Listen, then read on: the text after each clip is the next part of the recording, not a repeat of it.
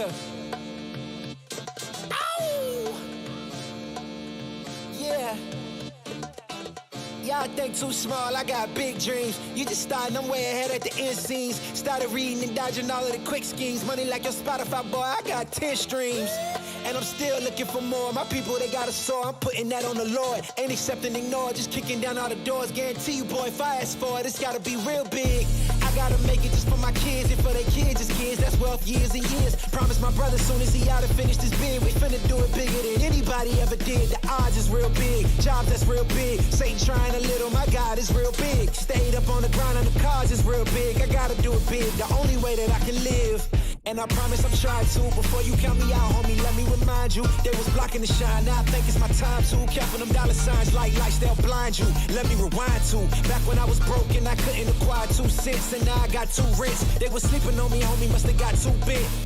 Call my phone, I be like, who this? Damn right, hell yeah, I'm brand new. Smell like can too. I'm fresh forever like canned food. Try and tell me what I can't do. I wanna see the world, my vision on Shamu. That mean I got goals that's real big, foes that's real big. Y'all offer too little, sorry, my soul is real big. Coming into the ring with blows that's real big. I gotta do it big, that's the only way I can live. I gotta do it big. I gotta do it big. I gotta do it big. Gotta do it big, that's the only way to live. I gotta do it big. I gotta do it big. I gotta do it big. Gotta do it big. That's the only way to live. Come on. Yeah, come on.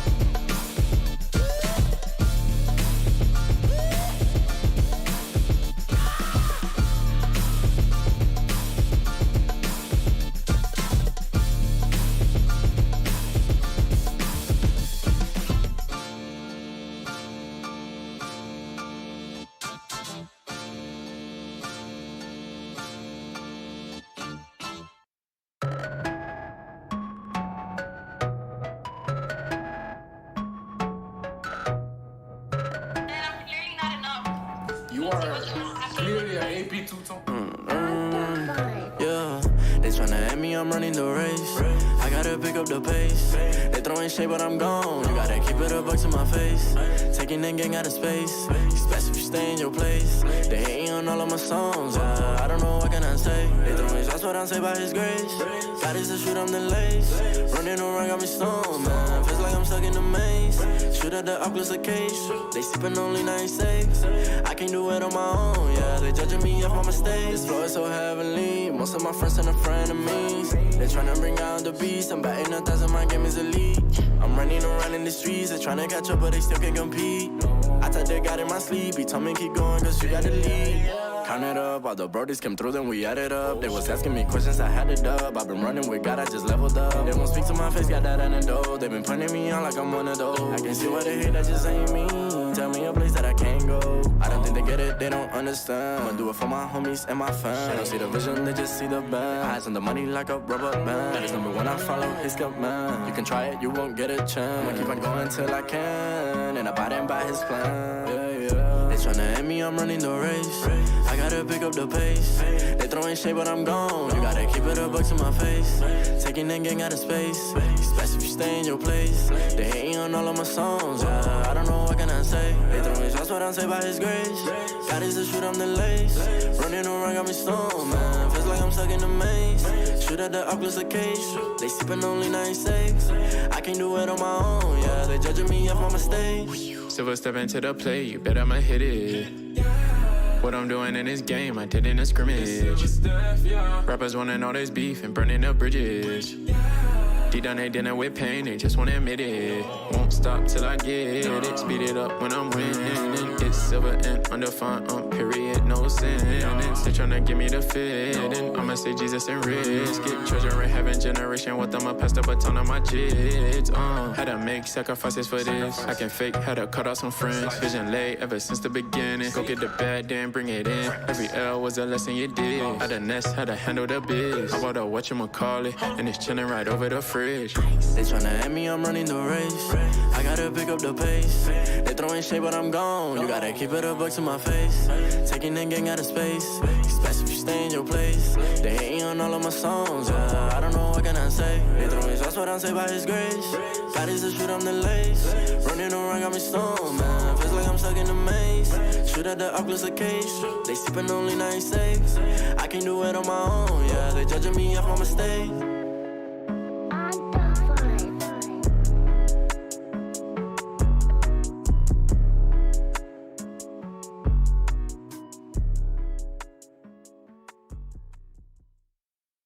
Calm down before you stress up the groove. The energy a little different when the blessings accrue. Hey, who you talking to? Just know I ain't no regular fool. Could be anything in the world, but I can never be you because I stand tall like I'm on my tiptoes, baby. You think a little too small. I got big goals, baby. Hey, where the money at? Look, I just need the info. Pronto, I go and get it and split it with my kinfolk daily, and I'm the type of that might change my number on you. Yeah, that's how you react when people took a slumber on you. Pretty brown skin, baby, I can see the summer on you. You see all the bread, and I know it make you wonder, don't you, don't you, don't you? Ooh, I ain't surprised at all. Seen them rise and fall. Went up the mountain, it wasn't hard to climb at all. At the top, I found some relief. I finally got some peace. Carry on, but please don't mess up the mood. Yeah, I worked too hard for it. No, I need it, beat it, before you mess up the mood. Yeah, ooh, I worked too hard for it, and I need it, so please don't mess up the mood. Don't mess up the mood. Don't mess up the mood.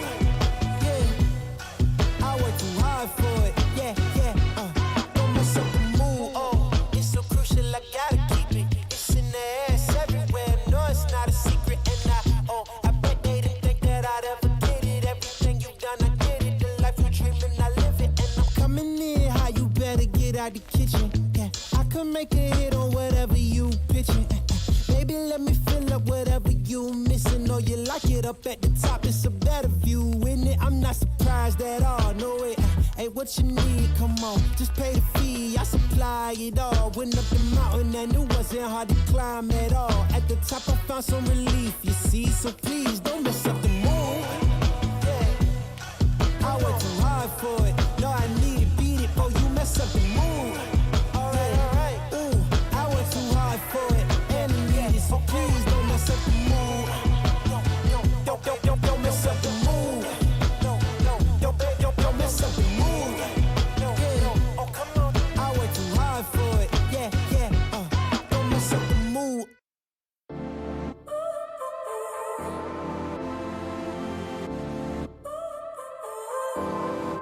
So now you're here again, knocking at my door. A little too late for, I'm sorry for. The lights went out cause you kept cutting the cord, and I started to fade into your gray.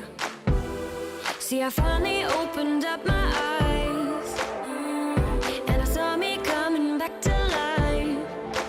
That I'd be better without you inside. It's time to be someone I wanna recognize.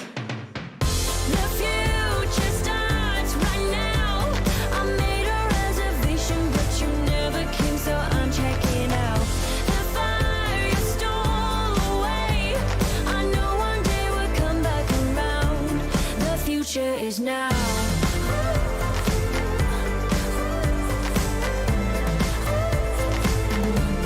The future is now.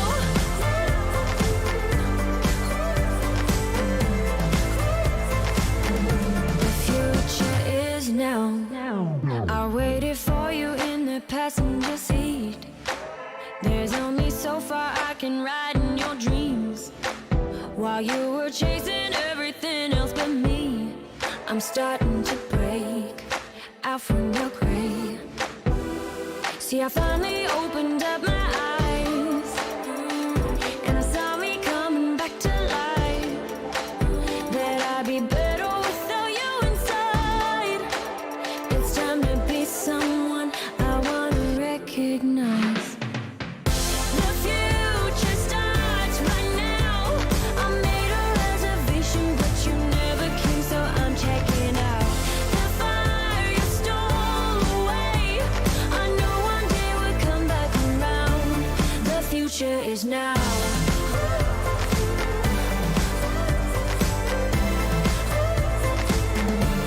The future is now.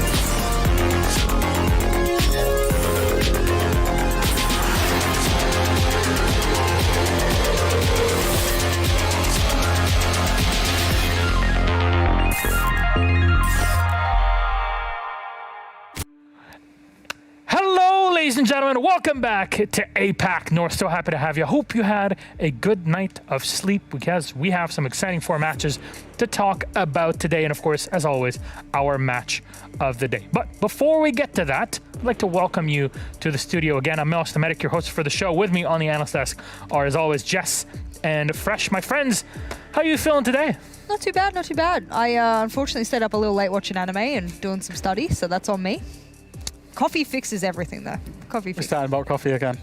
You were on the energy drinks. Yeah. Don't even start I'm with very me. good, Milosh, but we never ask how you are. How are you? Oh, that's a good one. Sucking up to the host. Wow, we love that. How you Don't doing? worry, I have zero power in anything in life and I would like it to stay that way. So thank God for that responsibility. Let's keep it at the minimum.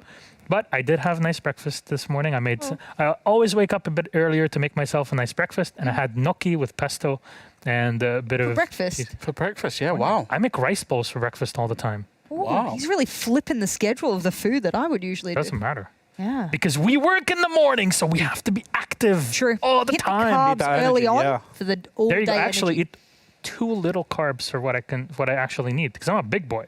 Oh. And I consume 1,000 less calories than I should. All right, well. There you go. There you Ladies go. and gentlemen, there is your bit of insight on our lives in the morning. How about then we give you a bit more insight on some more numbers, things that are quite exciting operator-wise, because one of my favorites, if not my favorite operator to play right now, is Aruni. And there's been some changes. So Yeah. people have different opinions on her. Jess, Speaking would you about like to tell opinions, us? before we get into the segment, Oh, yeah. what do you prefer, the DMR or the Roni? P10 Roni all day, every day, girl. Just double checking. What about you? I was a DMR person when she first came out, Yep. and I've transitioned to the Roni. Good. I'm glad everyone's on the Roni train because I am The too. Roni is 100%. It's just, unreal. It's so good. It's so awesome when people are like repelled on a window. I was playing on Cafe a few days ago, and and then the guy's dead instantly. It's so cool to just let out a couple bullets and you know they can do the work. No recoil. If you're wondering why we want the Roni over everything else, one angled grip. It means you aim down sights super fast so you can do exactly what Milosh is talking about here. But not only can you quick peek and do that, the fire rate is insane. So that's why Milosh is getting all these nasty window kills. So If I can do it, anybody can. yeah, I was going to agree, but I didn't want to No, it's okay. You can downplay your agree. gun skill there. I'm very, I have come to terms with a lot of things in my life, including my aim. So Well, as we get older, all of our aim diminishes. We know we play together, so that's how it works. Nevertheless, what I wanted to do after a few play days, let all these play days fester, see the compositions that all of these teams are playing, and of course, Aruni was added however many months ago after she had sat out for a little bit. She goes into a little bit of a period of watchfulness to see whether or not she's ready to enter comp. Then she enters, and then teams play her or don't play her, like we're seeing with Thunderbird at the moment. I wanted to have a little bit of a quick look at how she has developed over this year of competitive play and what that's done to the pick rates of other operators. So let's start with stage 1.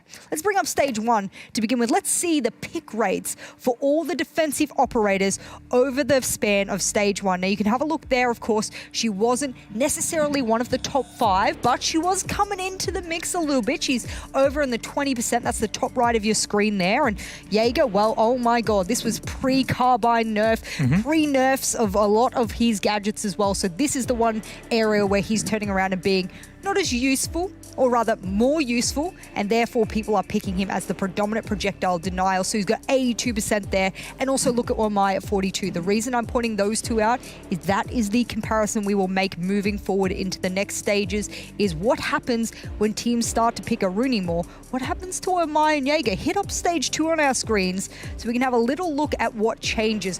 82% before, boom, 10% less for Jaeger. Still top picked, but 10% less. Now, if you cast your eyes over all the way to Aruni's moved up in the list. So, okay, pick rate goes up, Jaeger goes down. What also sort of stymies around the 20 to 30% were Mai. Now we're starting to see a little bit of a correlation here. Okay, people are picking Aruni more. Her Surya Gates act as like a pseudo ADS, and they can be reactivated just like an ADS does. So, okay, then we can see a little bit of a trend forming. Stage 3, what happens then? What happens to Jaeger? What happens to Wamai? Boom, we're going down to the 60s for Jaeger now. And Aruni finally makes the podium. She hits the top 3 spot, 42%. Wamai stays around the 25 to 30% again. And Jaeger has gone down. Why is that? Well, let's bring up her operator card on your screen for her to see. People are taking her a lot. And of course, Mantis FPS, who we will see today in our very first matchup, is one of the teams that likes to bring her consistently.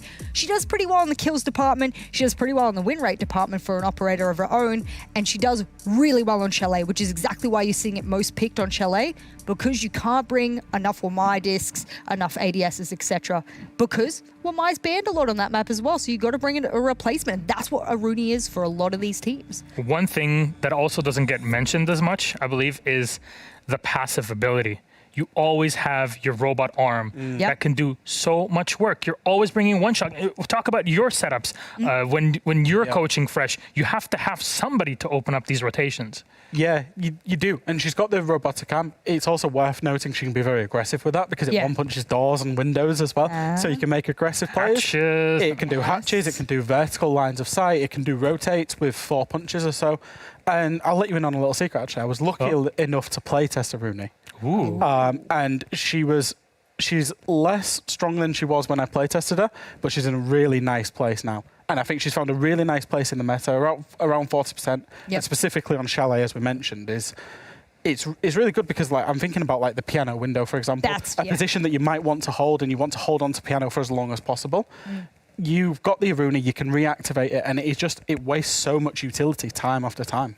It's good. It's a nice little replacement, and people were always saying, well, you can nerf the carbine for Jaeger, you can do this, you can do that. We still have to take him because it's grenade meta at the moment, so we have to bring something, and magnets are not enough. Well, don't worry, Aruni was added to the mix now, and that's exactly why we're seeing her pick rate go up into the top 3. That's just for APAC North, so if you're wondering for other regions, I'm sure we'll go over that as the time progresses, but that's Aruni for now, and I'm glad she's, Thailand's not part of APAC North anymore, but she features very well in the operators. So I'm very happy to see the operator for many reasons, including the inclusivity part of her kit and history. That's also a positive for it. But in terms of competitive play, a great operator to have overall. I highly recommend, if you have not played her, you should get your hands on Aruni. I feel it's one of the operators that you can carry yourself through ranked pretty easily. Pretty good by solo playing her. op too. Very flexible operator that can do almost anything, especially with that passive. But that said, there are some things you talked about. Oh yeah, Thailand's no longer part of APAC North, unfortunately, yada yada. But there's a team that went from what was back in the day south to north, which is FNATIC. We get to talk about a very specific play that they had, Mr. Fresh. So please, over. And I'm going to be very British. I'm going to pop over to the illustrator desk. Right. So I'm just going to pop over here. Just going to bring it up. And what I want to talk to talk about. It's the morning. It's all right. Is the bar and games defense from FNATIC. Now, as you'll see, the bar side is highlighted here, and generally speaking, attackers do not like to attack this bomb site because there's a lot of angles that can be defended by the defenders. Generally, where they go for is the left-hand side of your screen, which is the games room, and the reason for that being is there's a little half wall just magnified here, and attackers can only be peaked when they're trying to plant from 2 angles. The first one is from this connector angle down the bottom, the big blue arrow that you see, and the second one we'll come on to later, which is from the library hatch. Now, just keeping that in mind, FNATIC, therefore, they want to protect these 2 angles because the attackers have to clear those angles in order to plant the diffuser and win the round. So what you're going to see is FNATIC, they will put in a mirror window here in this connector, in the connector down here on the bottom of your screen, highlighted nice and blue. Now, this is what we call a power position. So the defenders want to hold on to this. This is their second power position. This is the one that they're looking to fall back to. You see the mirror window. What that mirror window does is it allows 2 lines of sight. The first line of sight is the one that I spoke about previously, down towards the plant spot on the half wall. And the second line of sight is into bar. There's a lot of vertical holes usually in the games wall that the mirror window can peek through. Now, we spoke about FNATIC and their vertical hold. They didn't put much utility downstairs. It was like 3 reinforcements and a couple of barbed wires. It goes upstairs. They're trying to protect the hatch in library, which I'll come on to in a second. And the way they do it is they protect it with 3 power positions just outside of library. The hatch you'll see on the left-hand side of your screen here, that's where the defenders can peek the attackers at planting on the little half wall that we spoke about before. And the 3 power positions you'll see is the top of library stairs, in the mezzanine, and the library box. Now, each power position is reinforced with either reinforcements, mirror windows, or shields. And that's crucial because FNATIC's strategy here is to delay over on the master side and then come through to sit in the power positions mid-round, then fall off them, and basically time waste. So the first power position is top of library stairs. You've probably seen this a lot in your ranked games, to be fair. It can peek through to the office holes. It can peek through to piano door. The second power position is in mezzanine. It's a shield. That has actually two uses. Firstly, it can destroy range hard breach onto the mirror window, which is very useful, Abanas or aces. And then it can also peek the top library window. And the third power position that's highlighted on your screen there is the mirror window in the box. Now, the mirror can peek either piano door, as you can see, or can peek all the way, that really long angle, up to the balcony window. Now, FNATIC are expecting the attackers to come from the west side, and therefore they sit in these power positions late, waste time. And you'll see utility. They put all of their utility into this. You see the alibi prisma, the mute jammer, and the ADS. And that ADS is really good because it protects the top library stair shield as it's intended to, because what you'll find is attackers throw utility in. But should they throw the utility in from the window, it also protects the second power position. And the mirror as well. The mirror has ADS and mute jammers. And therefore what you'll see is these positions are so hard to take for the attackers. It takes so long. They come across from the west side, from bedroom side. And if you go on R6 Esports VODs, you watch the replay, it's the round 6 of the FNATIC Fav game. What you'll find is Fav wastes about a minute just trying to get into bedroom. They waste another minute and a half, and when they clear the power positions, they go for one power position, and Tex runs up from the library stairs into the second power position, gets 2 kills, and is traded out. Eventually, they get 15 seconds on their attack, and they can't even deal with the power position, the mirror window that we spoke about downstairs in the connector room, and they lose the round. So just all in all, a really good round for FNATIC, and I just wanted to highlight that setup, especially with the mirror window, because it really reinforces those power positions. Thank you very much, Fresh. This reminds me a lot of, Villa defense on Kitchen. And you need to hold bedroom or else the attackers will come here and absolutely demolish you before you even have a hope in hell to plant. Yeah. So understandable that is the case. I love to see these different strategies. I love also seeing the Frost in play again. I mean, a lot of vaultable windows. I said this when, unfortunately, bless you, Outback, you're not a very good map. You are the Australian map, but you're not a very good map in any way, shape or form, but you were a very good map for Frost because a lot of vaultable windows. That's exactly what Chalet offers, piano window, bar window, every bathroom window, yeah, there's almost so many, on the top floor you can vault into. Yeah. So I do think that that's one of those things that, can promote playing of an operator, but I'm glad you brought that strategy up because you and I were very happy with that strategy on that play day. And we've seen it 4 times. FNATIC have played Chalet twice, and we've seen that strategy 4 times. It's got 100% win rate, especially focused around that mirror window. Ridiculous that it has that win rate as well. Because guess what? If I tossed in 3 flashes from library single window and then 1 grenade, the player behind that mirror window is dead. Yeah, and the amazing thing is, as well, is FNATIC they've played it well, but they've left Thatcher open, especially in that second game against Fav. And Fav still struggled to deal with those power positions, with Thatcher as well. People are too used to Thatcher being banned. They need to catch up with the times. It's mirror, grenade, and Thatcher meta. Yeah. I want it. I mean, at this point, anything that you can throw is a positive because you have Aruni, you have ADSs, you've got also the Wamai that could be in play. You also have to deal with Alibi that was played in there. So even if you chuck something at it, your position's revealed. There's so much that you need to worry about that is more, we get information to engage you rather than this is going to slow you down like it was a year or so ago. So big changes, like we used to call the 20-second meta, definitely not the case here anymore. I like the meta so much now, and I can only wish it was about 12 months ago because obviously I dealt in that utility meta, the 20-second meta, where even just taking a certain area, then power positions were even stronger in that meta. That's why people are bringing mirror now. Yeah. Because you can't hide behind all of the 20-second meta anymore, but you can hide behind a mirror. Yeah. Just saying. Yep, and people are thinking, oh yeah, now it's a nerf. You can, bop it. Come on. If you get close to the mirror enough to break it, then the defenders have done something. Yeah, you probably either won the round or it's a 1v1. The only time you really see that is when it's on like Clubhouse CCTV breach. Naturally. And even there was a point in time where when that first came in, there was pros still forgetting that you could run up and punch it. And and they're just looking at it. And they were just looking at it like, oh my, and I'm like, melee it. You could do that with Maestro cams as well. That's true. Bulletproof cams, so it's all meleeable. Yep.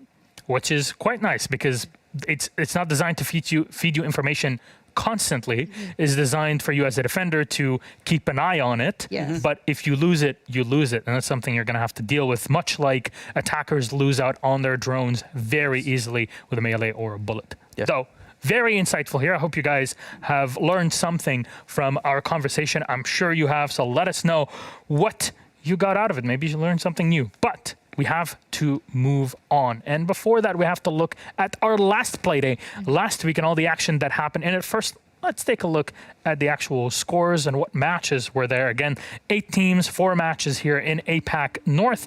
And here's what it looked like on day 2 last Wednesday. That was Guts versus Talon, where Guts defeated Talon 7-3, 7-1 Mantis versus Damwon Kia, 7-4 on our match of the day, Cyclops versus T1. And finally, it was FNATIC versus Fav, 7-5. Though, we have all the action recapped by our good friend Emmy, aka Captain Fluke. So check out our recap VOD.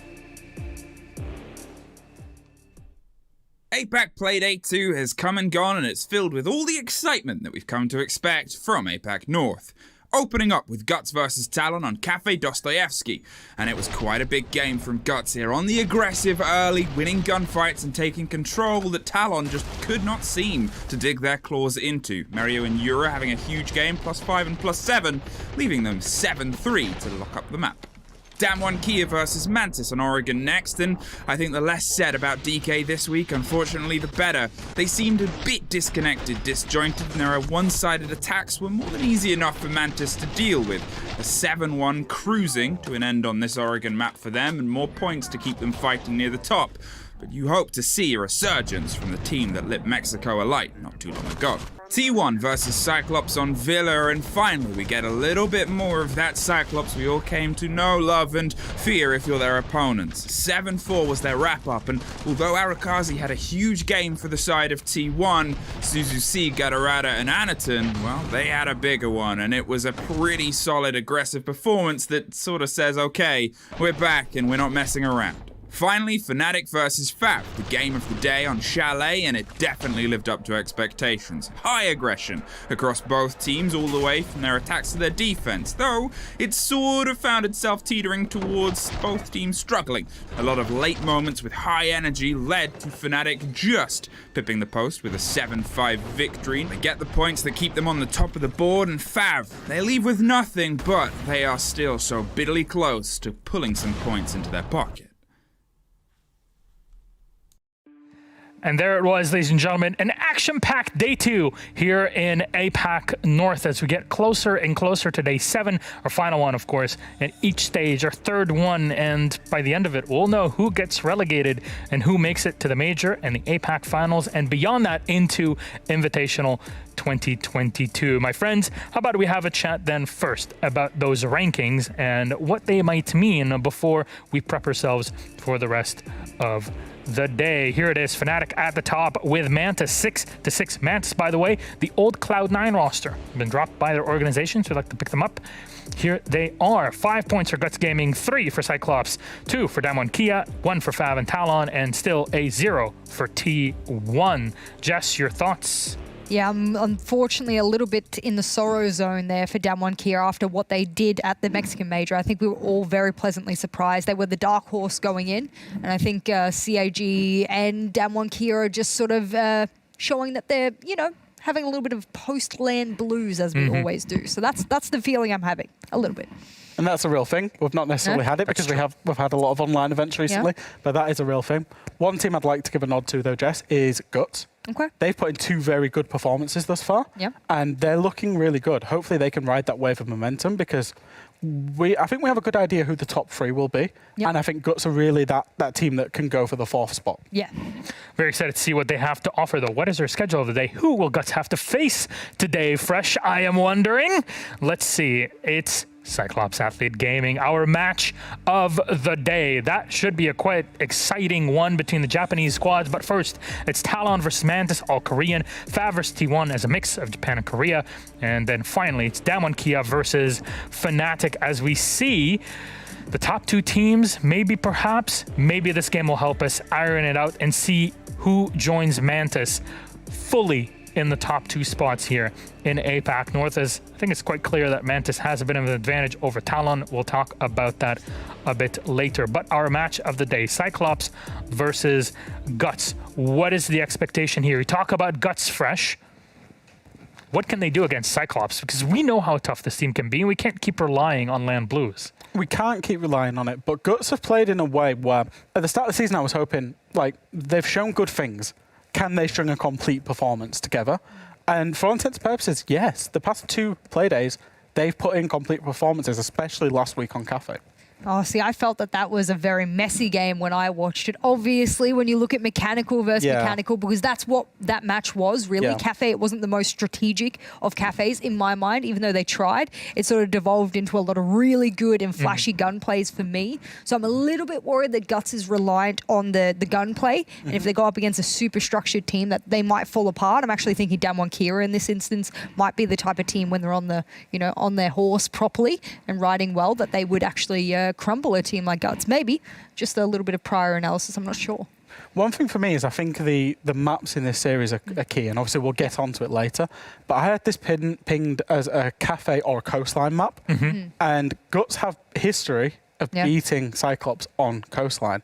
Every team can beat a good team on coastline. That is true. And that's what I'm the only one that's predicted Guts, so I'm firmly in the Guts camp. That's all I'm going to say. But if it's a coastline, I don't see any reason why not. I agree with that. And you know what? Understandable. Guts have always been that team that has potential, much like Fav.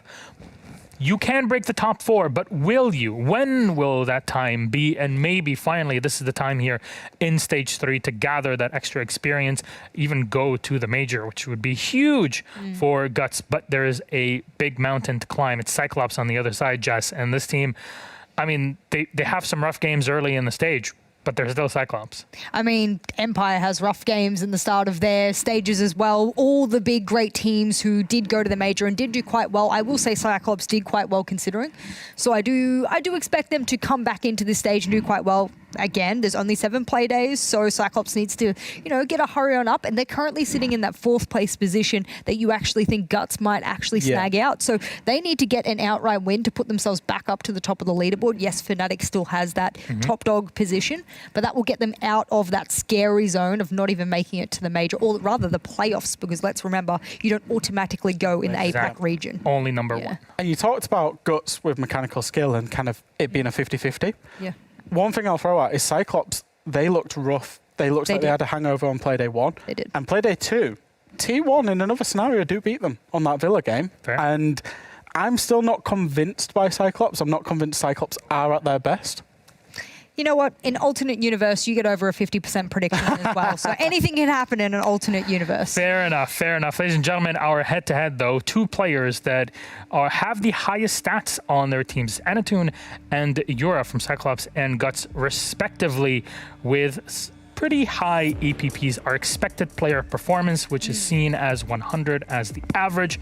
They go above it and quite a bit, Jess. It's funny because if you do look at the Siege GG stats and you're making comparison to our stats here and how we calculate certain strengths and weaknesses of certain outcomes of a match, Yura is actually lower rated than Anatun. But we believe due to certain areas like his plants, like clutch areas, etc., his accuracy when he goes for kills, headshots, etc., he actually possesses a slightly higher rating than Anatun, who has the 2nd highest place position in Siege GG. So if you're wondering whether or not we are similar to those ratings, we're not. We actually weight certain areas a little bit stronger, and that's why Yura is able to pull away with sort of a stronger rating than Anatun, even though Anatun does happen to be in the top leaderboards almost every single stage. So he does a pretty damn good job. And you can see that difference as well. Obviously, Yura has a higher EPP, but Anatun's got a higher cost.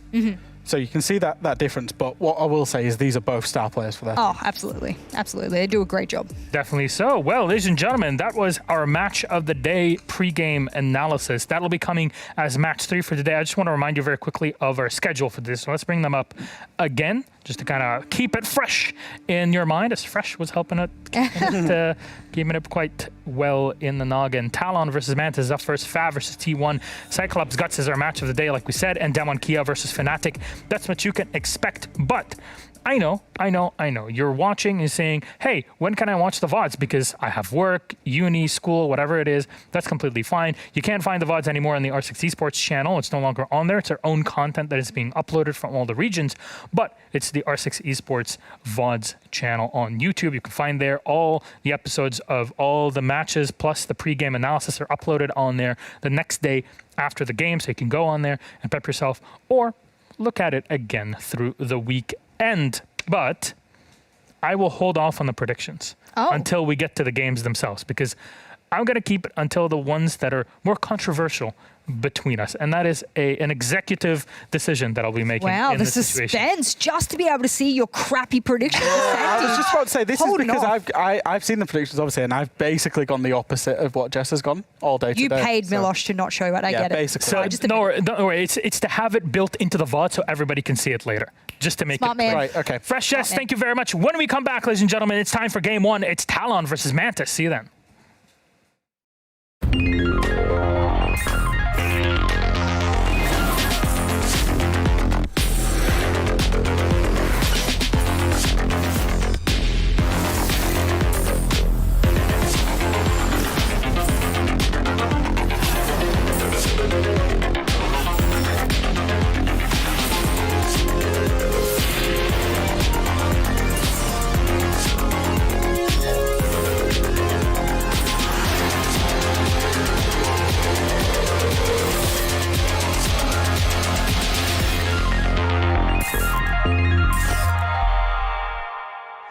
And welcome back, ladies and gentlemen. It's time for us to kick off APAC North League. It is day number 3.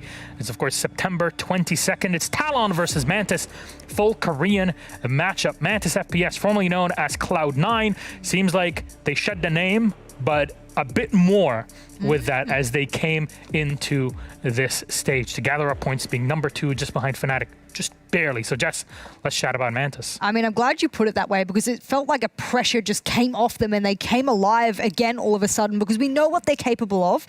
And a lot of people were wondering why they didn't make changes when they were one of the teams that looked to be the team to need to make a change. They are clearly very close outside of the service, so they understand that they can work on problems outside of the game as well. So I do think that they are one of those rosters that in the long term will do quite well. They just need to keep this consistency, and you can't let Six Invitational or any kind of LAN event kick you up the butt the way that it kicked them up the butt. So I'm glad that they are feeling a lot better and they are performing back to the standards we expect the Giants of this region to do. They were the question mark coming into this season. Everyone was kind of asking, how are Mantis going to do? Yeah. They look unreal in one season. They don't look very good in the second stage. Yep. How are they going to do? I think we're all very firmly back on the Mantis train that they will do very well now. Yeah. That's the big hope for them. They need to show it again because they've had such a great stage 1, an abysmal stage 2, and they can still recover because relegations and points for SI are tallied over the entire year. Plus, remember, Invitational 2020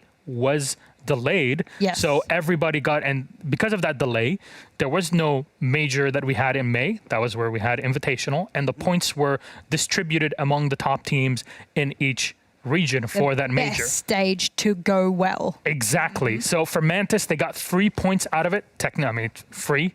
They had to play well for it, but they got the points out of it. Yep. Second stage did not have that much of an impact. Now, stage 3, they continue the way that they're doing. We're going to have a chat about that later, Fresh, how they do for that future for the major, for Invitational and APAC finals. But Talon on the other side, the team still needs to show us more. That game versus Guts that they had last Playday was kind of wishy-washy compared to the damn one Kia game in OT. Yeah. Talon, they've shown us glimpses so far, and I think that's fair to say. They've looked good in patches.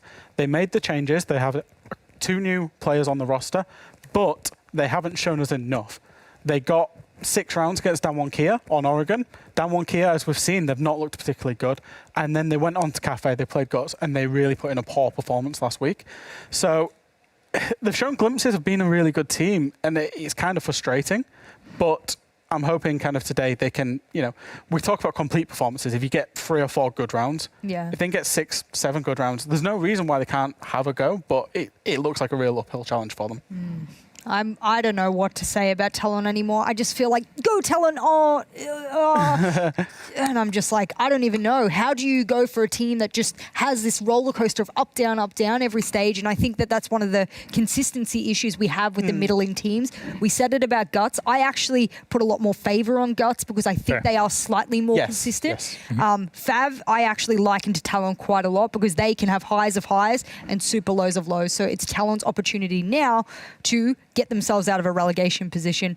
I know, however, they are not lucky, but they're also very fortunate to have to go through those relegation fights. They don't get auto-relegated. They would go through a relegation fight. So that's an opportunity for them to redeem themselves. Exactly. So, my friends, how about we take a look at our head-to-head against? Again, it is the highest numbers on each one of these two teams, and it's Canos and Shal. So, Jess, talk to me here. What's going on between these two, and can they show up today to get the W? I mean, Canos has been around, that region for quite a long time. We had seen him when we first joined APAC North as Talon, playing on multiplicity of other teams, Scars as well. I mean, we have seen him be the gunner and the Ashmay before her R4C got nerfed. So guess what he moves to? He moves to the Zofia and Jägermain instead, as most players have done. Shal, the same. And obviously, both of these players are doing quite well in the kills department. Shal had a rough stage 2, has come into the stage. And again, speaking about redemption stories, Shal is hitting it right now. Yeah, and you look at the EPPs, they're performing well, and Canos in what we said is a struggling team, still maintaining a positive EPP. Kills per round is still fairly good, 0.9, impacting most rounds, and really high costs from both players as well, which you're not necessarily always seeing from a Sophia Jaeger main. All right, which map will these two and more, 10 in total, have to perform on today for this matchup? Can Mantis get all the points, or would Talon strike? It's Oregon. What? Why? Talon selected, banning out Cafe Dostoyevsky, and they're starting on the attack with Mantis on defense first. So, Jess? I mean, we all know what just happened recently with Mantis on Oregon. So I mean, look, fair enough if you want to take them there. We asked this question last week. Will teams keep taking Mantis to Oregon? And the answer is yes. This is what is it? Stage 1 Sonics all over again. Yeah. Yeah, it really is. And I would hate to turn around and say that you are going to take Cyclops, you're going to take Damwon Kier, two of the strongest teams in APAC North, coming into stage 3, you can beat them on it. And then Talon goes, you know what? We have the pick of the draw here and we're actually going to take you 3rd times the charm. I don't think that that's the right philosophy. Yeah, but if you look at the options they had Cafe or Oregon. They weren't particularly good on Cafe last week. So why not give it a go on a new map? Although it's a map that Mantis keep winning. I mean, okay, benefit of the doubt here for Talon. If we're speaking between Cafe and Oregon, Oregon has barely a 50% win rate for them. So it's not the best for Talon as a map. But if you went, or rather Cafe, but if you went to Oregon, that's one of their highest win rates. So in converse, yeah, I mean, they have like almost an 80% win rate on Oregon. So if there's a map to do it on, I'm not sure this is it, but hey. At least Talon has 2 playdays to look back on and say, maybe they found the secret formula. I am curious. Mirror ban, because, Oh, absolutely. you think in the big window, the Mirror C4s that we've seen consistently. And watch the doors for the runouts, boys. It's going to be hectic. All right, we saw it even in the highlights at the beginning. Fresh Jess, thank you very much. Mantis FPS versus Talon, all Korean for this matchup. And we got Emmy and Hap to take us through it. Enjoy. Thank you very much, Milosh. Thanks for explaining that you are curious. Wait for pause. And we continue. Yeah, we're getting into the opening game today. And I'm very excited to, I guess, get into another early morning of APAC. It's always going to be exciting indeed, and we're also going to see now whether or not Mantis is indeed going to be on form again. I believe they lost their most recent match in the Nationals up against T1, a team that only has 3 points so far in the entirety of the APAC North division. So let's see if that was just a fluke, no pun intended, or if that is going to be a consisting trend potentially developing here for them. So going up against Talon, Mantis, they are going to be willing to pick up these points here. Good luck, have fun. Thanks, Static. Oh, that probably wasn't to us. Probably not, but, we'll take it either way. We hope the players take it as well. It's good. It should be a fun game. Because I think one of the things that we've seen about Mantis, one of the things that we commented last week, although they had a pretty easy dispatching of DK, we did say that it wasn't really entirely because of them. DK were a team that didn't quite dig their selves into the game. Mantis played the game that's in front of them, which is fine, which is perfectly doable. But I want to see them tested. I want to see them stressed a little bit. Now, the sledge ban is not a ban we very often see. We'll be, making it a bit harder to go for that vertical. Of course, the puck's still on the board. Mira being banned is going to be very helpful. The map is Oregon. I don't know what map Mira would be strongest at, but I think especially the downstairs sites will definitely be up in the top 5 of sites where Mira is going to be able to change things up. And as the final ban comes through, it's going to be the Valkyrie, just to make sure that information will be limited. We'll have to use these, well, probably Mozzie to come up. Try and get some drones, try and get information that way. If you want extra information, that is. And we all know, info is key. And as the clash is being brought out, could be 6 picked away because you're showing it from the start. Means there's opportunities to go for counters. For now, FNATIC not seem... Oh, there you go. Okay, guns are swapping anyway. And it's going to be the alibi to come out. Bit of a bait, bit of a play. Trying to hope to lure them into a false sense of security. Obviously, we've come off the back as well. It's one of the things when you see a team double down on a map and take a team to a map that they lost. There's expectations of reviews, there's expectations of VODs, there's expectations of confidence. Yep. That you have to sort of say for both teams to be happy to come back here and to say, well, we can take you here where you just 7-1 the team. Let's see what we can translate here. And I guess, again, my curiosity is always going to be piqued by the growth potential of Mantis, but by Talon, a team that is bitterly close, but bitterly close is an unfortunate repetition in their story. And not close enough either. Yeah. T1 has been close in many of their games. They only have 3 points right now and are facing relegation. So you really want to make sure that you pick up these points. Relegation system, by the way, has been announced. Previously, we were talking about the fact that the bottom 3 teams would be losing their spots or having to fight for it. That became only the bottom 2 now. So Fav has a little bit of a sigh of relief up there, whereas, well, it doesn't change much for a team like T1. But Talon is actually down there quite long as well, so they really need to make sure to pick up these points here against Mantis. As I think I just saw the new Cyclops skin. Beautiful. Yeah, I was gonna say, hey guys, there's new share skins. Cyclops have one, as we've just seen. Talon, they have one. We haven't seen yet in the game. We'll point them out as we go through them. There's a bunch, there's a handful. They're very pretty. They are very pretty. There's things for everybody's taste, and there's the first anime girl skin. Oh, that is definitely true. Which team was it again? Elevate. Elevate, indeed. One of our APAC South teams have... any mirror mains, any Goya Vector users?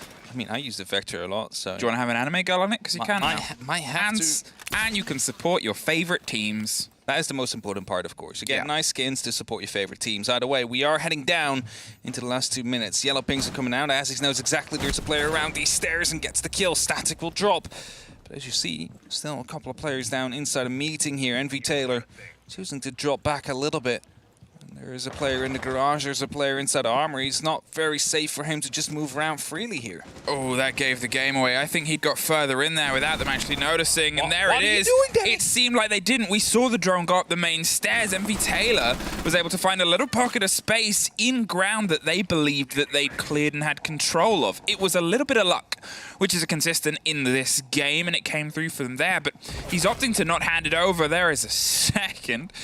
That's a very extreme drop shot off the top rope and all the way down, sending FNATIC out of this. But still, you look at the loss of the Habana, you've now got a much tighter, more limiting approach on that walk-in closet. It makes things very uncomfortable because you've got to sort of rely on the push of Trophy and what you've got here from Attic. Harper is holding off with those mute jammers. They have a minute to try and formulate a way to get some sturdy control here. Yeah, for sure. Have that network available to them. Already opened up into the attic, so they're not going to be rotating around with 45 seconds, especially not due to the lack of control that they have inside of the bedroom. It means they'll have to drop down this half wall, but still plenty of support there. Nova now knows they're coming up. The smoke canister got shot out, but he's trying and fall back. Buy himself a bit of extra time. Bit of damage from the grenade, but nothing too big yet. Well, there's the control I talked about, where they've just been able to try and get some of Trophy. They're going to stack up on the doors. Harper, with the C4, is in a close situation. He's hoping they just try and stick the plant. They pop round. He goes off the back of the kill of Shael. Soldier swings around the corner, gets the integral take here, so they can try and stick the diffuser, but with 10 seconds left, they've realized they've got to just try and push. There's 2 versus 1. Nova, close with the swing of the shotgun, is looking to try and take the fight, sees the body on the top of the white stairs. They hit the rotation, they get dropped. There it is, connects it with the shotgun, finds it with the follow-up, and Nova clutches out the opening round.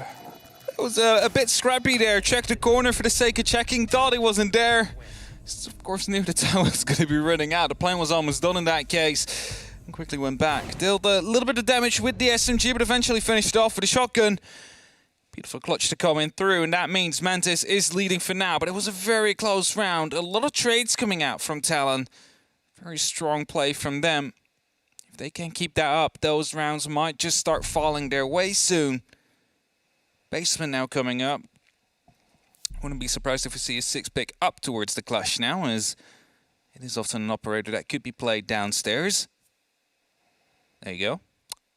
It's almost like I know what's happening. It's like it's our job. It's like, you know, when they show the clash, there's an intention on playing it, just not at that moment. So you try and 6-pick it away, so they're like, all right, they're not using it. Just to 6-pick it back in the round after, you know. There's a bit of mind games that are going on. Yeah, back down, all the way down into the underground. A place that, to be fair, they played very well. Last week it was one of those sites where they seemingly had a little bit more of the control in the swing. Their responses to the approaches and how they could do on both their defense and their attack were very well put together against M1 Gear. It was some of, I think, their best play on the last Playday, was Mantis's play here. And again, my curiosity is still with how Talon's going to answer this. I don't believe the push we just saw was their plan A, because obviously they lost Not at all. the Iana, but you've playing the Iana in that sort of aggressive role, it's 50-50. But then they also lost Emic, and they lost him in a situation where he was a bit of a backline. They obviously want us to try and put the pressure on to walk in and force the fight with the mute first. So, you know, the fact that they almost pulled it off actually says good things about Talon and the potential in this game. Does say good things, but, you know, maybe Mantis just warming up at this very moment in time. Might be growing into the match as drones are coming out. Not putting out anybody as of yet. Seems that Mr. Talon is looking to go for the top 4 push, but then decide against it. Soldier was on the rappel, went off again. First floor just being cleared here. Drones are coming out as well. It's all of the good, you know. You need the time to actually enter that site. And if you have these drones in good positions, you can drone out the entire map in 40, 50 seconds. Which means you have that 2 minutes and 10 seconds left on that clock to start dealing with all the utility that has been placed down. And, well, you have Static on these back stairs right now. That is going to be a clash shield. It's a walking piece of utility that they definitely need to take care of, because otherwise, well, they're just going to be slowed down in those final approaches towards the site when all the bullets start whizzing by. And this Cannon's being hot drone into the freezer. He is looking to pick up that first kill. If he succeeds in doing so, it might be quite big. Quickly takes care of the barbed wire, but that does make his position be known. Now, as he is heavily putting pressure onto the site itself, he's going to try and draw the Mantis players back round. Obviously, as I said, they were quick to respond. Previously, there is just a bullet hole peek, but that'll be spotted out by the spray. No, it's this power position Envy Taylor has played before. He sort of dances either side of that soft and make sure he can keep swinging, putting pressure. He wants to keep that fire on. As you can see, they're sort of formulating. You have Aziz on the far side. They are rotating over by the looks of it. They want to try and formulate themselves around this laundry take. The hatch is still something they're steadily putting their pressure through. Whether they go to just try and get some of those grenades down or they actually try and push here, I guess is going to turn into the next question. But that clash now has rotated. They've picked up what the player's attempting, and they're going to make sure they meet that electrified wall. Yeah, they have to slow this down before it actually starts getting into motion. Flash out there will potentially be air jabbed. I think that could be a good opportunity against it. Aziz is currently debating it, throwing in some flashbangs to deal with the countermeasures that could be deployed. In terms of ADSs, in terms of magnets, grenade now coming out. No ADS yet though, or air jab rather. It's going to be the shield that pops due to the magnet. Second grenade just bounced around the corner there, but it wasn't cooked enough, so Envy Taylor's able to slip away where they thought it would pop or not, but it's the canister that stops them 20 seconds, and suddenly they've really got to try and force their way through. A last-second rotation, potentially towards E-Box, is where we're going to see one of the Talon players go, but the rest of them are trying to strike their way through on Freezer. Around the back line, caught Envy Taylor, but it's a spray across, and bodies fall either side. Suddenly, they find themselves wall-to-wall with the Clash, who's just holding off in laundry, keeping everybody dry and clean. The spray down the long corridor picked up. the last kill, but the clash made sure that it stayed in Mantis' favor. Just spamming out the CCE there, making sure they are slowed down. There was no way they were going to be able to pick up those 3 kills there. Only maybe if the Freezer player managed to get the Aruni, could sprint through all the way to the backside, hoping to pick up a kill from that rotation, maybe even 2. But Mantis in a 2-0 lead now. Meeting Hall Kitchen up next. It's not going to be the Dining, a site that is the other option. I think when Oregon just came out, it had the favoritism from most of the teams. You often saw the shower holes that were coming through to make sure that small tower was unreachable, but as teams progressed and as teams continued to attack, there was quickly ways around those holes, and thus teams went to a different side. Now, the rear stage, is a big contention point. However, there's multiple ways to go at it. You can also just go straight for the kitchen. You could even go for that top floor hold or control. Try and take the attic to find some of these vertical angles from the hatch, which is, of course, why it does get reinforced. That's it. It gives them a bit more solidity. We'll see teams often try and force their way onto stage and burn the utility and see if they can just dig themselves in. They'll take control of big tower, and then go for the attic and go for the play and pace there. You'll have the smoke often doing long arming. You can often have the mute there as well, dug in behind the sandbags, just trying to swing onto it. The shields just off the edge of split is often where you'll see the extension there, so you have a little bit of width towards where you want to swing, and you can put pressure onto the door that leads into stage. It's seemingly well put together. But Talon here, they're starting yet again with this very wide approach. They have a couple of bodies that are going down towards the main stairs and the balcony. They have obviously Heady on the far side on the top of small tower, doing a bit of a clear under pressure there. They want to try and get some clarity on where Mantis is. They want to do that for sure. T4 Cam's being taken out on the back stairs as Damek looking to enter from walk-in closet, but if I'm not mistaken, it could be a bit of a rotation angle there, making it a bit harder to get the exothermic down. He's down there and currently being droned. And he's going to be a very important asset here for the side of Mantis to hold on to this site. They seem to be quite far in. Trophy has fallen. Soldier is close to it. Thinking about swinging the doors, but not quite going for it yet. Just making sure that all the flank drones are being watched. There's a minute 50 are left on the clock. The air jets are being deployed, but still no complete top floor control. They still need to go down a floor. Only 2 members up there. Yeah, MV Taylor is sort of in that trickier and trickier situation, and, well, not for very long. The swing comes through, Heady gets the kill. There's a bit of a spray underneath, though. Nova went very aggressive onto the corridor window and definitely punished. It's kind of one of the multiple times that we've seen Talon just punished by a bold play from Mantis, who have taken an opportunity, smelt it, and absolutely done the damage that needs to be done here. The rest of them have otherwise pulled away. Nova's looking towards the eyes, an idea of going for a bigger rotate. There is still Canos holding the long angle all the way across, but a minute on the clock now and they've got their vertical. Don't forget though, Aziz was able to pick up a kill right before Nova managed to punish him for it. So the top floor control has fallen, and that means they can start working on these verticals. There's a player being spotted out. It's a free kill for Soldier, turns it into a 2-on-4 situation. This should be Talon's first round to come in, but we do know that Mantis has the clutch potential. Now, as they start using some of the pocket breach charges, they brought 6 across the players, but obviously 3 of those were on the Nomad, who's no longer with us, so it's down to Soldier to try and open up more of these angles and go for the spray. An easy pickup. Underneath there, it was a long watch, but it paid off in the end, and now it leaves just Harper in a 3 versus 1. No C4. They might be able to do a little bit of damage. Creeping their way around to the bottom of white, first of all, to see if they can potentially creep up and retake some of the vertical here, hoping somebody would rotate down, but nobody is. So as they start their creep up, they find themselves with the 40 seconds timer. Caught on the drone, pulls back. They're well aware where the fight is, gets the first. Just avoids the grenade, but it's a 2-story take now. There's a body above the diffuser. There's one just holding in the security room, watching the long angle. And they know they don't need to overpeak because they've already got it locked off. There you have it, the verticals being watched, the flame drone potentially giving away this call, coming through the kitchen door. And the kill comes in. The first round for Talon on this game so far. Round 4 will be up next. Well played by them. They managed to clear out that top floor roam just in time before Nova was able to strike back and make sure one of those bodies was still up and alive. After that, just cutting out those rotations as well, making sure that Mantis had no way back into the side once you were outside of it. The kitchen take was on its way and succeeded. A plant down, post-plant successful.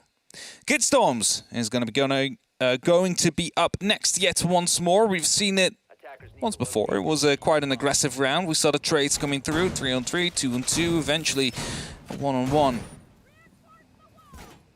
Let's see if it turns out that way again, or if we're going to be seeing the actual attacker talent, because they weren't really allowed to set it up. Mantis just too disruptive to make sure Talon had the opportunity to go for an actual take. But that is very often a very successful strategy. Just look at Cyclops against BDS and Empire at SI. I mean, we keep on mentioning it, but the Talon skin, by the way, you just saw down there. I was going to say, there's a Demon Kia skin. Demon Kia skin as well. Also new. The new skins that are coming in, I'm smashing them out. No doubt there will be an ad with all of them coming in somewhere today. Probably generally the APAC focused ones today. Probably indeed. But there are some across all the regions. If you want to see them, you can also just hop into game. You can hop into the Esports tab. You can look at your favorite teams, because there's a filter by team, and see if they have a new skin. These are things you can do. These are the things you all can do. You can all do these things. And what MV Taylor can do is slightly descend tower. Drop from T3 to T2. There's a drone up there, didn't not see it. Saw a bullet go over his head and sees the pressure that's being applied here, but isn't going to stick around. There's the fight on the Nomad underneath, though.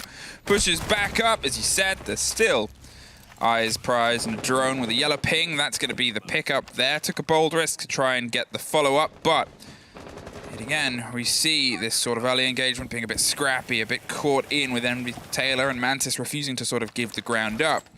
They're burning their way steadily through. The change of Demic is picking up the Thermite this time. Going to try and protect them and get them a little bit closer to the site, because obviously, hopefully they learn a lesson. Unfortunately, the control of that flank isn't going to be easier when you've lost your Nomad. Now, flank watch indeed is down, but there is no electrification on the wall. Also no mute jammer inside the game. So if they do manage to take control of the walk-in closet, that should be an easy breach for Demic to just try and push onto the site from there on. Soldier thinking about entering from the armory, could be putting up some pressure there for sure. It's going to be still a bit of pressure from below, though. We have the one Nitro of Harper. Has the opportunity to either long toss that or go from below and try and catch them off if they would be inside of the bedroom, opening up walk-in closet. Well, Demic now has a bit of freedom. They want that rotation wall opened on the other side, but they're going to make sure that it's safe, because it very often isn't. So just going to rotate around and potentially try and take up the mantle of holding off the side, so Hetty can hop, actually no, back round to Attic. Widen their approach here, keep highway clear, and allow themselves and alleviate some of the pressure that they can otherwise apply, so it's not so multi-directional, something that suffered for Diamond Kia in their showdown against Mantis on this map in the previous Playday. Drone just got taken down there. There's a lot of information here for Talon. It might be lacking a little bit now, as some of it has been taken care of. That is going to be costing some time here. And he's still needing to open up into the attic with about 40 seconds left. Will succeed in doing so in a second attempt. That leaves it only 30. Grenades are being tossed out, smoke canisters as well. All the utilities being deployed. It's just going to be a big, massive gunfight now. Yeah, they've pulled themselves all the way back. Harper is still underneath. That's the big potential play here, because they have that C4 in pocket with only 20 seconds. It just takes one well-played and placed one of those to end this approach. Now, stuck in, hopped up on the table. The spray comes round. The Iana's dropped on the foosball table. We hear the explosion. The C4 pops off. No win, but Shayal is the one that's taking the wins up top anyway. Soldier swings round, sprays, dropped by a shotgun, cut in half for the second for Shayal, and Mantis have another sturdy hold in the dorms. This one was a bit sturdier than the last. What was there 1v1 in this one? Eventually turned into a 4v0. Mantis taking that lead and extending it, of course, 2 rounds of a difference now. We'll be heading back to Laundry Supply. Clash is being brought out. Of course, they showed it during the first time around here. Might not be as keen on hiding it as they were before, so no 6-pick potentially coming in for it. Could, of course, still be the case. I don't know. Scoreboard is right over it, so we might be surprised. No, got locked in. No 6-picked on any side, actually. So the 10 operators you saw at the start will be the 10 operators we will see at the end. Let's see how this hold will develop. If it's going to be changing any bit, anything maybe, just a small adjustment, because the last push came down from the freezer and the laundry side. Now that didn't work. Will Talon attack from the same side again, or are they going to be going for maybe a little bit more of a default push? Go from blue, go from E-box in the back stairs. Those often seem to be working out quite well. But still the clash. You need to deal with that operator. And well, there is, of course, going to be 4 grenades on the board. You have 3 air jabs and 2 concussions. There's a lot of utility here that can be used by Talon to get rid of that shield. They just need to make sure that they're using it the right way, at the right time, with the right cover there. And really synchronize onto that operator, because as soon as you take out that clash, the entire take just becomes so much more easy because there's a lot that relies on the single operator. Now, Talon setting their early work in similar plays and places to before, but I guess I want to see if they try and throw themselves on the fight of Freezer and Laundry at first. Scrappy, but no one's died or suffered as of yet. As they just pull back, they realize that that's not really a fight that they want to take momentarily, but with Static on the back stairs, it seems like they might be about to suffer some pressure, something that they did not before. An early fight against this clash could draw them into a bit of a situation, or it might just cost a bit of utility here from the guns of Talon. Either way, they're diversifying their approach. They're going to change things up, go for E-box, and see if they can put some pressure on the backside early. Yeah, they have to isolate the clash here, and the best way to do that now is to open up the hatch to create yourself another angle, then try and push them down from both. Ooh, that was almost a shot coming down there. Hetty just fell back in time, and Charles going quite aggressive on the hatch here. I was going to say, if you are going to be able to get some pressure down from E-box onto the clash, and also from the stairs at the same time, you might be able to actually pick up that kill. As these long angles being created right now by Soldier. It's going to be the first kill. Aziz gets the kill onto Static. Not quite sure how he managed to take down the clash, but he did. It was an air jab. Oh, an air jab. There you have it. You just saw, as we were going over the top of APACL, the clash fall down, drop the shield, and swung. There wasn't anybody that was able to support them as of yet, and that is a fantastic take there. As I said, it's a risk. You're trying to isolate them and hope that there's nobody to offer the support. You're burning utility, which could be precious elsewhere, and it was perfectly used there to be able to take them out of the equation. The mix, what was such a problem for their Laundry push before, and here, the energy and the pace, they stack themselves up to try and clean out the remaining bits of utility across the board. They're still holding aggressively. Shyle on the far side, making sure nobody goes for that sneaky E-box drop hatch that some teams like to, as the Nomad slow creeps and crawls through Freezer, trying to chill out anybody that's close. The grenades bounce around, more pressure onto Envy Taylor, who's playing this Crux position. Can they get one more body before they go for the collapse? That's what they try to achieve. The shield gets taken out. A beautiful headshot from Hetty there. Brings it to a 5-on-3. Drones are still very much active. Envy Taylor knows one could be coming from the back, as there was a drone out there. And you see indeed a player above on the hatch. A Soldier waiting to go for the drop as soon as this fight and push is starting to achieve. Demic and Hetty both suffer scrapes, but they're still standing as the approach starts to come through with the smoke canisters pretty much entirely used at this point. It's just a matter of seeing if they can get the spray. Demic goes down. It's a double for Nova. He gets one more, locks it off, and I said the canisters were used, but he is far from done. 10 seconds left. They've got to see if they can recollect the diffuser and get it stuck to the ground. The slow creep all the way through nets a massive kill as the connector falls down. They have a bit of a crossfight. Shael needs to try and swing close on the right first and does not take the fight. Locked off by Talon, and a fantastic change. There you have it. Managed to pick up the clash, and suddenly the whole take becomes a little bit easier.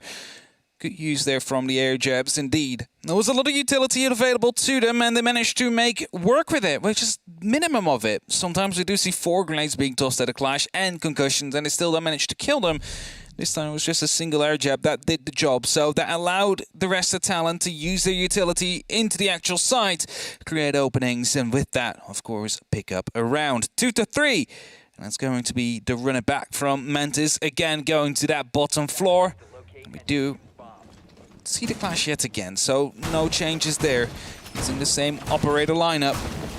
Maybe a little bit of a different diversion of utility there, as you saw there. The shield taken out, Hetty instantly with shot onto the head. And Nova, a good attempt, but was unaware that the rotation was being utilized at that very moment to eventually lead to his death. So as Mantis is still in the lead. It's just a singular round now, with one more round to go into defense. They're doubling down. They're going to see if they can keep it. It makes sense. Obviously, they've had a success on this side, which they haven't on any of the others that are available to pick at this moment, and they could still swing themselves into a 4-2, which is a good set. It's a good position to be in.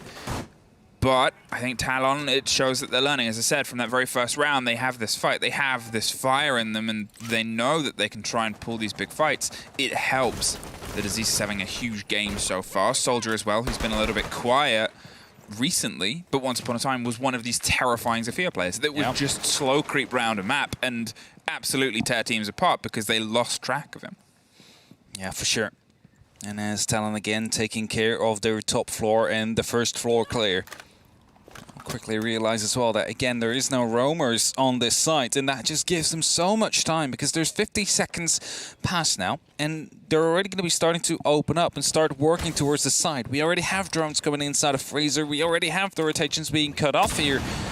That is really going to be hurting them in the end. Just a completely zero contest that is coming down. This time, though, air jab onto the stairs to hopefully for them pick up an air jab. We see the blue tarp being taken care of. That is to mask the sound or to create a different kind of sound, which allows Harper to play a little bit more freely right around the corner without being heard. Yeah, this is something that we asked you and I on broadcast when we saw it happen in the Vitality game, I believe it was, and Helby actually responded on the Reddit thread and said this is why it happens. It's because it's a very noticeable audio difference. So it means that you can get close and swing aggressively and they won't know because they're waiting to hear the tarp sound. You make way less sound, so there it is. For all you sneaky players that are looking for one more thing as an advantage, there's one. So these small things, right, that can lead into these big advantages in the end of the round. Like, imagine just a player coming now from barrels now, not hearing that there is going to be a player that, you know, Harper is playing around the corner. He managed to pick up the kill, and from there he snowballed around. That could just literally be taking care of those tarps here. As the magnets taking care of the projectiles that are being tossed in. 55 seconds left on the clock. Talon again wants to go for a very similar push. This time the Clash is still alive though. 50 seconds left. Can they do it? That is going to be the big question. Well, Static is back in the situation and position where he was able to cause so much problems for them previously on their attempt and this push down, buried on that back line. They're trying to burn as much of the utility as possible to see if they can just bounce one of these grenades into the other power position. Nova, often locked in, is keeping a bit of a cautious width and breadth to make sure he doesn't instantly suffer. The Clash is doing everything to swing all of this intel around, and MV Taylor on that pillar. It's yet again technically another power position, but it's one that comes with a lot more danger, especially as we haven't really seen them have it fully utilized this time around. 15 seconds, the flashes start to pop through, but it's MV Taylor that finally is able to take a bit of a leading mantle here. The pings and the sprays are continuously popped, but it's Hetty that actually able to lock it off on Nova. Gets closer and closer to the Clash as the swing comes round, and there it is. A bit of support for a bit of a pressure. About and blown up, but back to it. They get one more and a 4-2-half. 4-2-half indeed. A bit of a team kill there at the end, but, you know, that round was probably not going to be succeeding. We saw happening there was the Clash yellow pinging, allowing his teammates to set up for a potential swing. Of course, not happening, but it does put some fear into your opponents. And we do end on the 2-4 split. A very usual split on a map like Oregon. We do see the Clash instantly being brought here by Talon, but this is going to be for that top floor, so there could be a 6-pick out. Not saying that Clash doesn't get played on the top floor, but just gets played a little bit more on the basement. 6-pick indeed coming out, but not confirmed yet. Looks like we see the Buck coming in here to substitute for the Sledge, and a Vigil as well, so we might see some sneaky coming out right here from the side of Talon with a bit of roaming, maybe in tier 3, something like that.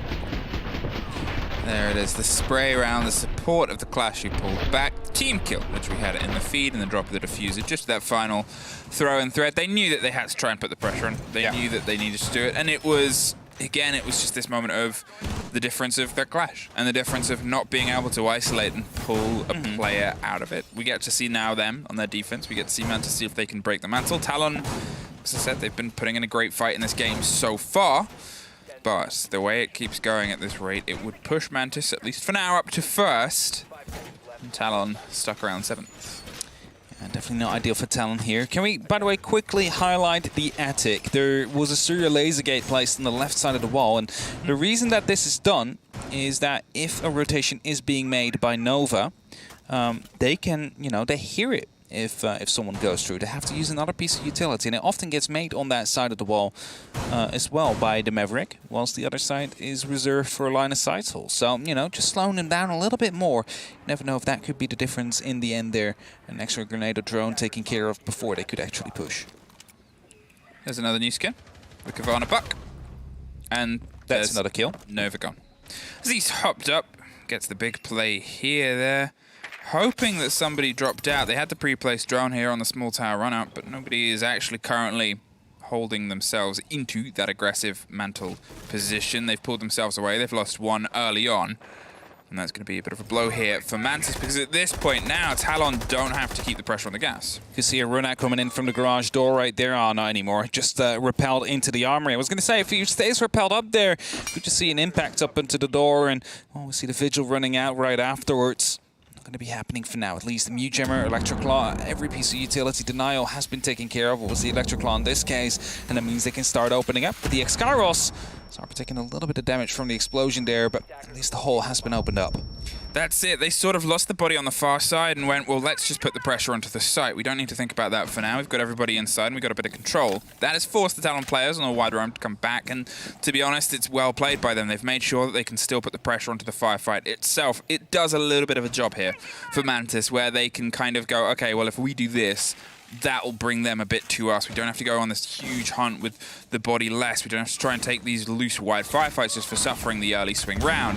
MV Taylor takes care of Aziz with the skeleton key, drops them, I believe, and locks it off on an early fight there around yellow. Here, as the canister starts to pop onto Trophy, it seems like they're trying to get hyper-aggressive. The pings are continual, though. That puts Aruni in a very difficult situation because they're not in the most easily defendable place. Definitely so, but keep in mind there might still be a Nitro from below. Demic is, I believe, rotated down to the bottom floor. Has the opportunity to use that Nitro of a plant will be to calm down. Static is on the hunt here, but gets taken down himself as Envy picks up another couple of kills. It's a 2v2 situation now, 35 seconds left. Who is still left on side? Soldier and Canos both around. Envy Taylor inside of the bunks, trying to find himself a bit of an angle as Harper does the same.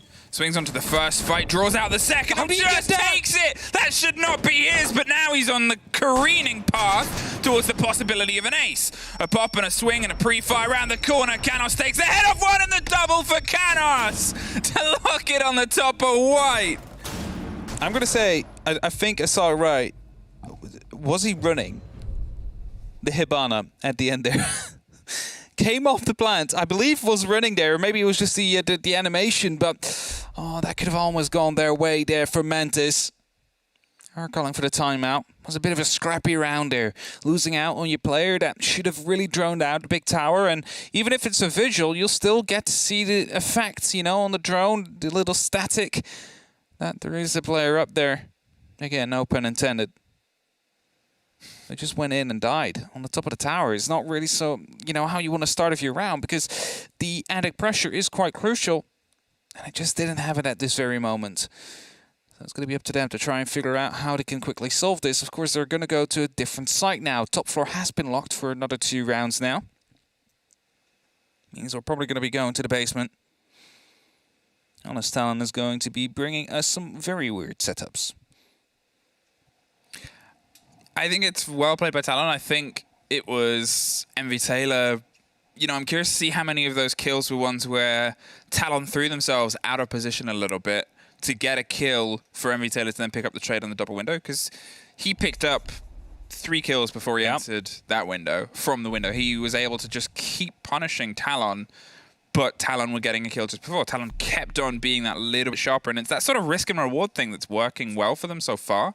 It puts them within only 1 round. It puts Mantis on this bit of a back foot, as you can see from their timeout. They're like, we need to try and control this a little bit better, because unless you swap that blow for blow balance, they're going to keep locking out the rounds. Yeah, for sure. And what we do see, by the way, here is that the Cade has been swapped out for an Ella. Wonder if that's going to be the FO12 to come into play. Of course, could be very useful at this bottom floor. Oh, Scorpion, all right. Just putting up the shield quite aggressively. So Barrels is going to be tried to be contested from the early round here. Could be just a grenade to fly over, I believe, if you get it from right behind the concrete blocks. Maybe you can angle it in just right to get rid of that shield either way.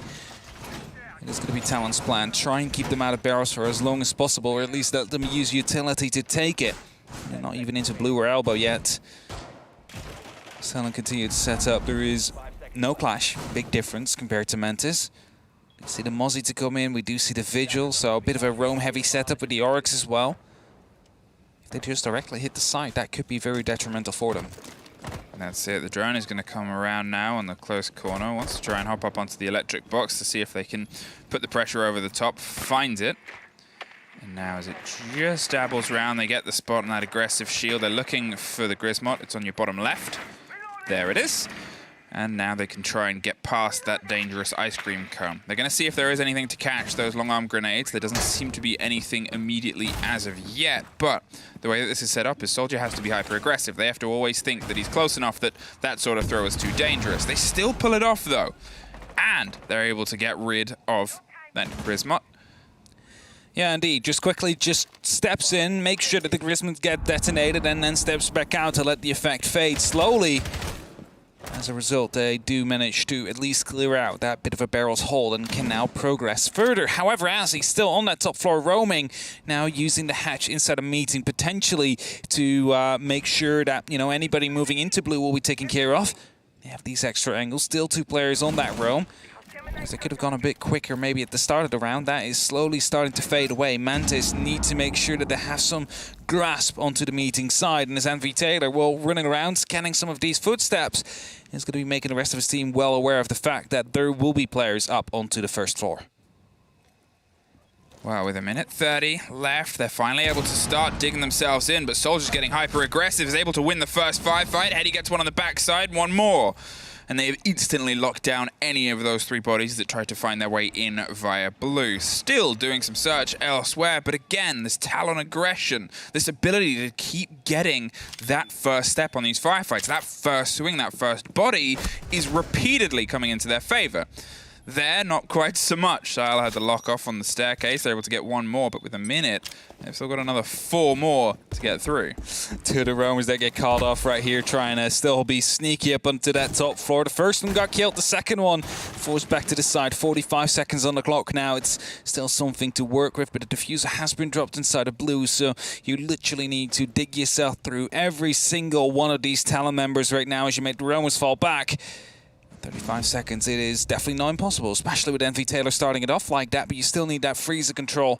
And Demic, well, close around the corner, just like Canis. They're all just hiding out. That's it. Demic wants to try and get the swing onto this firefight, as they've done before, and takes it well. Puts Envy Taylor in another tricky situation here, where he's got to try and lock off all of the remaining bodies, but doesn't get the next. Canos brings Talon back level. 4-4. Talon indeed has the opportunity here to sneak away some very important points from Mantis. Mantis, of course, who had a... how do we say this nicely? Horrific stage 2. Was that nicely? Did you pause? I do not know what you nice paused and went, how can I say this nicely? And the word... is horrific. You settled on was horrific. Okay, let's just say... not so great, stage 2. That's a much better, nicer way. Yeah? Okay, we'll put it like that in that case. I mean, I think both are right and both are valid. Yeah. And they're aware of this. Of course they are. I don't need to tell them. But, no, nobody is. To those who only started watching Siege Esports and APAC since today, they had a very great stage 1. They had a very great 2020 season, and then stage 2 after SI. It was a car crash, you know. The graph took a very sudden downturn. You know, downward stonks. And now we're building it up, but the graph so far isn't on the same angle of incline and success as it used to be. Yeah. It's still shaky. It's still shaky. They want to make it to the major again to secure themselves the 6th invitational spot, of course, but it does mean they need to be top 4. Now, they started off strong. They managed to get some very important points against some, you know, top considered teams. Still, FNATIC was up to say, you know, to be the true test whether or not Mantis is going to be back at their dominant selves. But that does mean that they would be able, or should be able, to take a full 3 points against Talon here, because they are currently in that 7th place. That's a barricade that just went well there. Static going for a bit of a wallbang, not quite hitting the person inside of the security. Envy Taylor now joining that party. It will be Soldier to use his electric claw, make sure that that wall will be locked off. So it's going to be very difficult to push in from this side as the... I hope that was a Gemini. That was indeed a Gemini. I was going to say, I don't hope that's the actual Yana to push in, but at least they're already very close up. Now, that's one of the things that we talked about as well about Mantis, is they play the game that's in front of them. And sometimes that's to their detriment, as although this should be a game that they, you know, if you're looking at numbers and you're looking at recent play rates, could lock off, they haven't quite been able to get through that as of yet. The grenade just catches the claw, which is on the story above, but they're in a position to try to catch it. No, the other one is already used, so instead, it will be a C4 utilized to get rid of that exothermic, to keep that wall locked. Ooh. It's a big cost-for-cost utility exchange. Yeah, they're not going to go for the second exothermic, actually. You want to go for a different push, it seems like. Potentially go towards the actual meeting as Hattie goes down. Going to be trying to go quickly in here as they manage to get a couple of good kills here. Shao picks up another as well. So 3 and 4. Mantis do have the advantage here in his last final seconds. Kanos around the backside, gets the damage done on Split, with Damek backing him up inside Classroom. Suddenly, the sight and the control has reversed, but Talon trying to go for a pretty last-second retake here, dropping that Maestro cam. They have one body down. Might not know about Damek inside Classroom. They have a rough idea, but Damek has one much sharper, and Static, unfortunately, still hasn't quite been able to dig themselves into this game. They want to try and get the pickup, and that's why Maestro's gone on the long conversation here. They realize it's likely going to be a post-plant, so may as well do it in a 2 versus 3. With all of the bodies standing, with everybody able to put a bit of pressure on, they can do this, formulate a much wider strategy. MV Taylor has pulled himself a little bit further away. They haven't got the vertical control here. The first fight goes their favor. MV Taylor gets one more, and Shile locks it off behind the shield. Yeah, the shield really helping Shao here, able to just, you know, limit his angles of visibility. Gets the first kill into the dining, then has the shield to protect him. So he's allowed to go for the second, and Mantis, well, they retake the lead now after they have shortly lost it into a tie with Talon, 4-5. However, now we're coming back towards the actual rounds that were won by Talon. And Talon, well, they want to make sure they do that again. They pick up the tactical timeout here. They want to make sure they win the top floor and the bottom floor. And with that, put themselves onto a match point. If they do successfully do so, they're the ones to fight for 3 points instead of Mantis. Whereas Mantis, well, they just need to crack them once in these next 3 rounds to make sure they are the ones with the match points at hand. That's it. It's all so precious. It's all so close to the wire. I know we were talking about, obviously, Damwon and Kier, and in a lot of people's minds, they're a top contender of the region after their performances on the grander stages, recently in splits.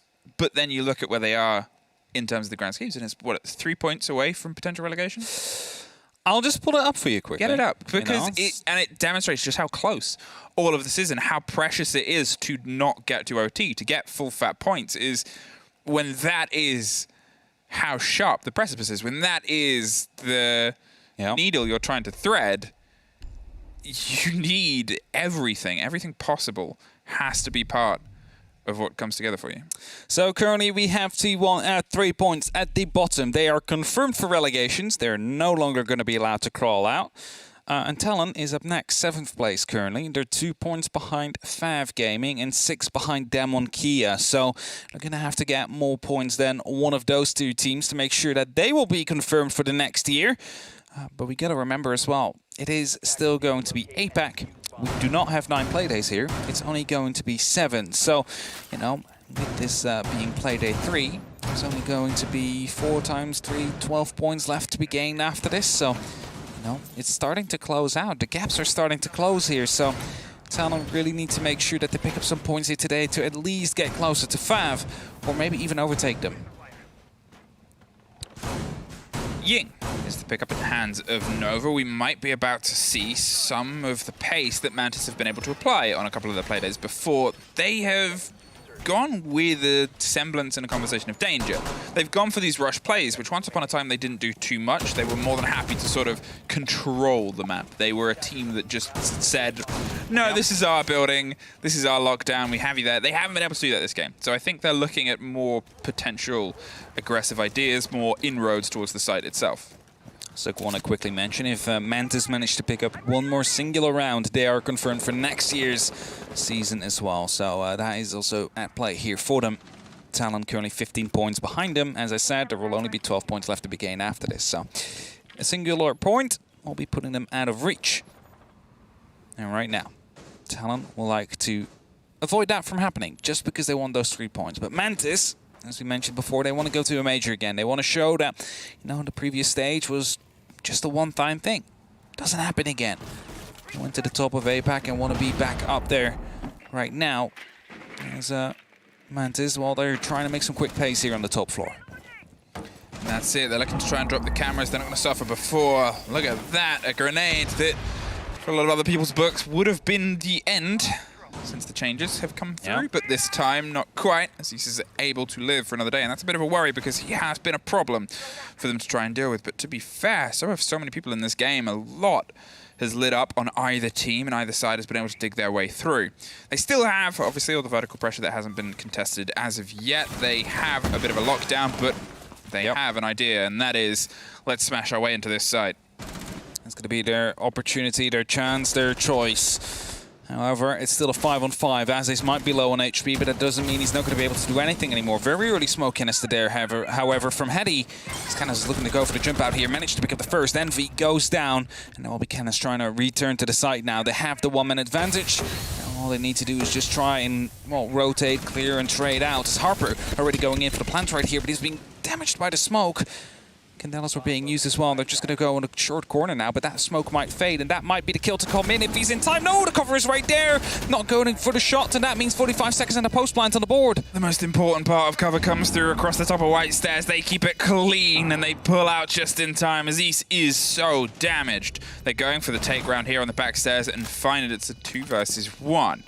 But they have barely any health, and there is obviously still the pressures that can come across from the 2 remaining players who, again, have also had very good games so far. The take on Envy Taylor was such a great lead in because of how impactful he was, but throwing themselves into the fight and realizing we've just got to try and go for this. They need to go, they need to go. In the play go off. Doesn't stick, goes off, gets dropped. I mean, it's would it, could it, should it? But it's the round that was played. I get it, but if you go off at 10 seconds, you need to make sure you're getting those 2 kills straight away at that moment in time. I think sticking would have been a better point, but either way, Mantis are at match point. Mantis is confirmed for 2022 APAC North League, or Division. And now we are heading into the potential final round. They're looking to pick up 3. They managed to crack them at least once. Let's see if they can do it again, this time on a different site. Again, some roamers to be shown. We see Canis on the RX. We see Demic on that Mozzie. Probably going to be seeing some barrels contest coming up again as well as the Clash gets 6 picked out, potentially to a Vigil like we have seen before. At least wouldn't be surprised if it's a Vigil or an Alibi to come through. Caver, okay. Caver. It's going to be an interesting one. Hoping to catch one of these Mantis players off guard at his lonesome without a buddy to back him up. And, well, to be fair, if they do not spot out that the Cav is in play, that might just happen as well. So as he will have to hide, make sure it doesn't get spotted by any of these drones. It doesn't get droned out either.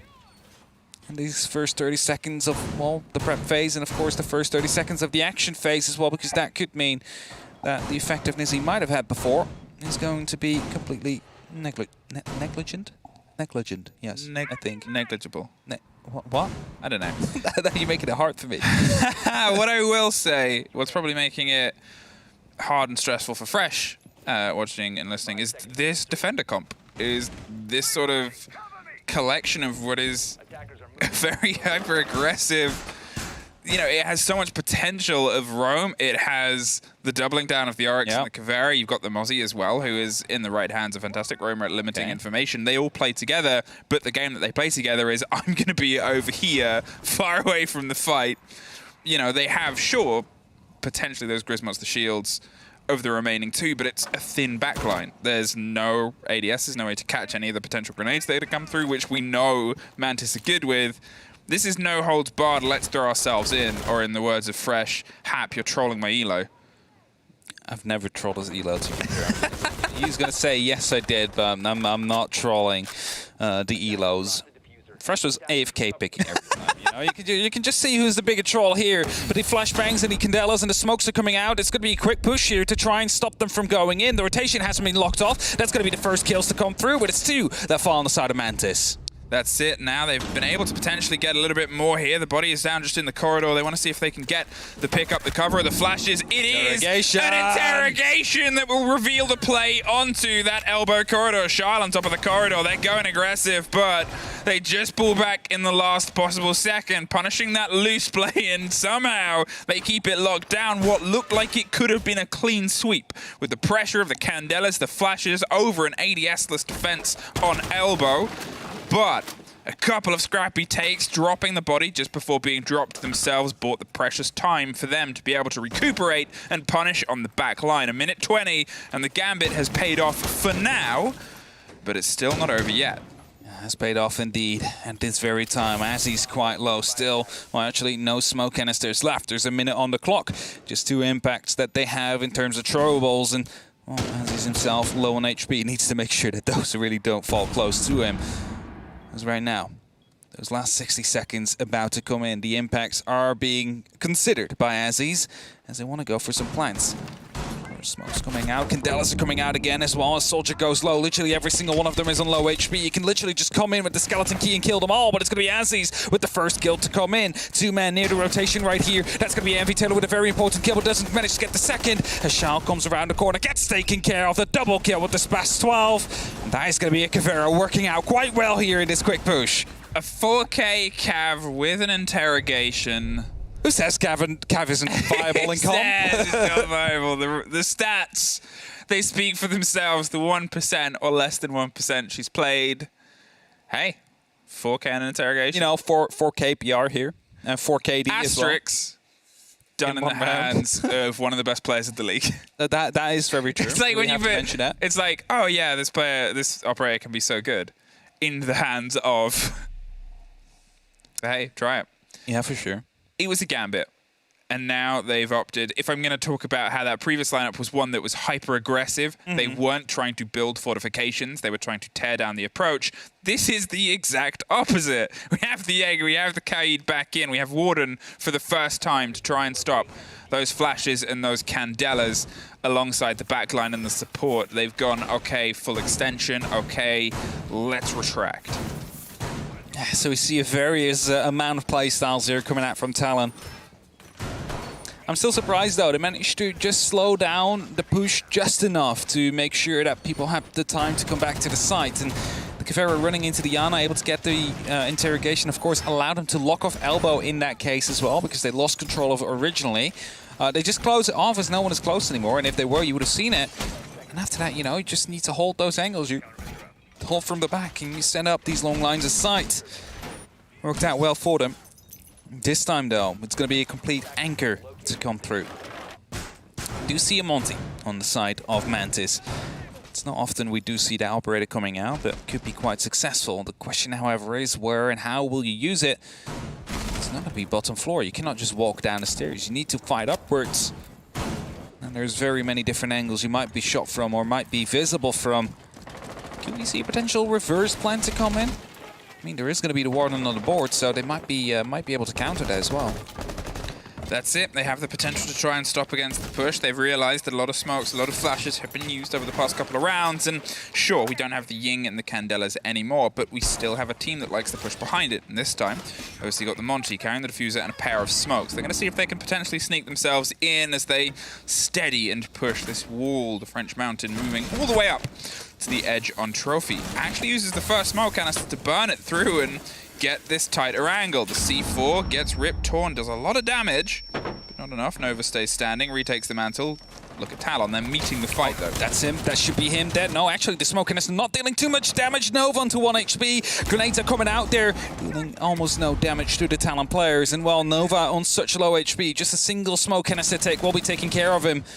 And Eddie still has one left, needs to make sure it counts, but then even, of course, the serial laser gates could be detonated yet once more.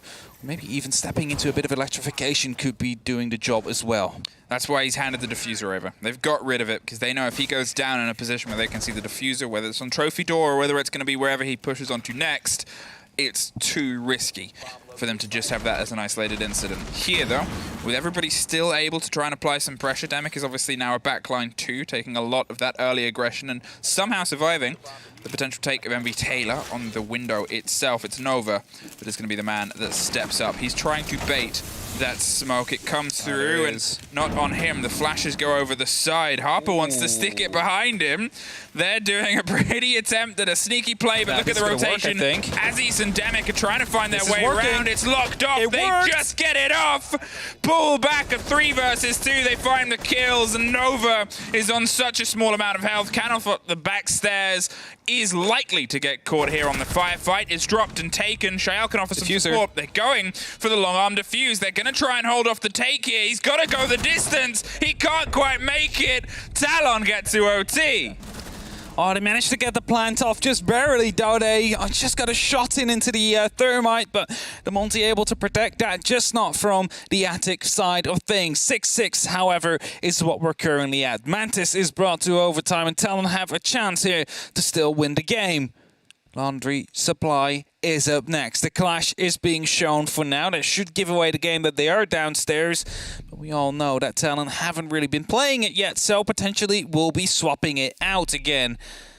Maybe a Cav. We've seen it before. I doubt they'll do it again, but I feel like the Malusi's coming out. The Malusi's coming Instead out. of Vigil, the clash stays for this time. It's such dynamic defensive lineups. It's such bold takes, because it's not that they are sort of changing little things and little tweaks. It's a metronome that is clicking on either far side of possibility of these defense setups, and it's really interesting to see, because it's something that's keeping Mantis guessing. It's keeping Mantis on their toes. A team that famously and recently plays the team in front of them is having to learn the team every single round, and that is proving difficult. See, the thing is with 6-pick, I have the opinion that if you have it available to you, use it every single round. There's literally no reason to not use it. Maybe Fresh is going to be going on the desk and say, you know, there's a reason why not to use it. But I think literally it's just free information you keep away from them, and you should just be using it. You know, some sites have a very key operator. Castle, for example, especially on Bakery and Cafe. Try and hide that. Counterpoint. Okay. What if you play with expectations of if everyone using it, then not using it becomes using it? If you see a clash and you think, they'll 6-pick that, they haven't used this. Well, that's the thing. You try and make it not obvious. You need to make sure that it's an operator that will fit in any composition that you just take out and go for the off pick. Tougher and tougher to do in our modern game of Rainbow Six Siege. For sure it is. Tom Clancy's. But that's why I say don't pick off of the clash, pick onto the clash. Okay. Don't use clash as I 6-pick off of this. I get you. Talon, they get rearranging defenses. They get an idea of where Mantis is coming from. Hey, there they are. They fire a couple of bullets over the bow and the front of the clash, but not tested and contested as of yet. They're going to open E-box so they can put this pressure on the tower stairs, and then they can't really go anywhere. It's going to be down to Canos to try and offer as much swing support here as possible to keep them alive, but well played and placed grenades from that E-box hatch can be the big problem. So you see the steady burn comes through. Canos wants to try and contest this first, seeing if they can just get that catch on the angle, but nobody's home. The pre-fire comes through. They knew the game that was being played, and now as the pressure comes down, and with that air jab there, Clash has been forced further and further back. Clash is not going to be able to try and do anything against it. Actually, Canos is sneaking up to try and take care of the air jab. Might have successfully done so. I'm not quite sure if that is the case, as he has the opportunity to move up. And FNATIC now getting into a position again. No, air jab was still there. Saw it flash. So haven't taken it care of. Just went a bit aggressive there. And Canos, again, looking to go aggressive. Not quite sure if they know exactly where the air jab is. As drones are being taken care of. The Fraser will now be held off by the Clash. Talon trying to hold on with everything they got. The grenade bounces around, but they still have this control over blue. They want to try and swing around aggressively against the E-box drop hatch here. Shael is also playing just patiently on the back stairs, but this is that clash problem we talked about before, where Talon couldn't find a way to remove the clash in the hands of Mantis. Now they're suffering the same fate. as the Clash has been able to bounce back and forth between multiple different angles and sites. They haven't quite been able to tear them out, and that becomes such a big problem when you go for the close quarters potential pushes here with the angles and the corners that she can bury herself in. Takes the first fight. Static is able to find his third kill. Can't quite get the clean on the second, gets the trade, but suddenly the drop comes through. Everything is lining up for Talon, but Nova, a consistent force, is able to make sure that he burns just that little bit brighter than Soldier. A 2 versus 2. Almost a 2 versus 1. A close drop there. The flashes come through. Demic in the close corner. They don't know he's there, though. They just find it. Envy Taylor swings. He gets both. For the double Mantis. Once again on map point. I was going to say, please check the corner. He's right around you. You just saw the mag being tossed out onto the ground. Of course, that is a very small detail you might not always notice, but he managed to pick up the kills. And Mantis, well, they're again on match point here. This time they will be on the defense. Have the opportunity to lock it off at any given side they want to go to themselves. The Clash being picked up straight away. Laundry Supply. This side they've managed to defend before. With the Clash. Very successful operator in that case, until the air jab didn't work anymore. They've played it 3 times, they won it twice. And then the 2 times they won it, the Clash is still alive. So make it as you wish. But it's a very key operator in the final seconds of this round. The water being brought up as well. That's going to be making sure that no smoke push or flashbangs will be affecting him. And as the prep phase has started, 40 seconds are slowly counting down until we get into an action phase, potentially the last of this game. No, there could be another round right after. Talon, they've got to see if they can try and connect on their attacks, and to be fair, generally this map has gone into the favor of the defense. It's a tough ask. They've put themselves in a tricky situation now. Mantis have just been able to surmount this potential final hurdle, but they're also in this situation of, can we lock it off? Big plays again across both teams. No one as much as Aziz on Talon's side, but it's that sort of triple threat, Shyle, Envy Taylor and Nova, who have been able to consistently show up here. Static in his defense has been playing these support roles, especially the Clash on the defense on the site. And they've had that impact. Well, the previous round, it was the perfect time to show up. Yeah, for sure was, as quick entry here from Talon. Already picked up a very important point here, but they want to make sure they have a very important 2 points, of course. That begins Mantis here. Maybe one of those top 3 teams again. We have to wait and see whether or not they turn out to be this stage. After their stage 2, you just don't know it. Taylor's waiting to toss that disc in. Not sure what it was for. Maybe to try and figure out if they should be coming from that side, what people think is best, or if the IGL wants it in a different spot at that very moment.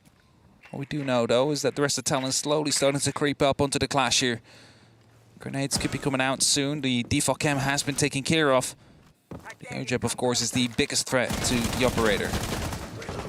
And this was it. This was the take that we saw against Clash, where it was successful. They were isolating the fight here. It was the combination of that Nomad, that air jab, catching the Clash and then putting that pressure on. Going to put the first and potentially going to use them procedurally as we see the second go up not much further away. It just steadily takes the land. You're isolating the ground that the Clash is able to play in. You force her into a position where she now can't push up further. Keep getting that intel on just what's going on.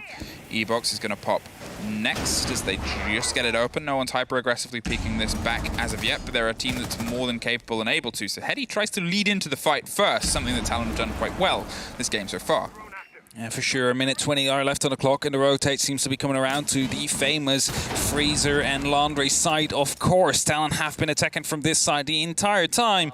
Only managed to succeed once, which was when they managed to get the Clash early on. Static again heading into the Laundry machine through the rotation, just to provide the information aggressively from the Freezer and, of course, from the Laundry side as well. All Envy Taylor needs to do is hold out on this angle and make sure no one can push through the Freezer. That grenade doesn't quite catch the shield, but that one definitely will as it's popped, and Envy Taylor's power position is once again instantly barraged with every single explosive in pocket. It puts them in the situation of cost utility. And this is the conversation that we had before, is how much do you dedicate before you suddenly find yourself trying to throw yourself into a site and a take? Because they still have everything structurally together. They have Nova in this very powerful position. He's played so well many, many times across all of these takes. Shayal on the back line is going to make sure that they can keep some of the solidity and free the Clash up to move elsewhere and cause more problems. Not in Laundry this time around, no. Expecting a little bit more from Freezer, but with only 15 seconds, you're sort of waiting for Talon to try and take momentum. They drop the first fight. Soldier has to try and clear his way through. It's a double kill for Envy Taylor, an easy pickup here, and suddenly everything is starting to fall apart. The diffuser doesn't quite make it back up round, and Mantis, well, they lock it off with the 8 rounds at the end. There you have it. They lock it off. They managed to get the kills, and Shao, as is per tradition, will be getting his Pepper mask back on. He's going to be... what's he doing this time? An this time. Oh, it's koi. It's a little bit of a koi. It's a koi Pepe there. It's a koi one. Yeah. Very important points here for Mantis today. Also a very important point for Talon in their fight against the relegation, which will most likely end up to be against Fav, who of course still have to play later today. They will hope they will not pick up a single point today, because then they would have a net profit of 1. Unfortunately for them, they weren't able to pick up more of these points today. So net profit of 1. For now. Add 2. And you have 3 people on a desk. And they're over there. So let's see what they're talking about. Thank you very much, my friends. Always in sync, Hap and M. This got close, but Mantis closed it off at the end, Jess. I said was third time the charm, third time lucky here. If you take Mantis to Oregon 3 times, is that when the spell lifts, the curse drops? Almost. And they did get a point from it moving forward. I will say that is the worst I've seen Mantis this stage play on Oregon after playing it a couple of times. So for me, yes, okay, they obviously countered them quite well. I'm just worried for Talon's attacks taking 48 years just to get to the site. That's the worrying point, because they're like this close to smashing Mantis on a day where they speed things up by 30 seconds. That's it. And that was the differentiator, right? It was basically the Laundry attacks that Mantis were able to win versus the Laundry attacks that Talon were just not able to win. Yeah. They took so long, and neither of us are a fan of that Freezer Laundry push. It seems to never work. We prefer the blue tower side take. Yeah. Yes. And obviously, even on the Laundry defenses for Talon, obviously we've got to shout out the Kavira play, but they had to kind of almost cheese a defense. And I think that was the differentiator, it was the Laundry attacks and defenses in this game. Yeah, the Kavira was definitely unexpected, I gotta say. Although we said that Mantis had played Oregon twice, and if they've kind of void reviewed it and noticed that there was one player pushing Laundry, the Kavira worked perfectly as a counter. It did. Yeah, I enjoyed it. Although I will say you're right. They wanted to throw chaos into the mix because structure wasn't working. Yes, yeah. If your structure's not working, the structure isn't built correctly. Yep. Your foundation isn't properly made. You've not built the structure properly. If it's not working at least 50% of the time, let alone almost 0% of the time, rebuild it, go again. So you guys are talking about Talon speeding things up. And I will just mention this real quick, because next Playday number 4, that is next Wednesday, Talon goes up against FNATIC, where they're going to have to be extra speedy. So Fresh, what do they learn from today, and how do they make things faster as a team? Take a few more risks, I think. They clearly wanted to make sure the whole map was droned and cleared before they started opening hatches, things like that. Take a few more risks. Sometimes they'll pay off, sometimes they won't, but the overall attacks will speed up. I will say that they were so focused on opening and having everything covered off on. Like, if we're talking about that bottom floor attack, we want to double edge our backs so the Clash can't push up. We want to open up every single hatch on the map. Even if there's a Kaiba, we'll use the Maverick for the meeting hatch. Then what we want to do is re-drone everything. Then we also want to rotate for a pinch push, for a bunker push. Then what and I'm like, there's 100 steps to this. You can't even make it to like 50. Yeah. You know, calm it down a bit. You know, if you want to do a Freezer Laundry take, promote and put everything towards that push, and then maybe if you want to do a randomized split push at the end and you rotate one of your players, sure. Yeah, I mean, there's a couple of points on this. There's the path of least resistance approach that you see a lot of other teams go for, but also the Mantis weren't playing Kaid. So the commitment to the Maverick and all the time taken to Maverick the hatch open could have simply just been avoided with another hard breach. Not a lot of plants here on the board. You look in the middle of your screen there as well. There's the little skulls that indicate rounds by elimination, then others via either disable time, objective, etc. And of course, these are teams that are looking to get the plant down, something that Mantis had previously shown on Cloud9 that they were really focused on doing, having objective-based play. So I do think that this is something that Mantis needs to pick back up again, especially against a team like Talon who are trying to use, I hate the word cheese, I like that you use it because it does encapsulate what I mean when I talk about it like this. But against teams who are trying to use cheesy, a bit of an off strategy, right? Yeah, that would work. But they still walk away with the win. It's just not the full 3 regulation points. Not that they themselves necessarily need it right now. And honestly, I think it's time for us to at least mention the elephant or the eagle in the room, as he's in this case, because he's our MVP, huge everywhere numbers-wise, and he, in my opinion, put the team on his back in rounds that they really needed at Talon. Yeah, and that's the kind of worry for Talon. If he doesn't turn up and produce these huge numbers, what's going to happen to them? Because he turned up that Kavira round, for example. He really won them that round that got them, into overtime. If he doesn't do that in the next few play days, I do worry for Talon. Obviously, they've got 2 defeats and an overtime defeat now as well. It's also a little bit worrying that he's their flex player and he's also doing entry. Like, remember, I know I'm going to keep harping on about these bottom floor pushes, but the biggest thing for me is that he's being hot droned as the flex down backstairs, and he's the one doing a pillar entry with the ARX. Now, he also doesn't just use the holographic on it either, so he's using a long-range scope in a short-range engagement to make an entry for Talon. Where are your entry players? What is going wrong with them? And is he on the wrong role as a result of him being the one to entry? I have lots of questions about Talon because I keep saying they're this close to doing really good attacks. Yeah, and you kind of wonder if they have a little change and put him on an entry type operator, don't put him on a Nomad, put drones, invest utility into him. Yep. Almost like how BDS would have done it a year and a half ago into Shaiko. If you can play that kind of way, he can win you the round on his own.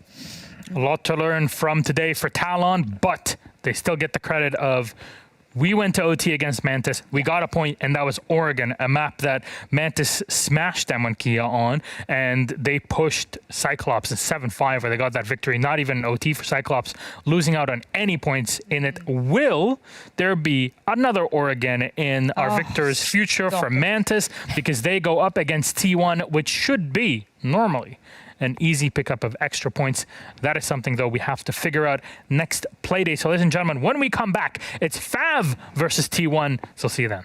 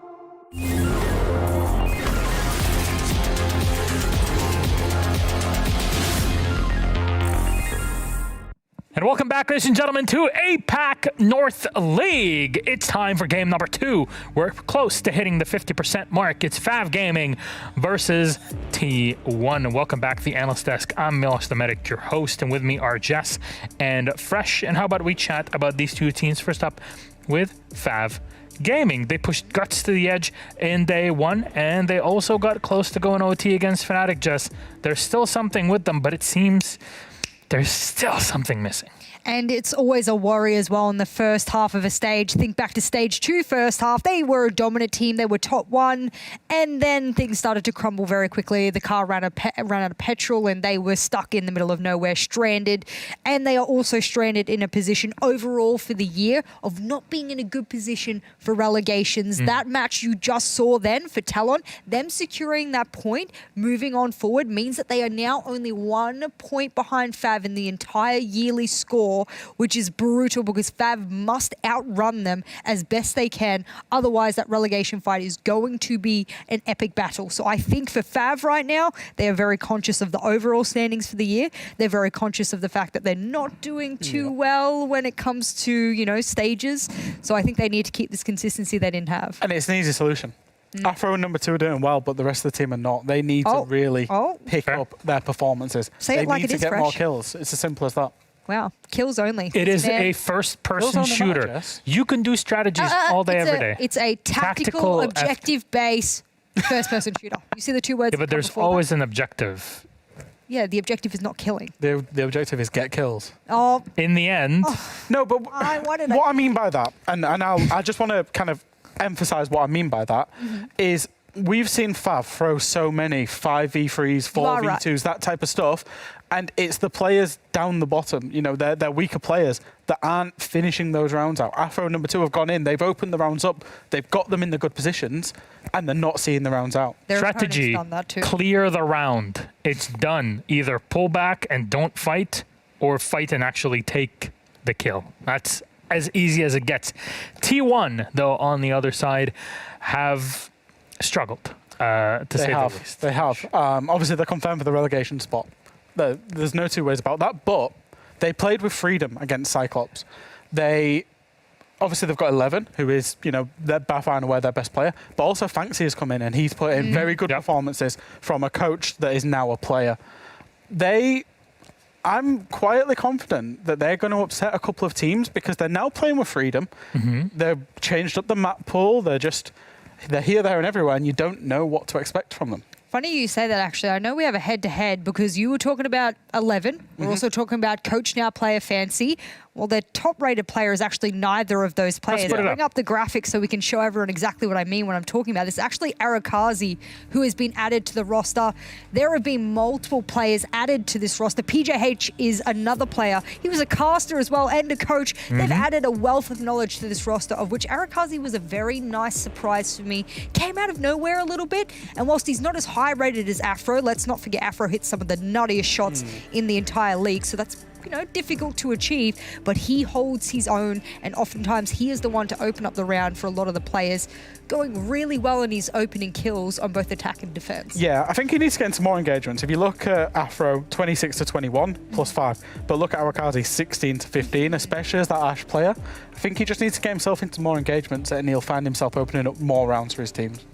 Just be a bit more courageous. Like we talked about in our post-game analysis before between Talon and Mantis. So which map will we be on is going to be another Oregon for today. Will we have a bit more variety is, we'll have Bank. Go. This is our first Bank in Finally. Plays Bank. Woo. Finally, I am so happy. Bank will go in. FAV will pick it up after removing Oregon. We were this close to Oregon. And T1 will start on the defensive side. So I know we can talk about Bank and Theorcraft forever, but we want to see how does this fare in APAC North now that we get to see it for the first time fresh. I think it's somewhat expected as well because neither team has banned it yet. So they're not in either of the play days. Neither team has banned it. Both teams have a high preference. I do worry slightly because T1, they're playing a little bit off-brand. They're playing a little bit exciting. They're playing with freedom and they're playing a new map. So FAV cannot counter them. I don't mean to be rude here, but let's throw it out there very quickly. Whilst T1 is not a very good team, this is going to be a good map for them. Why? Yes. Because if you looked at what they did to Mantis the other week on this exact map, they're playing it in the Nationals. So whilst they don't necessarily play it in Tier 1 APAC North, they've been doing it in the Nationals, and they've been both of their opponents when they have been struggling to do otherwise, both in Tier 1 and in Tier 2. Other side of the coin, though, Fav also played it in theirs. It was the only map in their best of 3 that they won, which was Bank. So good map for both teams, sure. But I mean, if that's the only map you can win in the best of 3 against a non-Tier 1 team, Fav having a rocky run recently overall. I wonder what they need to change then for this one. For you, Fresh, does it seem like one of these two, especially now that we know the map, has an advantage in this series? I think Tier 1 has an advantage, and it feels weird saying that, right? Because they're already in the relegation spot. And I think I come back to Fav throwing away the leads and the positions. There's a lot of space on Bank for defenders, especially to maneuver around, retake scenarios, that type of stuff.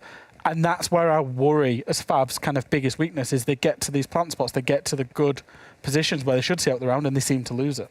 Confirm for me who starts attack, because let's not forget Bank is currently one of the most attacking sided maps in EUL that's existed. Looks like Fav might be starting on the attack from the little reference to the nice boards behind me. If they're starting on attack and the map does sway the way we've seen it sway in EU, of which we have a nice sample size so far, then I think that they are going to have a bit of a leg up. However, if you start on a dominant side and you do what Jack's been speaking about and you throw winnable rounds, you've already lost your advantage, of which attack should have been, and now you go into the worst side in your second half trying to, pick up the scraps. That's when things get scrappy, and we know Fav does that. And one thing I will say is we believe Bank's attack aside from what we've seen in EUL. We've not seen this in APAC North yet. Correct. We don't know exactly how this is going to play out in Tier 1 of, APAC North. It could turn out in some strange way that it's very defender-sided, and actually, T1 go 5-6 rounds. Dare I say T1 will go 6 rounds in a row? Oh. Fair enough. Maybe This was not. the man that said they were going to get 7-0 last play day, and do you now know he's what? eating No, his words. actually, I was very pleasantly surprised by them on Villa, and I will eat my own words. They played well on Villa, but they just lost to a team that is superior quality. What do we have as predictions, actually? Let's see them for the first time here. I want to see if Fresh is really backing up. Who picked Fav? Let's have a look. I got Mantis. We all got Mantis. Oh, Fresh, you did go with me. Yeah. I just thought Fav is just one of those, we keep calling them a roller coaster team. Out of all the teams, them and Talon are like the roller coaster teams for me. And I can't put my faith in them today, knowing what the brand new additions to T1 have brought to the roster. Fancy, for example, PJH, Arakazi was a They've nice improved surprise. significantly, right? They have. We feel like they'll improve to the point where they will upset some teams. If there's a team that's going to be upset, it will be Fav. All right, first time we get to see Bank in APAC since the map in its original form was played. But this was APAC before what we know it today. So it's so long ago. It's been 2 years almost since then. And it's Fav versus T1. Who will fare better or best against one another? We've got Ace and Des to take us through it. Enjoy. Thank you very much, Milosh. Game number 1 for us today. Bank, first time in APAC, an exciting one to start things out, and some wild predictions potentially coming out on the desk that this could be a defender-sided map. And as Fresh said that out loud, I thought to myself, a region that loves roaming. They like being problematic around the map. Could very well shape up to be that way, Ace. Certainly could be. I think it's, maybe a little bit reminiscent of what we saw between G2 and Na'Vi on Playday 1 of EUL, where the roam game really was king, and it was something that G2 really struggled to activate. Na'Vi able to shut it down repeatedly, and it could be a very similar battle that we see here today between Fav and T1. We're going to be loading into Bank very, very soon. We're just going to get through our operator bans to begin with. And it wouldn't surprise me to see a little bit of a focus towards those roamers potentially here on the bans. Somebody maybe like a Jackal ban or a Nomad ban, just to try and facilitate that game a little bit. Hibana is going to be the first. Nod towards the Hatchers, no surprise there. Absolutely. This is something Doki said to me back before it came in. He's like, all we're seeing at the minute is Hibana bans. No one wants to deal with her because of the number of Hatches available. She is the proclaimed queen of Hatches at this point, so you would see her brought along a lot were she available. but the ban's not too surprising. Thatcher to follow up. It's the go-to common ban across every single map at this point, not just for opening walls, but also for removing things like mute Mozzie setups, for dealing with anything through a wall, such as an ADS or a magnet being set up. Things that can inhibit your push forwards always tend to go away. And with that ban, normally you do see the pairing coming out with the Kaid. Otherwise, the only thing really left open to deal with it would be the Maverick. Sometimes left open, sometimes banned away. Here it is open. And the final ban is going to be the Mute. An interesting one to close it out. It is interesting. Mute, not a ban that we see too often, especially after those nerfs. Obviously, the way that the Mute Jammer works now, it used to be sort of a cylindrical area of effect, if you will. So imagine the circle that it covers. It just went straight up and covered that entire area, no matter what point of height you looked at. So on a wall, for example, it would mute out the entire wall. That has been changed to a sphere now with the Mute Jammer at the centre. So as you can imagine, as you go higher up, there is less coverage as you get up there. So at the very top of a wall, for example, the top corners are susceptible still to being opened by, not in this case, X-Kairos pellets because Hibana's banned out, but still the Selmas particularly can do the job if they get up there in the corner. And then obviously once that reinforced wall is breached, nades can follow in, clear out the jammer. It's a much easier process than maybe it used to be, and since that we've not really seen too many bans on the Mute, but certainly wanting to avoid some denial there. I was just looking for the Flores pick or something potentially to come in to sort of, back that up. And when T1's banned, so maybe when they get onto the attack, we'll see that as part of their game. I think it's quite interesting. They're only opting to bring along the 2 nades here on Shin with the Finker too. Most teams these days are running at least 4. Some are stepping up towards 6 with things like the Iana, the Sledge and the Maverick all in tow. But here it's just those 2 coming through, instead opting to play for the buck. A much safer choice, I think, on this map when you're not sure where people are going to play. Are you going to see any top floor defenses? We thought for the longest time the answer would be no. But then I've seen numerous teams, Na'Vi, Kavana 2, that spring to mind immediately, defending the top floor and looking to cause a bit of havoc with some really good setups in the long corridor down towards the south. But already to start things off, you've got PJH holding out on the top floor on this vigil. No surprises there. We spoke about the aggressive roam game that might come out from these APAC teams, and for now I think at least it is just a one holding up here, and we'll see if he can get back to site safely once he's wasted a bit of time, or better yet, found himself a kill. This is it. Fav needs to take the opportunity to close him down here. Always difficult with the Vigil because you don't know exactly where they are. And out he goes, and there's the jump out. A beauty from PJH, but the question is, will he get himself back inside safely? Very unlikely as he starts to be challenged. He really does need to be finished off here. Of course, being constantly pinged as to his location. So there we go. Afro had every advantage, probably that he didn't need in that fight. We know how effective Afro can be in those one-on-one gunfights, but with that information on top, it was almost a certainty. And someone probably asked, like, why the bloody hell is he doing that so soon? Why is he giving his life away at 30 seconds to go 1-for-1? Ultimately, as defenders, your gadgets are already down, you've done your rotates, your bulletproofs have been deployed, whatever. On the attacking side, they've now removed the 3 stims coming out from the Finker. They've removed the 2 frag grenades as well. Those are really strong bits of utility to have off the board, because now all the pressure falls onto Afro with those impacts to deal with things like the Evil Eyes, potentially like the bulletproofs coming out too.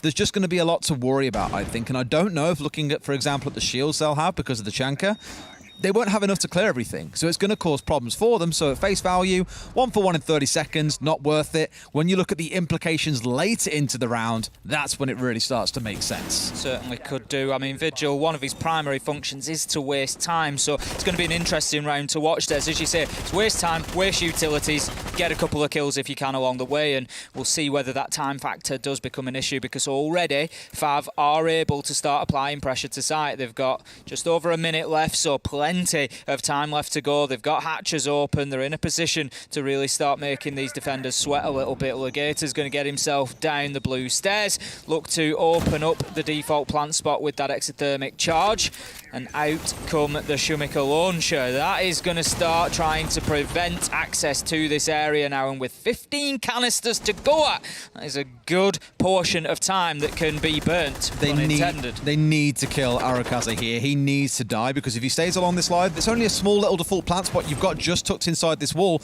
That will burn away all day long, no problem. Sees 2 on the hatch, the smoke's start getting deployed, and they are going to go for this push. They need to unsettle the Chanka, and that's exactly what they want to try and do. But he's gone against the near side red wall going for the plant. They don't even know that he's on the near side here. Crazy Boy might have an idea, but no idea to be collected. A flank from Typon gets a triple kill. No one watching on the south side of red. Crazy Boy comes back for 2, but he's in a 1 versus 2, and number 2 steps up to get off the final kill.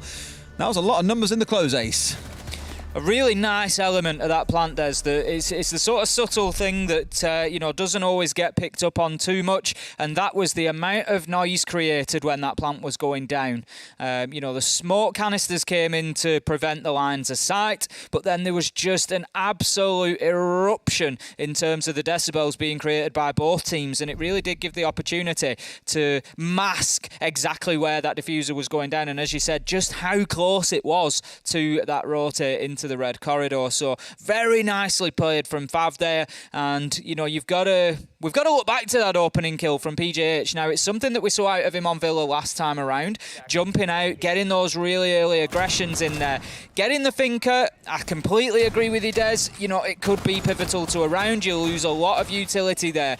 As it happened, it didn't have the impact they were hoping for, and it left Fav a lot of time then to get in there and to just make the lives of the defenders a misery. So I'm not saying it was the wrong thing to do, but I'm saying it maybe didn't pan out quite as hoped. I think it's one of those things where, just because it doesn't work out doesn't mean it wasn't a good idea. It's not the wrong thing, but it didn't work out. I agree with it. That was the best case scenario. They catch the Fink and remove the nades, because that did force Fav to have to go for this really aggressive drop to pressure red. The big difference for me was that they didn't expect someone to come swinging through the smoke on the attacking side, and fairly so. Why would someone just run through smoke? It's not the done thing in any FPS title, but Typon breaks that expectation, flanks in, gets to 3k. It's absolutely beautiful, and off the back of that, they win the round. So a little bit of a lapse in attention, should we say. Already one on the outside as well. That's just the charisma coming out from Arukaze just to annoy them for a moment or two. Interesting that number 2 here is the one playing out far towards the the east side, where normally you're hanging out on the west car park. Of course, has changed in this current bank with a lot of the windows now boarded up. Isn't the Terminator in car park that he once used to be, Ace. We do see an awful lot of... an awful lot of glass brought along, so it's a fascinating... I like to watch when we get different operators come in and just exactly how they use them, what sort of impact they have, and glass with the sniper rifles. Always a fascinating. That's cool, but then look at what Medics has just flagged to us on the other side. A Boss G ACOG, I think, coming out from PJH, and 2 ACSs. ACS 12s coming out of the Maestro and the Alibi. So... we're back in that world, Ace. We're back in APAC land where shotguns reign supreme, and for some reason the Boss G is actually a thing. Bikini Body is loving life right now. Well, we did have the Hibana shotgun last week as well. We must remember, back in Playday 2. We'll see. And it worked out. JJ managed to put that to great use, so let's see if the same can happen here for T1. But if they do start to find themselves in those long-range engagements, then it could be trouble, although the Boss G ACOG does always have that potential for the one-shot, Des, but it's certainly not an easy one to find. I'm not trying to sell it, don't worry. Please, competitive level. I remember a game last season where some guy was running around with it trying to one-tap people and kept failing on bankable places. Well, in fact, at the start of this season, I was just like, can you not? And he's like, what? And I was like, you're aware that's a meme gun, right? And he's like, no, it's legit. I'm like, it's not. Look at what's happening. And speaking of which, it's Typon pushing in to find Arakaze relatively early on here. Minute and 15 still to play with. The smoke is deployed, but the flank coming out from below from Fanxy on the smoke of all roaming operators to be in place. Still you can eat those words, Des. I mean, he's got all 3 smokes in back pocket here as well, so still lots to be able to deliver.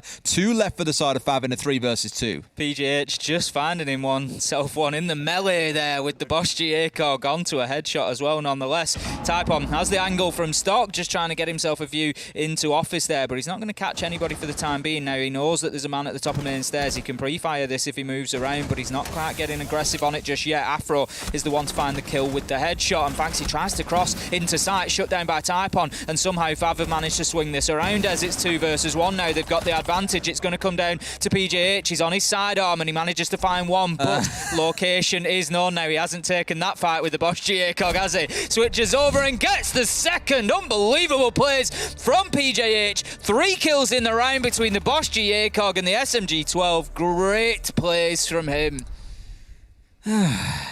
That's definitely going to find its way onto the timeline later. I can't wait. Between the Cav interrogation in the last game, the Boss G in this game, we're living for it. It is well and truly a clown fiesta. Tell us archives where we head to for round number 3. And that Finca staying present for the side of Fav. Clearly very much enjoying all that she brings with the new, well, not the new, it's obviously always been there. The health boost that it brings, the steadied recoil.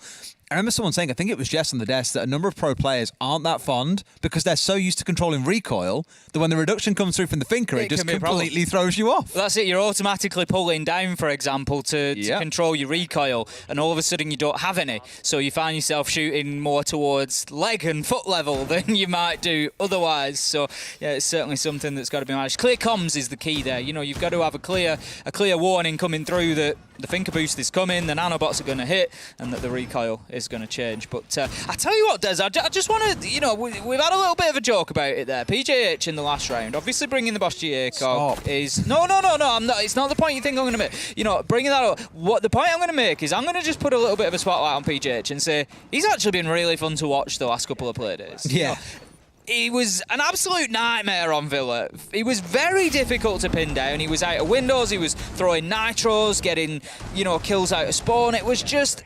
He's just been a very, very unpredictable player and very, very difficult to pin down.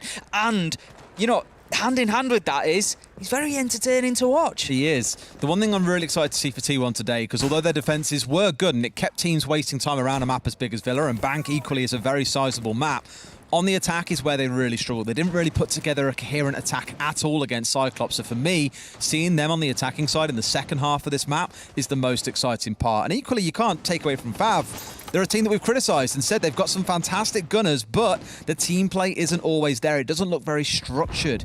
So there's lots to learn, I think, from these two teams still, watching them play to see are they going to adapt and evolve over the course of the stage? And most importantly for T1, can they get anywhere near escaping relegation? I think the answer quite resounding to that is no already at this point, given they've only had one win in 2 stages. You can hear what is somewhat of an iconic sound coming out of that Bosch GA cog as PJH just peeks onto the windows, will not have any joy, and I wouldn't expect him to find too many more instant headshots with it, if I'm honest. At this sort of level, he's going to be shut down very quickly by players like Afro if he's going to engage them at a distance. Now, Fav have got themselves the top floor. That is now secure. They can take control of that and they can start thinking about moving down. They're, of course, attacking into Archives and Tellers this time around. So a couple of the T1 players just playing underneath at the minute. One of them is the Oryx of Arakaze, so will have the option of getting himself up through the hatch. Shin taking a real chunk of damage there, just trying to approach onto that Archives door, and Fav right now just struggling to find themselves an entry at the minute. There's one thing to consider as well with the Bosch G. In 0 to 10 meters, it does 125 damage. The Finca, of course, giving a boost to everyone that will take them above that mark.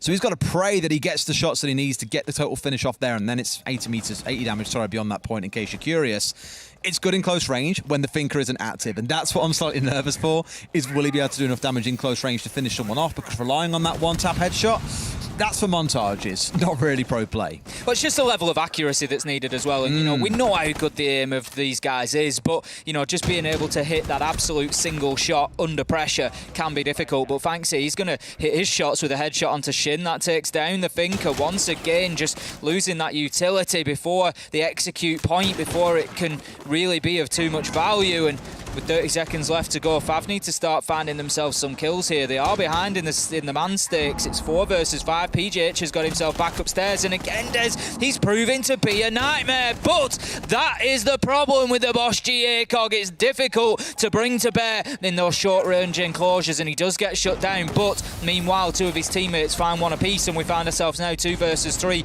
as number 2 rushes into sight. Legator's going to have to find 3 if he wants to do anything here, and that's going to be inside of 5 seconds. Is he going to take the option to get the diffuser down? There seems little point here, as he knows he's being hounded from both sides, and T1 managed to get themselves a second defensive round. It's one of those, again, running out of time. It's almost a Fav trademark. In fact, a couple of teams in APAC North you could say the same about.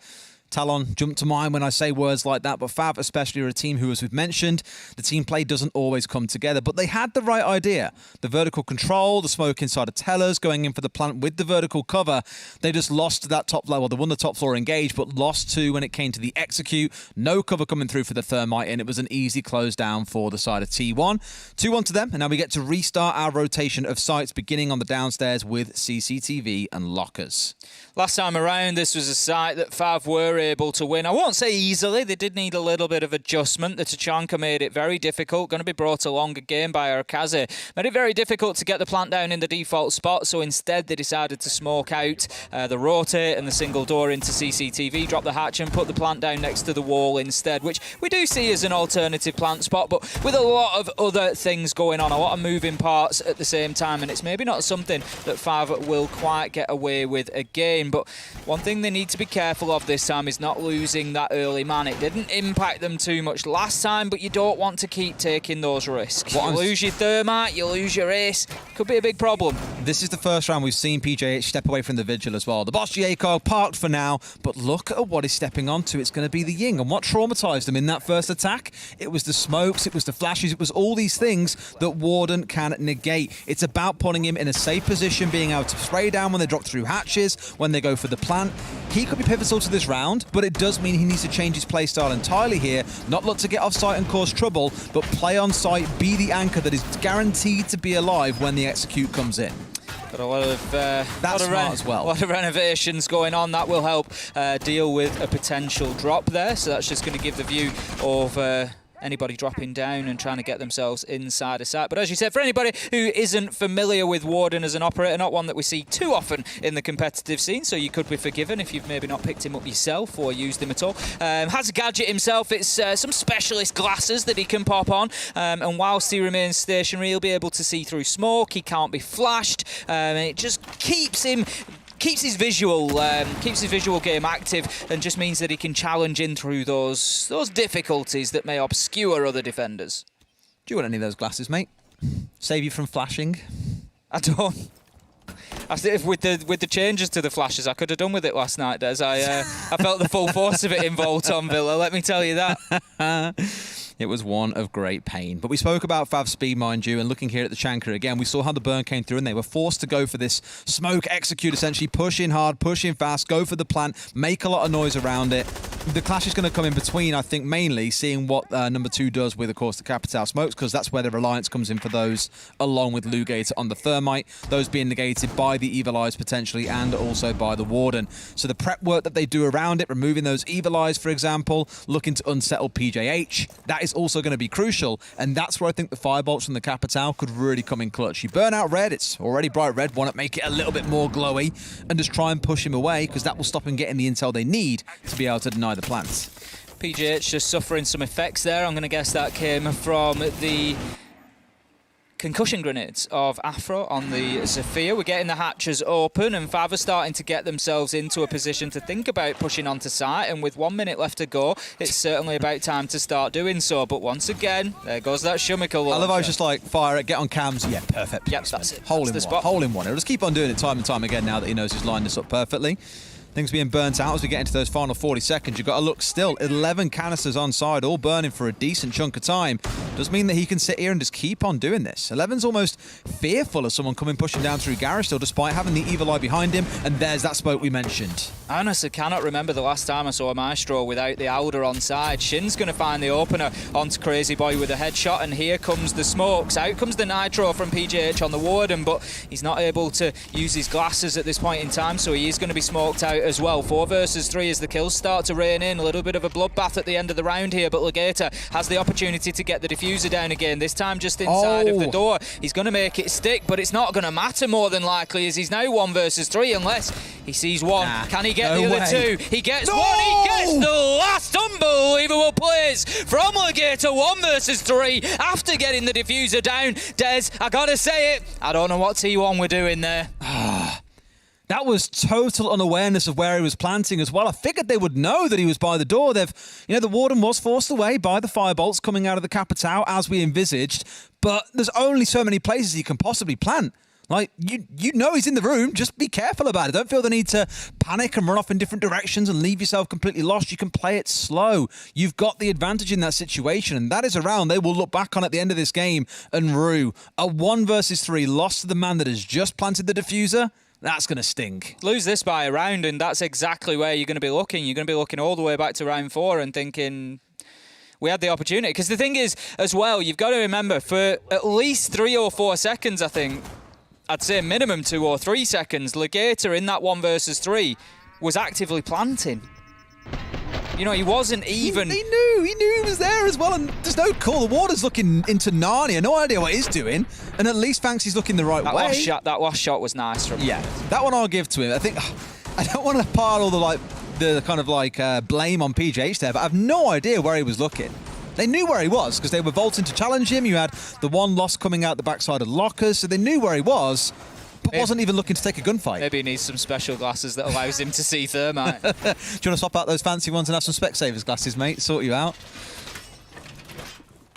Round number 5 then. We're going to be heading into 2 on the scoreboard at the minute, and nothing really to separate these two teams. They've both had big moments, both had big rounds. PJH coming in with a big round back in round number 2 and 3. He went pretty well, but there Legator able to close it out. And it's something that we're seeing out of Legator a little bit more and more so far as the weeks pass by and we get more familiar with him as a player. We know that he's a player with big clutch capability. I think of his Kaid plays on Chalet, if you remember back in Playday 1. He really did announce himself, and now he's showing that he's able to do that consistently with players like that. Very cool under pressure there.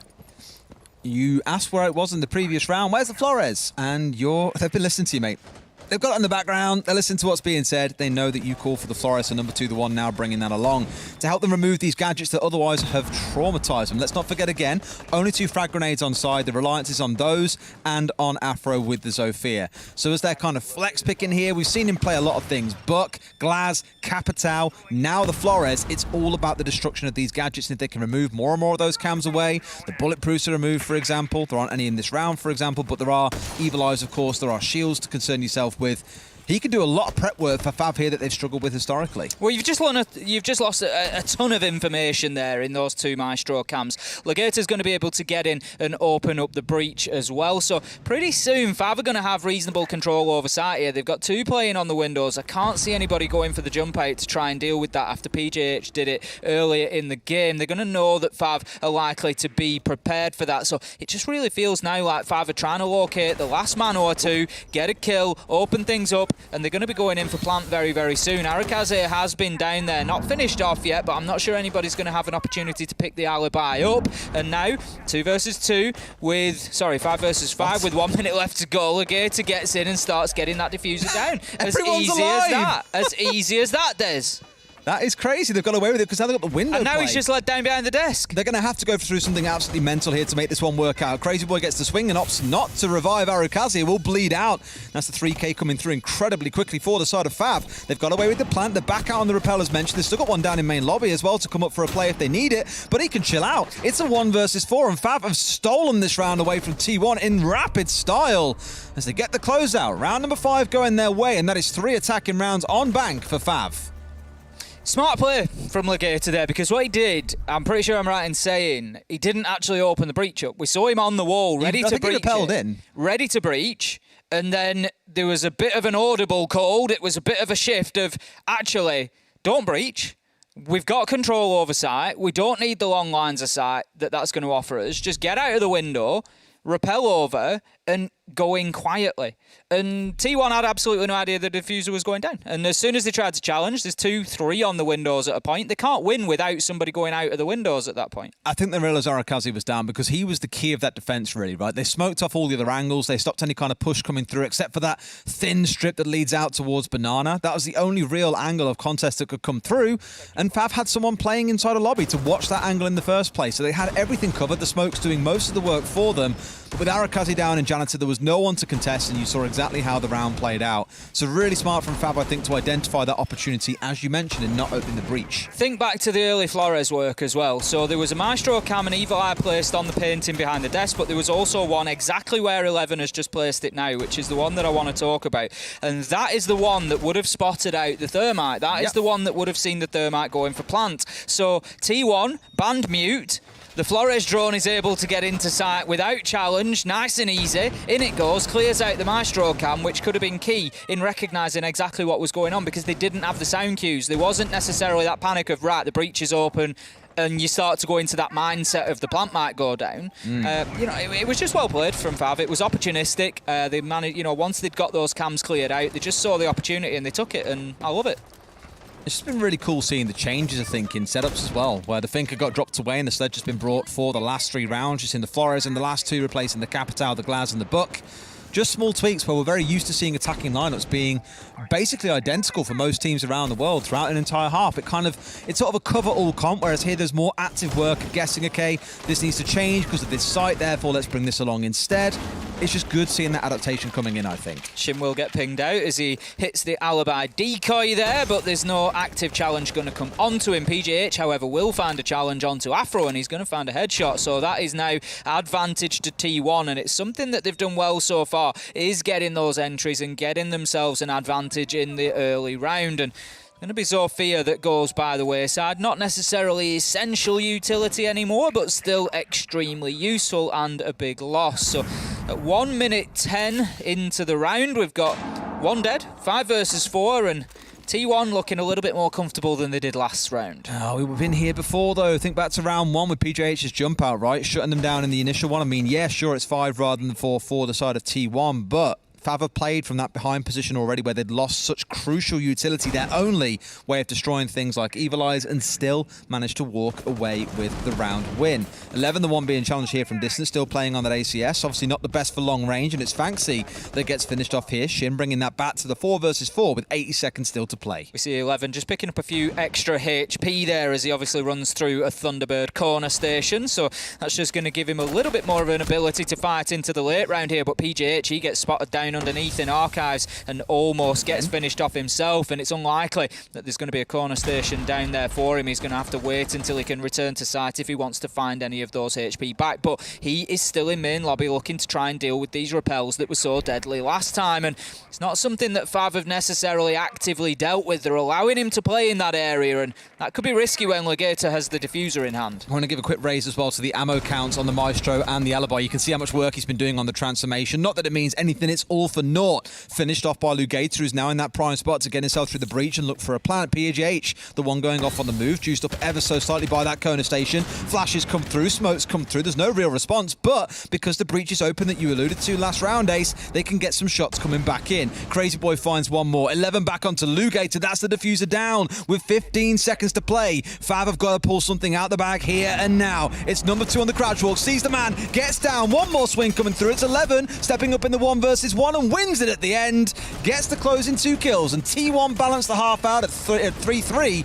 As now we get to see how they fare on their attack. Big round from 11 there, exactly what T1 needed just to try and level things up at the half and make sure that they weren't going in behind, because that would have been a tough fight to fight coming in here 4-2 down to Fav when Fav go onto the defence. So even Stevens so far, and a big round for PJH there as well. We can't discount that. As you said quite rightly, Des, he was the man that was just coming in and making that challenge onto the plant spot. And once you've got that breach open and the smoke comes down, you can just pepper bullets through there, because you know roughly that is where the push is going to be coming. That's where the defuse attempt is going to be coming down. And that's why they got away with it last time, because they didn't have those big key signals there shouting, "We're going for a plant now." You know, but this time around, they didn't have too much of an option. You don't get away with those things time after time. It's a one-time thing quite often. So heading into the second half then, Fav move on to the defence this time. They're going to go up to the top floor, and they will be straight away into CEO, which is the site we've just seen for the last couple.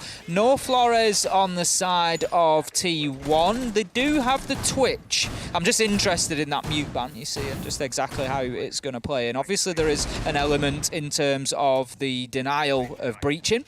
It is going to make it a little bit easier for them to breach, but number 2 has brought the bandit along, so that is still going to be in place. But they're going to have to be very actively aware of those Twitch drones coming in. Phil Evans not rocking the new wildcard skin. I'll be livid.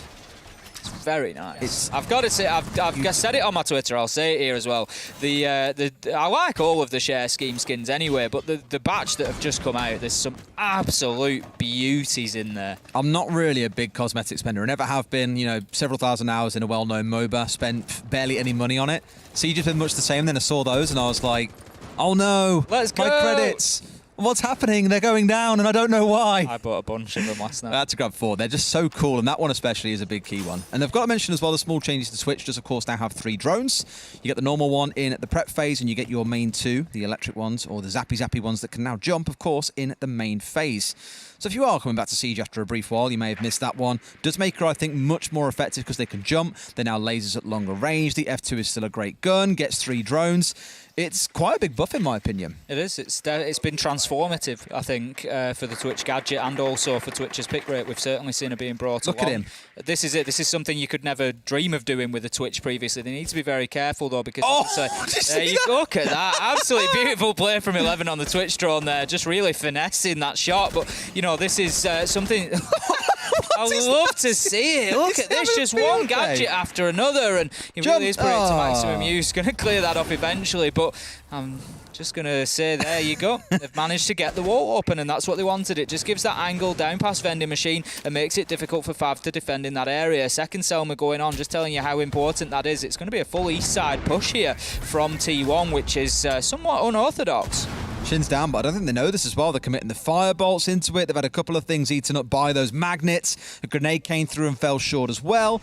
Number 2's kind of trying to bait him out here and say, look, be the bait for me. Let these guys push up and I'll try and find us a kill or 2 when they come for the push in. I think just about narrowly evades the man near the front side, but they know he's on banana. He's being pressured from deeper lobby, and the longer range one will come in. Crazy Boy on the window finds the kill, and that'll be enough to get them moving up towards the front of lobby here. 4 versus 3, for T1. Arakaze into the second in the round, and only Lugator and Afro stand with 50 seconds remaining against 4 players from T1. Oh, shot. I was going to say falling apart very quickly for Fav, but a big kill on the windows. Aggression from Lugator there to play right up against that barricade and manages to shut the man down, but he gets in turn traded out quite late there, but the headshot comes in nonetheless. Afro with an absolute beauty on the long angle onto Crazy Boy. He just rips him off the rappel. The diffuser is down, but it's not necessary that Afro's aware of this. He's going to take an awful lot of damage there. He's challenging on into sight, but 20 seconds left to go. There is no option for T1 to really get back to sight. They have sent somebody. 11 does have it in hand.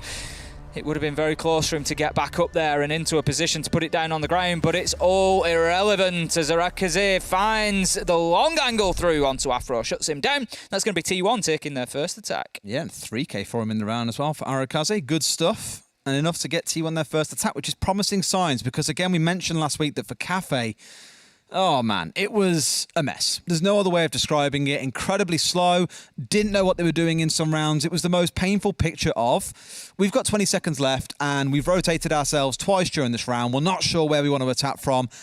Let's just run in and hope for the very best. And as you can imagine, that doesn't work out very well for most teams. This one, though, much more structured. Really good work from 11 to get rid of those bandit batteries on the double wall, enabling the Crazy Boy and Ace to get the angles down towards the long white corridor. And from there, they could do a little bit of work, and 2 left alive at the very end of the round. Let's see how things shape up on the downstairs, though, because generally top floor is considered the easier to attack. This one, a little bit harder.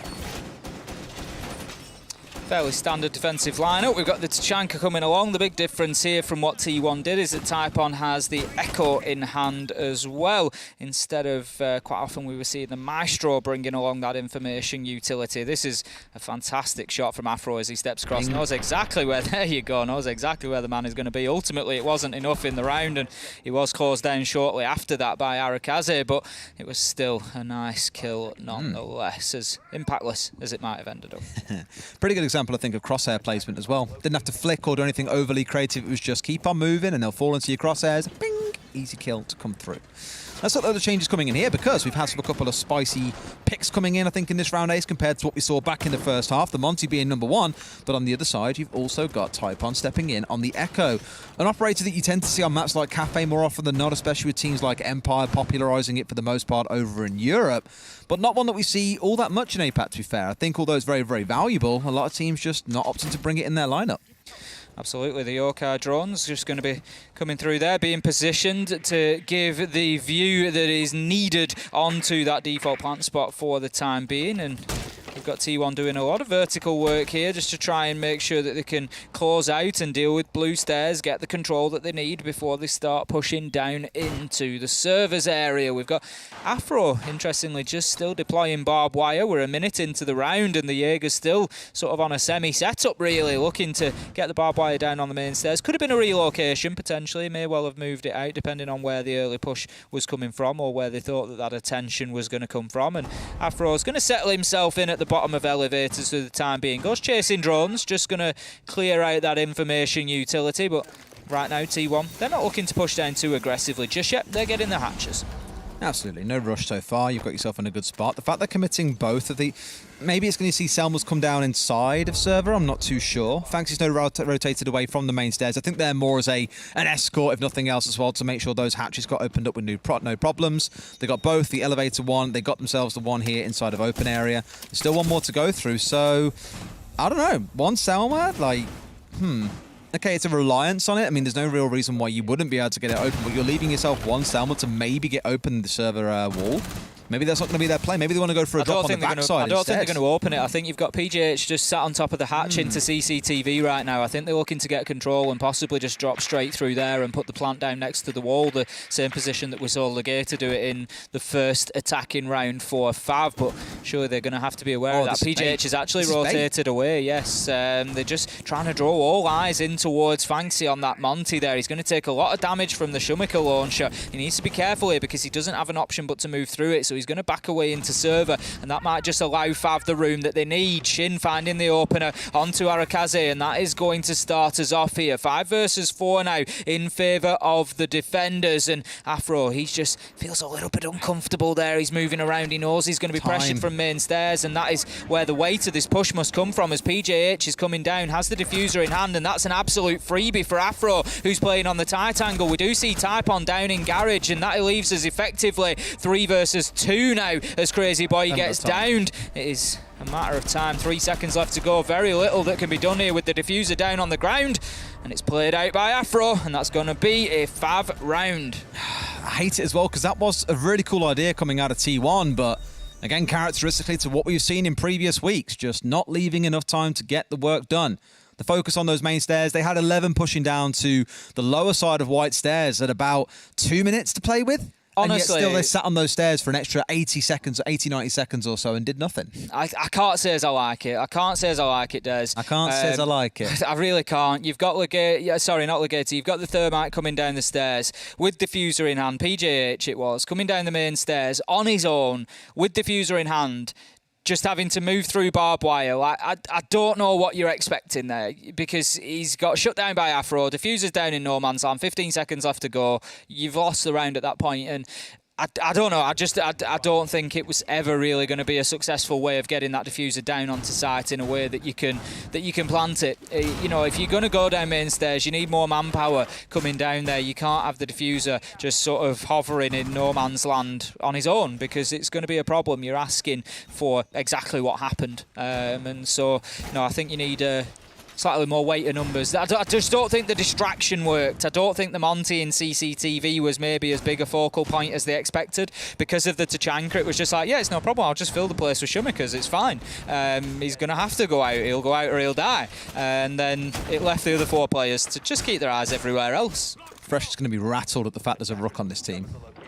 You know what he's like in our stack? He's like, I don't see the point of Rook. He's very angry about it. He is. He gets really upset about that. Absolutely fuming. Absolutely rattled. So many words to describe such an angry man. Let's see how this round shakes out, though. Zero stepping in. This is a pick that a few teams around the world have used at points. Never really consistently. I'd say like you lean towards Dark Zero. Mantis, back when they were known as Cloud9, had a stretch of using it for a while as well. But it hasn't really stuck. Teams have kind of veered away from it over time. Got a lot of information on both sides of the coin here. We've got PJH bringing along the Zero, which is not one that we see too often, but he's going to have those SAM cams that he can deploy in and around and just try to feed information into the attackers. But by contrast to that, we've also got the Valkyrie in a shape of Afro on the side of the defenders, using the black eye cams to just try and feed as much information into the defenders as possible. Now 11, that's a nice little cam there that's just going to cover off that main stairs and offer any information on any potential rotates there. 11 going going in with the Twitch drone again, proving his worth with that so far today. He'll take out a default cam, but Legator, more importantly, will take out the sledge of Arakaze. Struggle to say that name quickly. Arakaze. Arakaze. Yeah. Break it down into 3 syllables. It's only when I say it quickly. Or 4. Just don't come out. Right? Yeah. We'll get there with it. We will. The Gun 6 popping open that castle that was currently holding out towards the kitchen side of things.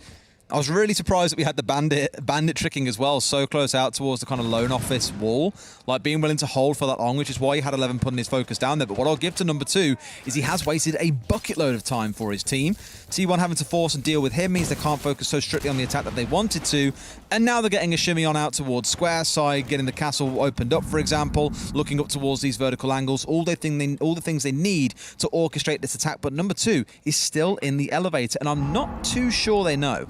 Thanks for feeding information back onto exactly what's happening inside of open area there. But fortunately for T1, they do have the utility that they need to get the vertical angles. Having lost the sledge of Arakaze early in the round, it could have been a lot worse than it was, but Taipon steps out and gets the kill onto PJH, and once again, Des, that diffuser is down in no man's land. It's starting to pain me. You can't keep dropping it in locations where it's difficult for your team to go and retrieve it. 11 taking serious damage there. He's actually on the DMR of Twitch rather than the F2, which will disappoint you, Des. You won't be seeing the wildcard skin on there. It is on the F2. The final kills come in. Afro, Legator, they close out the last men on the cafeteria door, and Fav, they've looked a lot more comfortable in the last couple of rounds. T1 just seem to be losing their focus a little bit here. I think that's the best way to describe it, right? They knew about the bandit. There was never really any press. They thought, I guess we just leave this cam here and watch if he tries to rotate back in sight, and that'll be enough. But you mentioned about the diffuser going down in these places where it really shouldn't be and left isolated. This is the sort of stuff we refer to when we talk about teams like T1, like Talon, these lower ranking teams, especially the Korean teams, it feels like, just kind of petering out on the attack. It never really hits that big epic boom in the final 30 seconds like you saw from Fav back in the first half with constant smoke executes coming out. For T1, you just don't see that in the final 60 seconds or so, and it's leading to a lot of lost rounds. They've now fouled behind Fav. It's 5-4 to the Japanese team, and you could easily see them cruising forward to a victory here. You said it back last week, and you said, we're going to see it again today. T1 on the attack. They didn't have really a coherent attack last week, and I think that's the word here. It's coherence. It's what are you doing? What, and I don't mean, I know that sounds quite flippant when I've said it, but I don't mean it in that way. What I mean is, as a team, what is your focus? Where is the point that this diffuser's going down, and how are you going to gain control of that area? Whereas it feels for T1 over the last couple of rounds like you've got a man over here, a couple of men over there, you've got the diffuser coming in somewhere else, and everybody just seems to be playing a little bit disconnected from each other. And what it's doing is leaving them in situations where the diffuser is just down in no man's land, and they can't really go and retrieve it because there was nobody there to play off that death, to impact on it, to trade from it. And so I think, yes, that's something that T1 need to be working on here, is the coherence of the attacks and the way that they're working together as an attacking unit. I get the intent as well of Fanks. He's doing the same thing again, right? He's kind of being the bait for his team, but here actually followed in by 2 or 3 players, and they've hit them hard on the rush in. A kill very early on. Lugator, the one being that's falling, and PJH hesitating slightly, but they can get this plant down. The wall is indeed soft, but all of Fav have been caught completely unawares. Afro's on the downstairs. 2 or 3 are far out towards the side. Arakaze holding the flank, and they get the plant down. Fav just not prepared for the rush, and a good adaptation coming out of T1 so far. Interestingly, Des, as I said it, T1 come into a round with a clear focus of where the diffuser's going down, when it's going down, and who is going to support it. And all 3 of them push into sight, confidently get the kill that they need, 11 opening it up for them, and then they're able to get that diffuser down. And it doesn't get lost somewhere. They've got the cover that they need. It was much better worked. You're not always going to get away with a rush. Of course not. Fab are going to be ready for it in, in consecutive rounds, but ultimately that was better from T1 because there was a focus at least. It was all working together to get that diffuser into one place. We know where it's going, we know where it's going down. I felt like they had that idea there, which I don't think they did in the previous rounds. No. Well, it didn't look like they did. I'm sure they did, but it just didn't come across that way. What I will give is when there's no stiff resistance, it is easy for it to look simple, right? Like, open the wall, crouch walk your way in, plant, You got the Monty providing cover as well. And as mentioned, 4 members of FAV were nowhere to be seen. They had 3 out towards the west. They had Afro down in basement. Just no one around the site itself for any kind of denial play coming out. So good enough on T1 side to identify that. But for FAV, they'll chalk that down as okay, look, we just got caught with our pants down there. We didn't expect that. It's caught us. Let's not let it happen again. So we'll see where we step to in the next round. I love that T1 have taken the opportunity to do that. There's obviously been information come in for them that has just said, look, site's free. You know, we can get into staff room. There's nobody in there to challenge us. Let's just get in there and do this. And I love that they've made that call. I love that they've gone together. They've used everything has come together well there. And I like to see it for T1. You know, I've been critical of them over the 2 attacking rounds previous to that, and I like to see that they've got it in the locker because this T1 side is becoming more and more competitive. We're at 5-all now, and this isn't the first week that we're at 5-all. They're getting more competitive. They're not that team that's getting rolled over 7-1 every week now, and I prefer to see that. I want everybody in the league to be competitive. The big fear, of course, for T1 is that it's come too little, too late. Yes. They are basically guaranteed to be in a fight for relegations. However, that doesn't mean you shouldn't be using Stage 3 to prep yourself for Absolutely. that. You know you've got to have that war, but you can still survive and have that fight against. I think it's I want to say it's the number 1 seed from Japan, the number 2 from Korea fight it out, and the winner of that game faces off against whoever's in 8th place, and then it's the reverse, whoever fights off against 7th place. So it's quite clear-cut this time around as to how things are going to play out, but I am liking the improvements I've seen from them so far in this season. My only concern is you've got some big teams potentially waiting for them in those lower leagues. Looking towards the team whose name I've already forgot, Sengoku Gaming from Japan. They are looking phenomenal, 2nd rate in the Japanese league. I would be a little bit nervous about it if I was T1, but this is why you've got these weeks to start getting it right. Oh, it's an extremely competitive national scene, as you say. Those relegation matches for APAC North, particularly, I think are going to be some of the toughest in the world. Honestly, going into, you know, I think they really are for the tier 1 teams that are going to have to play them. I think they are going to have some of the biggest challenges going in there. So yeah, it's not going to be easy for T1. And as you say, it is nice to see that they're starting to find a little bit of a stride. They just need to try and find a more consistent approach to their attacks, whereby they're working together as one unit, 5 fingers, 1 hand, and coming together and not losing that diffuser in bad areas. 11's breaking my heart. DMR every single round. I was like, you just want to see that wild. I just want to see he's got the skin. I mean, fair enough. Black Eye's cool too, but is it the wildcard skin? No. That's what I want to see. Let's see how this one shapes up, though. Echo and the Chanka back on side, so all about that more late-round denial focus coming in for them. The Smoke also stepping up on side, with the Aruni kind of doubling up as that utility denial alongside the Jaeger rather than something like a Wamai. Other side, still seeing T1 lean very heavily on the Monty. Worth mentioning the time that it has worked has been when players have played around it. They're not leaving him as a solo flanker because it's like you can keep half an eye on him. You know that he's not a super strong threat. He will feed information back and forth, but your fear has to be when there's a player following him behind him. Last round was the first time that T1 did that, so we'll see if they double down on it again or if he'll go back to being this solo bolo roamer. 11 once again on the Twitch drone. We've seen him putting this to great use. I've commented on it a couple of times. He's certainly using the new functionality with the jumping and the longer distance laser shooting, and he's clearing out a lot of utility for his team. And T1 just taking full advantage of the fact that those mute jammers are not present to prevent it from being denied, but Fav able to get the shot onto it this time and clear it off the main stairs. Now, once again, the pressure seems to be coming towards the hatches. PJH is going to open one up. I'm not sure if he's going to get downstairs to open that CCTV wall or not. The 2 Selmas go on to the smaller rooms hatch, and that's going to be the direct access into site for Fanksy potentially. He's got diffuser in hand, but this time, yes, they are opening CCTV. And Des, look at what they're doing. T1, they're all working together. They're pushing down blue stairs. They've got control of server. They've got the wall open. They are in a much better position. They don't have, for example, this time the diffuser pushing down main stairs on its own. It's all there. It's ready. The pieces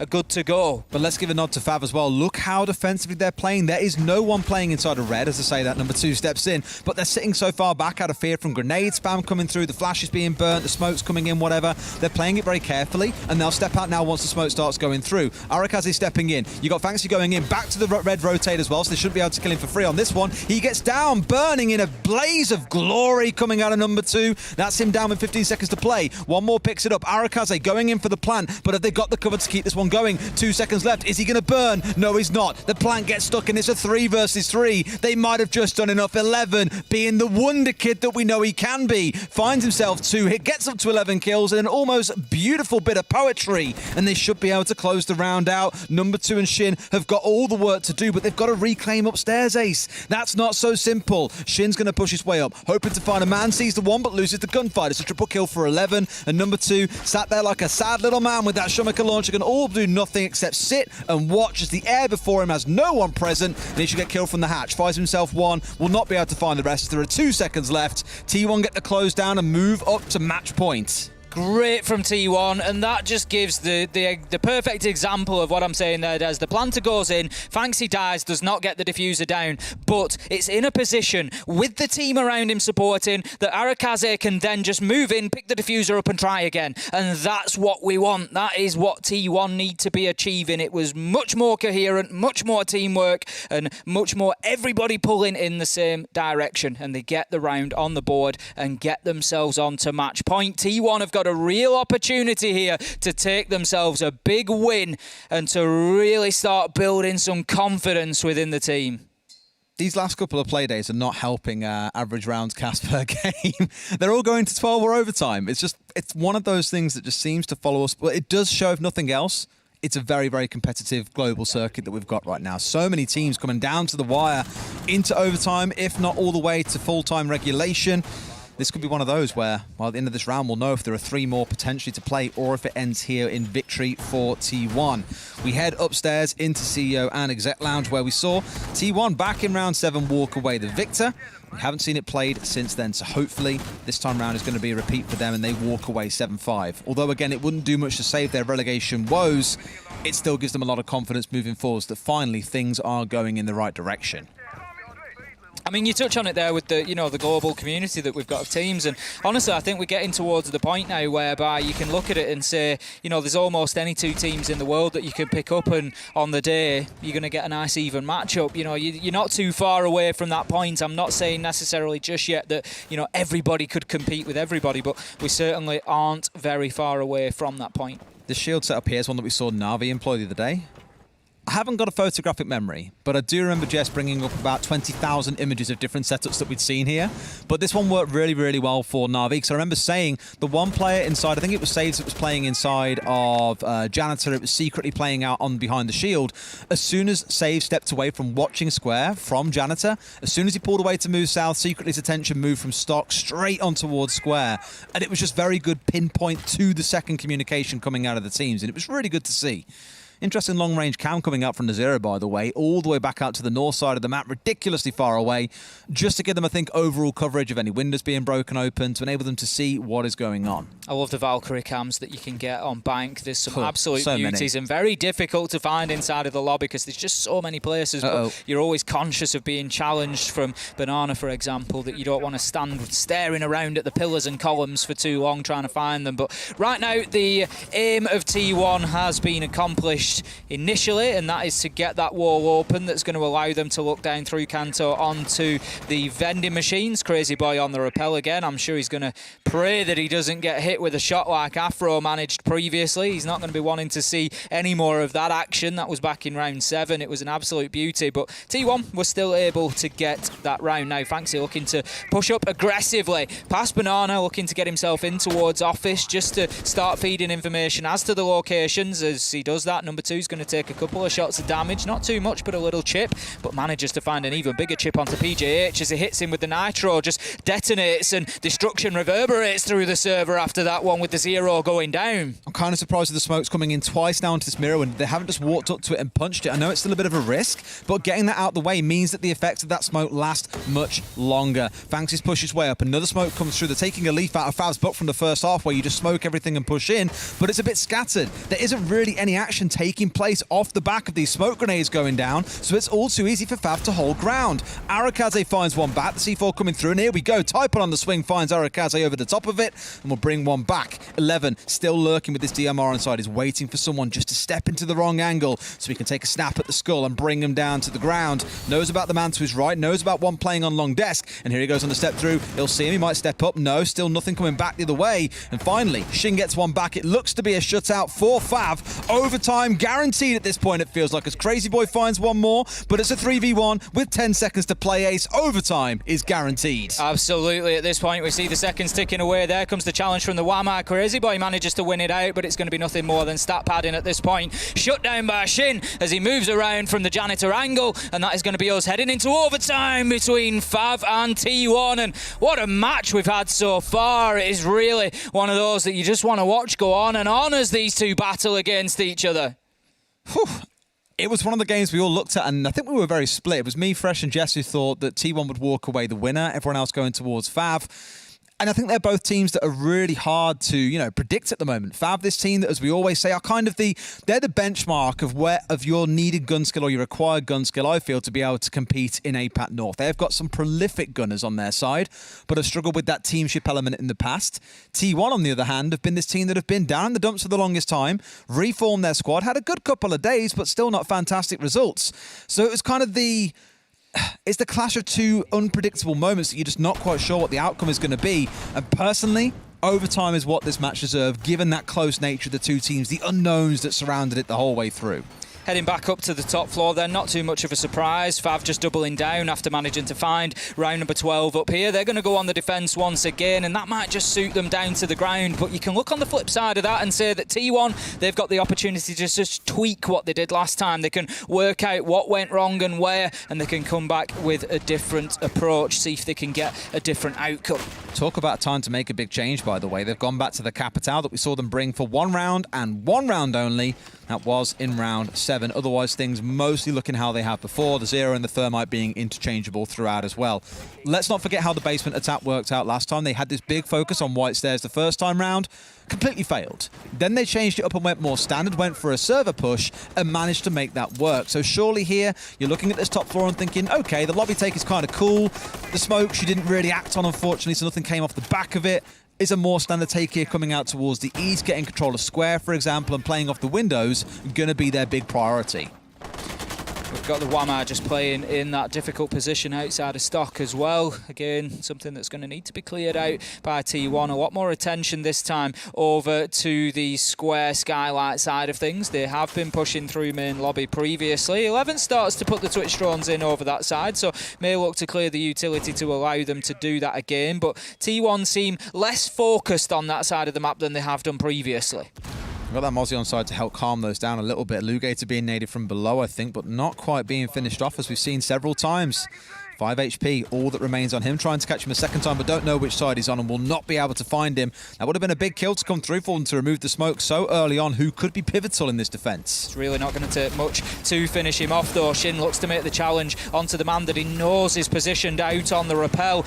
Likely to be Crazy Boy again, and this time he finds a beautiful headshot to open things up onto Shin, and this is not starting to go Fav's way. 1.5 minutes through the round. We are at the halfway mark, and the advantage lies with T1 at the moment. The only thing they don't have, Des, is much presence inside of the map right now. They're starting to work on that. Now they've got that long angle down the corridor. It restricts the defenders massively. They can't easily rotate through unless, of course, you're Clash and you've got a wonderful bulletproof shield in front of your face. But Fanksy might be changing that here, looking to push his way up towards the White Stairs and work his way forwards. 11, smoke coming out, and now looking to march his own way forwards. And look at where Typon's got to. Like, he's pulled himself back out towards Square here. They are too scared of playing in that white corridor right now, it feels like, and have said, let's get ourselves back. Fanksy on a big flank, though. He's coming up towards Square. If he hits them on the flank here and gets a couple of kills, that could be huge. But it's APACL to strike. A 5 versus 2 for T1. 50 seconds to play. Surely Fav don't stop this. The Gator well aware of the potential flank there, but on such low health, he just can't make too many challenges, and that's exactly why. Shut down by Fanksy on the slow peek around the janitor door. He's going to get himself the kill, and T1, they get themselves the attacking round that might just push them towards a win here on Bank. Still a mostly same take as well, coming in from the west side. Just a bit more onus to press forward and be aggressive, I think. A bit more window play, a little more variety to keep the side of Fav guessing. Now they get to go onto the attack, and the site choice for T1 is going to be Teller's Archives. We saw this back in round 9. It was a Fav win coming off the back of that, so I'm a little bit nervous. But if T1 have shown us anything throughout this map, first time they try something, it fails. Second time they try it, they make it work. The adaptation has been good. As I've said, we've seen that, with their attacks as a whole as well. The first couple, for me, a little bit disjointed, but then, no, we started to get it working. They found the glue, they got it all stuck together, and they started to make things happen, just as we've seen in that last round there. So once again, it is advantage T1, and once again, they have got that opportunity to put a big win on the board. It's not going to save them from relegation. That's not something they can do at this point, but confidence-wise, team mentality, wise, winning is a habit, and what better habit to get into when you are heading into a relegation battle at the end of the stage. So T1, they will be looking for absolute certain to get this one over the line, and just to spoil the party as well. That's what this is about. These are competitive players, competitive teams, and they want to win every minute of every round that they're in. Sorry, I should have looked back at my stats a little bit better then, to be fair. It was Fav, who were on the defence of this site, on attack of this site back in round number 3, not round number 9. That was when we saw T1 on the attack. And round number 3 also went the way of T1, so they have already won this one. From Fav, it was a little bit slow. They lost 2 on their initial push. It was the 2 versus 4 that did go down to a 3 versus 1, but ultimately quite decisive coming out for T1 overall. So the owner's adaptation comes onto Fav, and they're the ones here who said, right, forget about playing the book that we had before, bring out the Flores that worked so well for us in rounds 5 and 6, and we saw that adaptation, right? They had 2 nades throughout most of their attack in half, and once they bought the Flores, they had plenty more options to remove things like the Evil Eyes, the Bulletproofs, the shields that we spoke about before.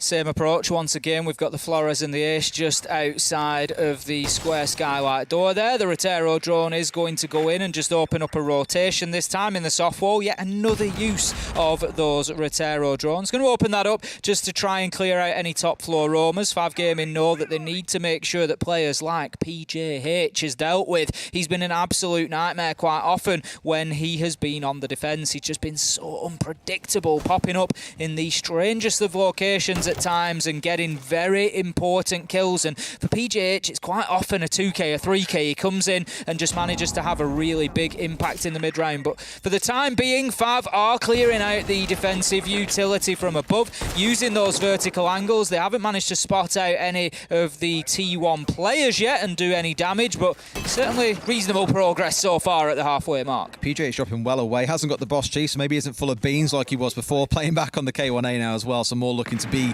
in those longer range engagements, I would imagine, than looking to rock up close with the Boss G on the roam. Wasn't on the top floor when Fav came pushing in, so they took control of that pretty fast inside 60 seconds. They see the man, and this is the problem. You give them this free control, they open up so much of the vertical space, you're basically forced to step off site, and that is when Fav can set up this pincer and wait for you to step into their waiting arms. Just looking to hold the angles now, Fav, onto that door. PJH, as I say, he can just pop up in the most unpredictable of spots, Des, and he's behind the desk. Look at the trigger discipline. He just waits for his moment, almost misses his shots. Shut down. Unfortunate for PJH there that Typon didn't follow Legator over the desk. That's what he was hoping for, but it didn't happen. But nonetheless, Des, he took the thermite down. I don't know, Typon, he doesn't have any Selma charges left, so there is no hard breach left available for this team. They're going to have to go through single doors if they want to get in and get the diffuser down. Arakaze from the main stairs gets a kill onto Typon and drops the diffuser down. That's 3 versus 2 though, as Shin, he manages to just bring that advantage back in the favour of Fav. Can they do this one? Oh, Shin again! 3k in the round! Massive round coming in. RX for Arakaze on the rotate. Do they know? Is there a flank drone? There's the bleepers that are going to give it away as to where he is. He pushes in, sees the man in the plank going down, but the cover is there. Shin with a colossal 4k in round 14 to make this go all the way to 15, Ace. Not like us, Des. Not at all. Not like us to see round 15 at all, is it? I mean, what I love about this game the most is that the entire talent team will be sweating their predictions right now, because we've gone in both directions and we've now come down to 7 apiece. Final round of overtime, and after the last 2, who's going to win this? I've no idea. T1 have a great round 13, Fav have a great round 14. All bets are off right now. There was a game, I want to say it was G2 Kavana that went all the way through in extra time, and we were like, It's hard to be smug about a prediction that goes all the way to 15. It comes that close down to one round. Toss of a coin. Yeah, that's exactly it. Flip a coin and you'll see what walks away as the winning outcome. But again, I've got to stress, what a huge round coming out of Shin. A player that we wouldn't normally celebrate. We're normally talking about Afro. Number 2, they're the players that are always at the top of our minds and normally the leaderboard. But rounds like that, massive clutch ones, is exactly what you want to see. The same as Al back in round 1, it was all down to Taipon doing hard work for them. Some really big rounds coming out of players on the side of Fav. Certainly was, and this last round, it's going to take some big players. It's going to take some big performances. It's going to take some big nerves from one of these. I love the timeout just before the last round as well, because it means you might get a spicy choice or two coming out. It piles the tension on. Oh, you get to have a good chat, and you never know if you're going to get... Slows it down. It's like taking a penalty in football. Which way do you go? Left, right, centre? It is. It's that the timeout before the last round is that moment where a player's walking from the halfway line up to the goal to take that shot. It's that moment, isn't it? It's that tension, that pressure. And Des, knock. Who's there? Knock. Fantastic. What I love about this is that's their guess and gamble that Fav are going to 6-pick in something like the Echo. They've done that in Garage a couple of times already throughout the game and just think, well, they rely so heavily on the information coming out of someone sat on a bulletproof cam, of someone playing in behind the Yokais and the Evil Eyes, let's not forget, that let's see if this nut can really do some work. PJH is the man we have followed all game long, playing on that vigil, seeing what kind of terrors and horrors he can bring out. Here, it's definitely a gamble. It's a very similar style, of course, the same gadget, hides away from cameras unless sprinting, in which case you see a little bit of distortion where the knock is. But with those 2 nades on side, he could spell disaster for this Fav side. PJH, honestly, the more this game goes on, Des, the more this stage goes on, I am becoming a huge fan of PJH. If you could have picked one player out of all 10 in this lobby that was going to bring a little bit of an outside pick like knock in the final round of overtime, it would have been PJH, and I love that we're seeing it out of him. Let's see if he can just put that to work and get the round over the line and the match over the line for T1, because it's going to take a big effort from somebody.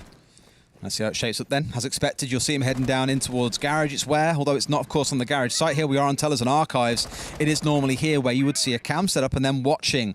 Now, they should have an idea this is coming at some point. They should see that his Hell presence runs out. Will have a chance to hide away and tuck himself in and go for the recharge. He's got the drone in downstairs in case someone is lurking and they've spotted the drone out. So they know something is afoot. They're just not quite sure it's going to be a knock. Do they know what? That is the question. PJH, he's just creeping up. Oh, this is clever. The double barricade is going to prevent him from moving in sneakily, but no, he's going to just prone and move underneath. Is he going to get him? Afro, he's there ready to make the challenge. Oh! He sees him! A knock like this, PJH, that is not going to work. He gets shut down on the main stairs. Oh, stop it, you. I love it, but that's what Fav want as well. The 5 versus 4. The man, the wild card, the difference maker, taken off the board, and now it falls to the likes of 11, Crazy Boy, Arakaze, all 3 having fantastic games at different points throughout this one. They're going to have to clutch it out and do something special in these final 90 seconds. But we've seen T1 stall out on the attack so many times that clock runs down to 0. They've still got so much work to do even here. And I'm wondering, can they do it against this army of 5 on the side of Fav? Diffuser has been left down. Don't worry about that too much. It's been left outside. It's not being dropped somewhere random. It's not been dropped. It's been left purposefully, but it needs to be collected. That's something else to remember. It's just another piece in the puzzle. They can't push onto site until they go back out there. It's another 5-10 seconds of a job to do that, so they just need to be very aware of that. No kills coming in as of yet for T1. Fav able to keep themselves pretty safe at the moment inside of site, keeping it locked down and just not really giving T1 any opportunity to spread their wings to breathe any real life into this round. I'll give them this one. They were on lockers earlier on. They played really far back and played passively. You've got to hit that. You've got to hit that. Banksy might have just thrown that one away because that was the pick they so sorely needed. 30 seconds to play in the 5 versus 3. It's looking dire for T1. But I mentioned these 3 players earlier on. 11, Crazy Boy, Arakaze. They're the 3 that can make something happen. But against all 5, I'm not so convinced. It's 11 with a long angle. They're looking out towards lobby to try and push in here and make something happen.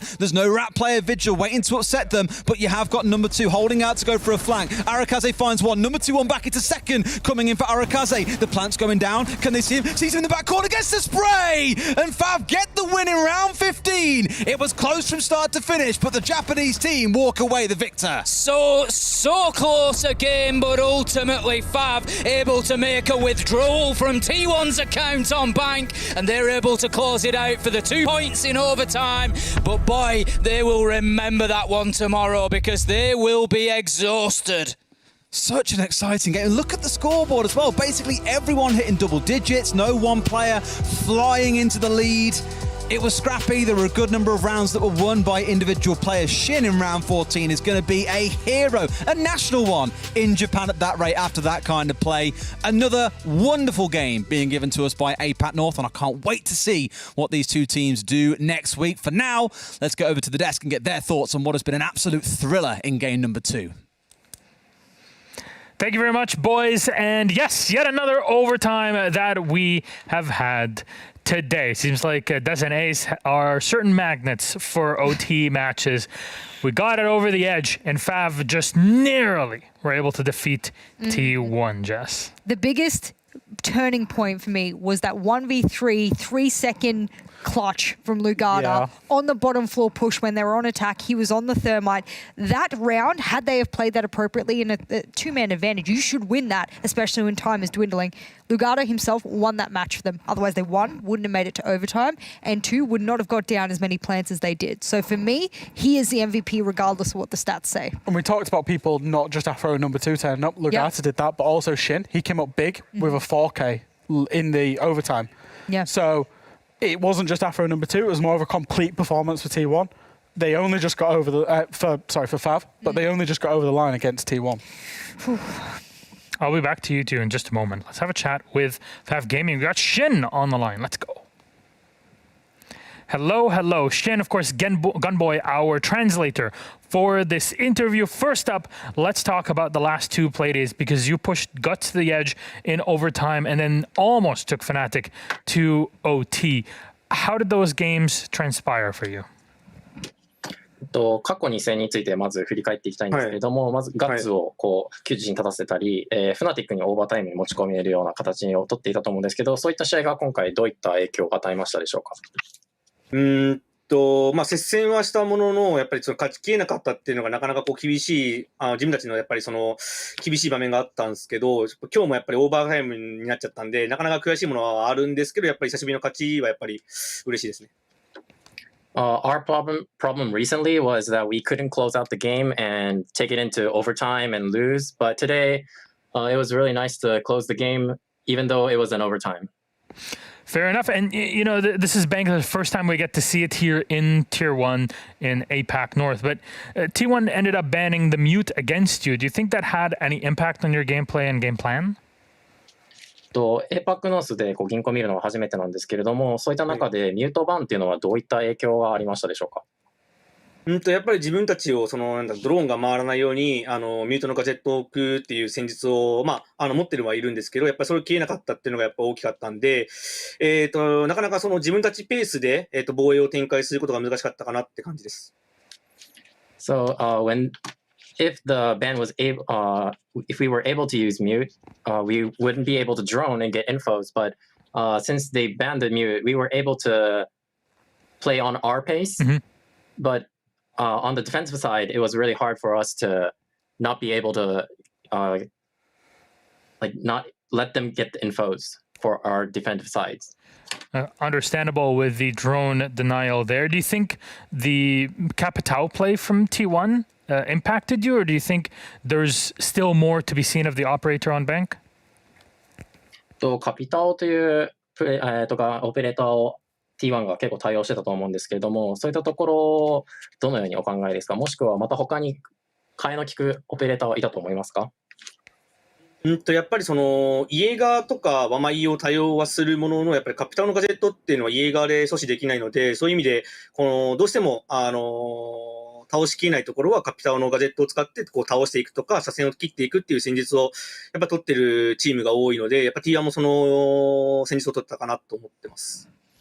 So T1 maybe had tactics using Capitao's Firebolt to be able to kill people that are in corners but because Jaeger doesn't defend the capital bullets, so they were kind of on the side of using that to move people and kill people. Fair enough. And finally, your general idea on the rework and because you've been around and competing for so long in APAC and even internationally, what do you think this new bank offers in terms of site rotations for you as FAV Gaming?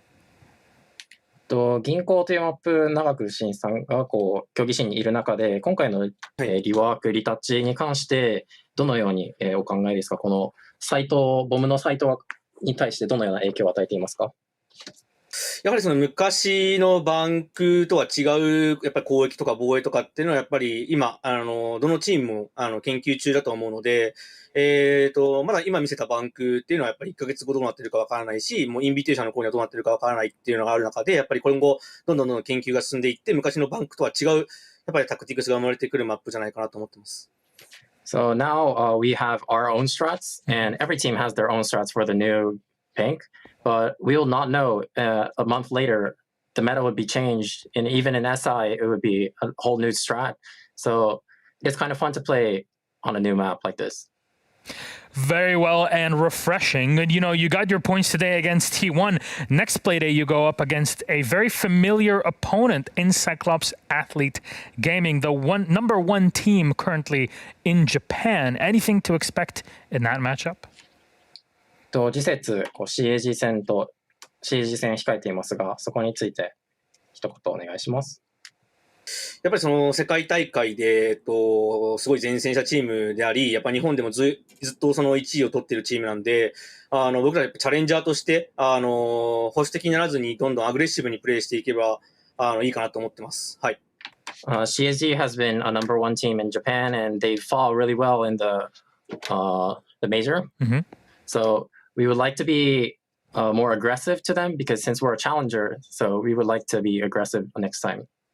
All right, there are a lot of surprises I cannot wait to see. Until then, Shin, Gunboy, thank you so very much. Congratulations on your victory, Shin. For all the fans out there, tune in. The last game of next Wednesday, September 29th. It's FAV versus Cyclops Athlete Gaming. Two big Japanese teams, the biggest right now. And we can't wait to see how that game goes through. Until then, Shin, arigatou gozaimasu. And we'll see you then. Sayonara. Thank you.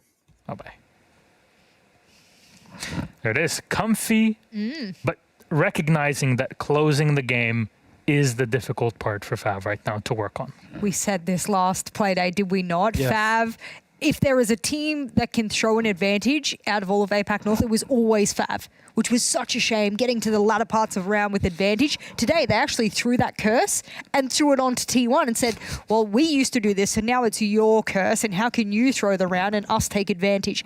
That was great. Mind you, I think the curse actually didn't come from FAV this time. The curse came from themselves, running a whole host of different weapons. That was actually the most diverse game I've seen weaponry-wise. We saw Boschty ACOG, we saw DMRs, we saw all of the alternate weapons that you would usually not see on players, but the match summary comes up, and I mean, there were just so many players stepping up on both rosters, hence the max OT. And look at this. This is a complete performance from FAV. They are all near enough over 100 EPP.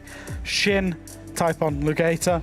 Yep. That's what I wanted from them. That's what they delivered, and they delivered a win off the back of that. Oh, I said Lugata might be my MVP regardless of what the screen says, but he actually did snag it out in the end. His round on bottom floor, I probably won't ever forget, because I did say on his very first debut day on Chalet when he played the Kaid, it was one of the most impressive game sense and mechanical skilled players on that map the entire day that I'd watched it. So he was very impressive. I hadn't heard his name before, but I'm glad I'm hearing it now. I think this was a very balanced game, considering where we're expecting we're expecting T1 are obviously in relegations. We're expecting FAV, they're in a race with Talon for it as well. And I feel like this is the level of these teams, but obviously FAV came out on top. But I'd just like to quickly mention, T1 have to be the most exciting team in this league. They are so good to watch. The Boss GA, COG. Yes, 11 hours hitting the DMR. I mean, that was loud. That weapon is loud. I saw the ACS as well, which happens to be the Spud gun from Alibi and Maestro. They were running it on the Maestro. So, I mean, a plethora of weaponry used today, which we don't always see. Diversity's fun. And also the attack strategy, right? The top floor to go from lobby side and using the Monty, pushing upstairs. That's not what we're kind of akin to seeing. It's not what we did see in EU. Correct. Really nice strategies, different ways of playing the game. I really enjoy watching T1, even though they lost. The Monty clonking up his way through into CEO. He was sprinting at some points, I will say. It scares you how many times you're hitting. You're like, clonk, clonk, clonk, clonk. The Monty's running towards you. You don't know what he's going to do. Before we finish off the desk, though, answering the pre-desk question, will Bank be an attacking-sided map here in APAC North the same way that it is considerably so in EU? Guess what? They had the exact same rounds on attack as they did on defense, so we are even Steven for the moment. We'll need more APAC North teams to play this map. That's a threat. Play it, please. I need more stats. I need bigger sample size for the desk. We want to see what APAC North has to show on it. Yep. There's still a lot more to explore and more for us to talk about in the future for this. I said that next Playday, Fav goes up against Cyclops. Will Cyclops have a match of their own? It is time for our match of the day. Cyclops versus Guts Gaming. All Japanese, all Nihon for this. That'll be after the break.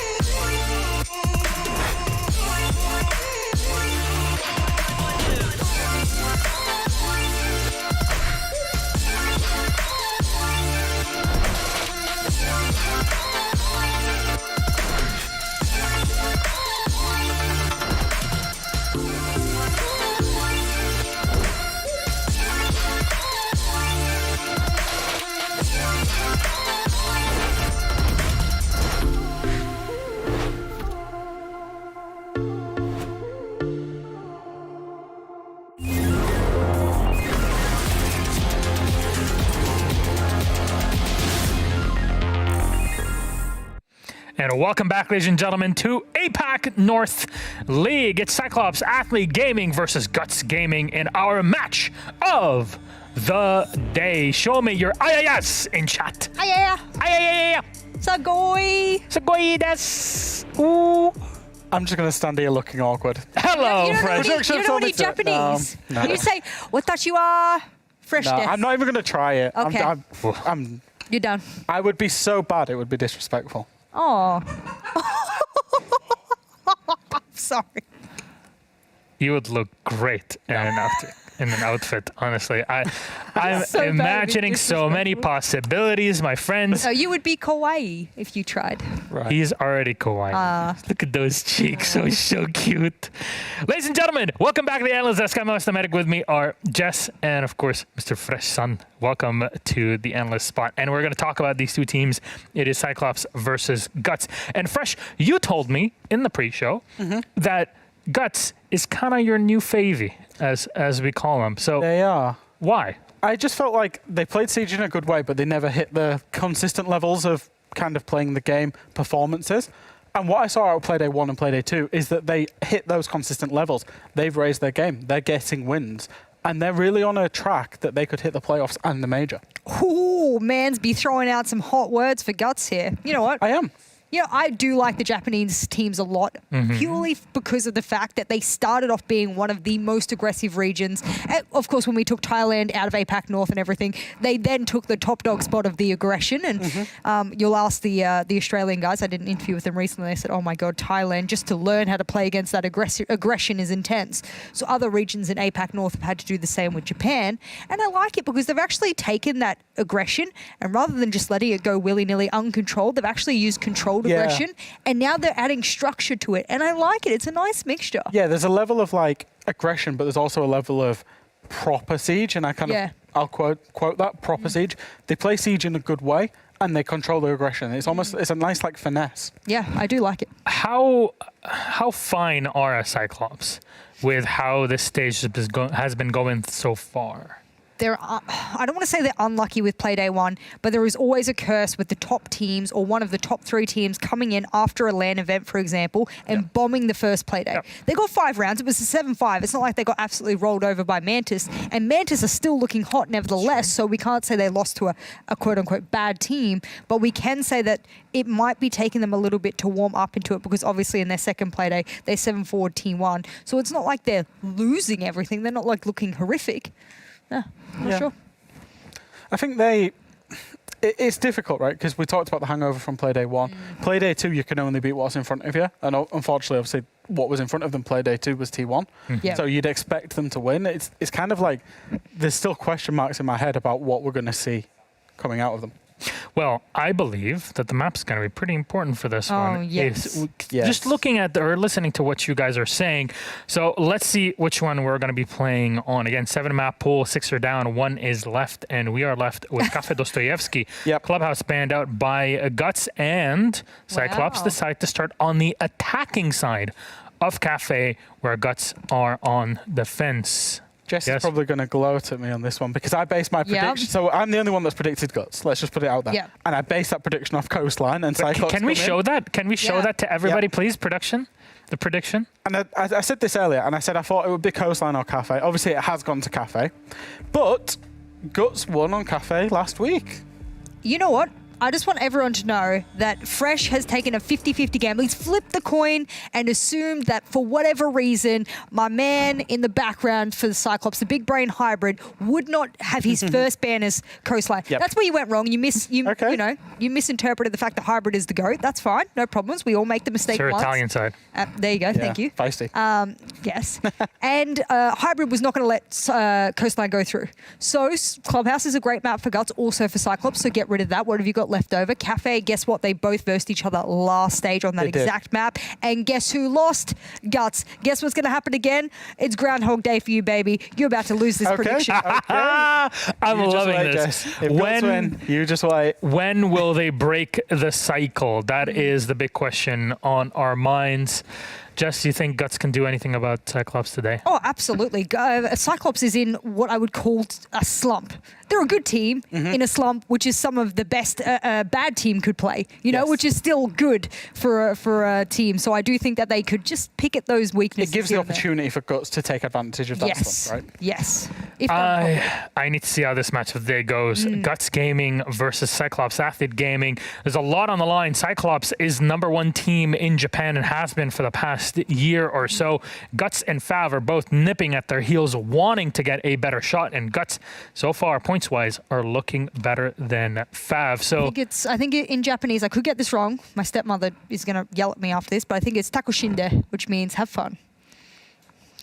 All right. I hope it's right. So Guts versus CAG, ladies and gentlemen, it's time for the word itself. Hajime, on to you. Happenem. Thank you very much, Miloš. I still had to do that once, so I'm going to get it over to you. But yes, we are going to try and do our best to get some anime references in with Emily-san. Sugoi! Let's get into the map. Cafe Dostoyevsky is going to be coming up next, and you might be wondering, we don't really watch anime. No. So it's a bit more difficult. So they started going off on some weeb stuff on the other desk. Hap and I We did our research. We did our research in that Hap typed in anime openings. Literally typed in anime openings, and then none of it got was all kind of animes that I've never watched before. Well, Probably yeah, if we haven't watched any animes. Yeah, so probably if I would have given the sentences, Jess would have understood it because she's literally watched every single one I've done. On the world. That hurt my throat. Yeah, I understand. You're gonna get a lot of people that are wanting more from that. It's very ubu as a. I'm never doing that on broadcast again. That was it. That's done. You're lucky Bartosz isn't watching right now. We're done. 'Cause otherwise, He's not allowed. He's banned. He's banned from APAC. Banned. He's just banned in general. No, he's not. Bartosz is not banned. He's free to do whatever he pleases, unfortunately for us. Hey, look at this. We're in a game. We're in a game of Rainbow Six, Cafe Dostoevsky, which is a great Cyclops map, a very fun Cyclops map, and they prove it every single time they play, regardless of the opponents that they're up against. Monty, Nomad, Goyo. First three removals, pretty standard removals. Pretty standard. Yep. Get out of here. Talking of anime, we won't see the new Vector anime skin, at least on Goyo. There's always the opportunity for the mirror. Might see on Mirror. You know? Might see on Mirror. See if we get to see that skin.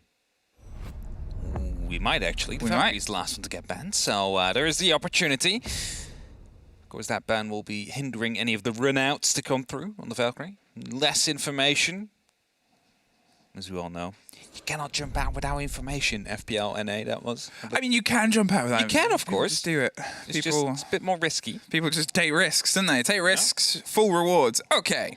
Cyclops starting on their attack here. Guts, they have a test in front of them. They have a pretty tricky day, and they've got to try and pull some precious points, especially with some of the results going the way that they have. They have a chance to put some distance, to get themselves dug higher up the board with a little bit more confidence beneath them. A fuse from the hands of Gatorada as a 6th pick bait there, away from the sledge.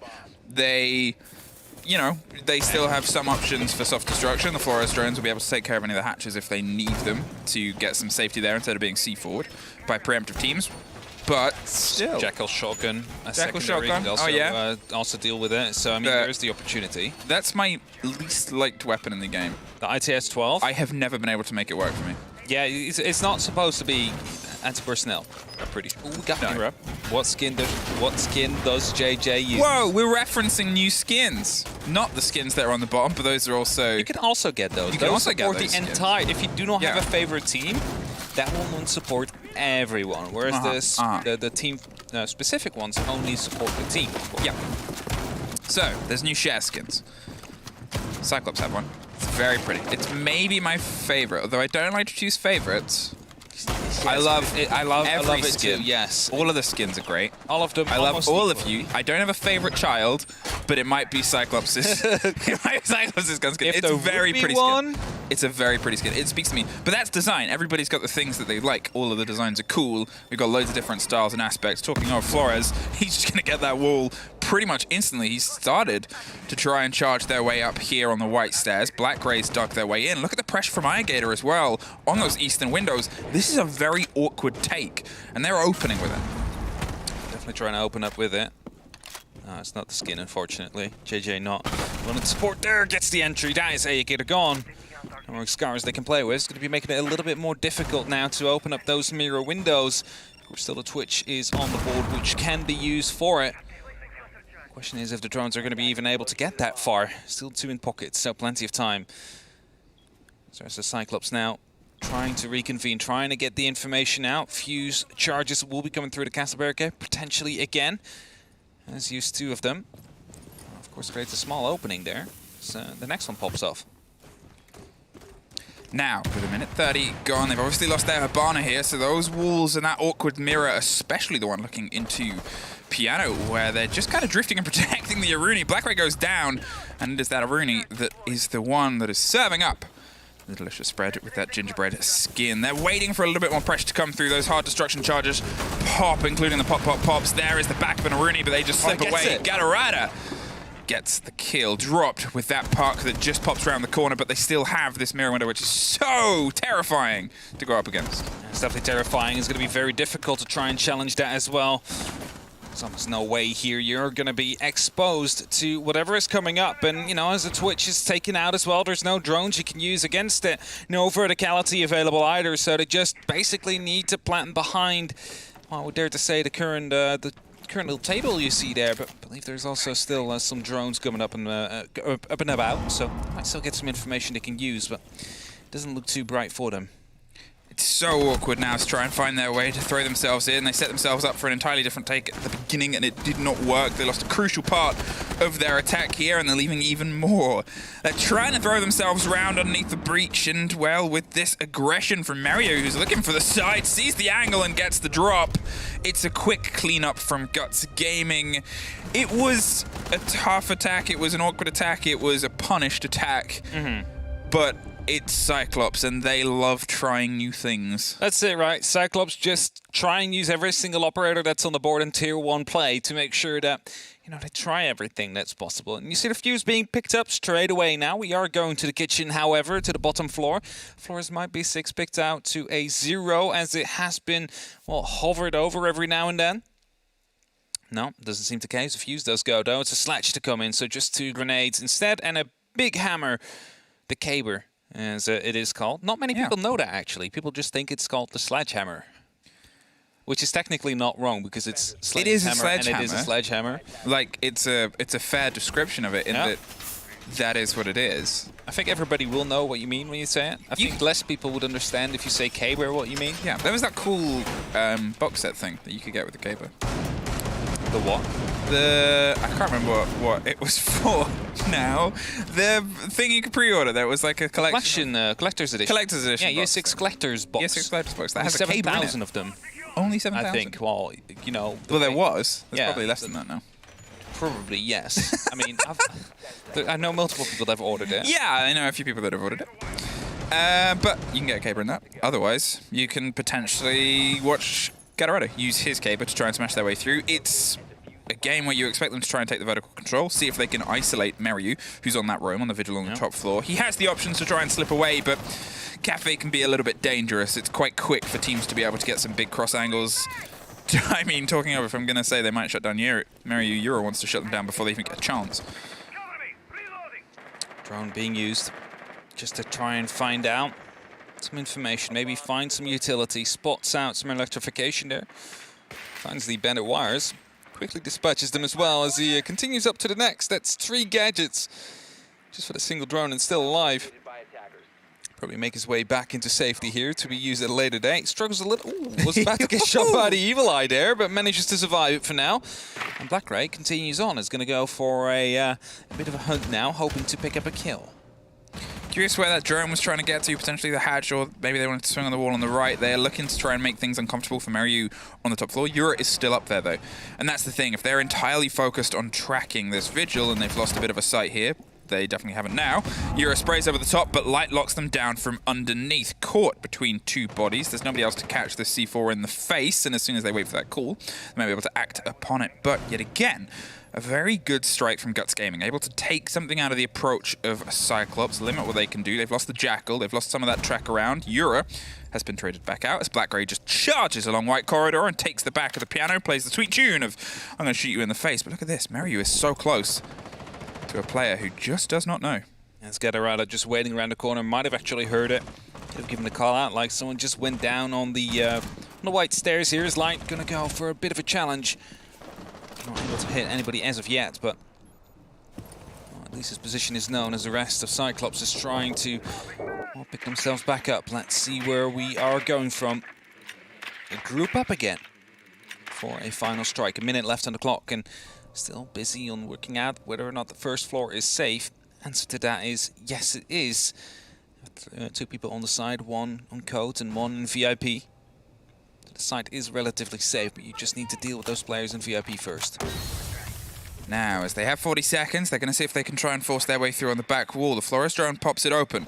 They're looking for the loose body and just spot it out as Lily tries to hold into their best of their ability, buried behind the VIP bar side. They still think someone might be on the double window, but that canister going a little bit further means that they're going to instead go for a bit of a hot drop here on the hatch. The pre-rolled grenade doesn't quite catch anybody. Does the C4 connect? It does not. Blinded. Just couldn't make that happen. But suddenly there's a body isolated. Not for very long. Light gets the double for the round as one more is about to drop down the hatch. Suzuki gets caught on the door. Suddenly everything is lighting up. Guts Gaming. Gatorada swings one way, they're the other. A triple kill for Light. Cleaning up inside. Black Ray at least finds a triple of his own, but no more time to pepper bullets, and Guts take their second round. If you would have given him 5 to 10 more seconds, he might have been able to pick up yet another kill and potentially go for a clutch after that. But as you said, Guts win round number 2. Cyclops, the team that is the team to beat this stage, has already shown that they can bleed.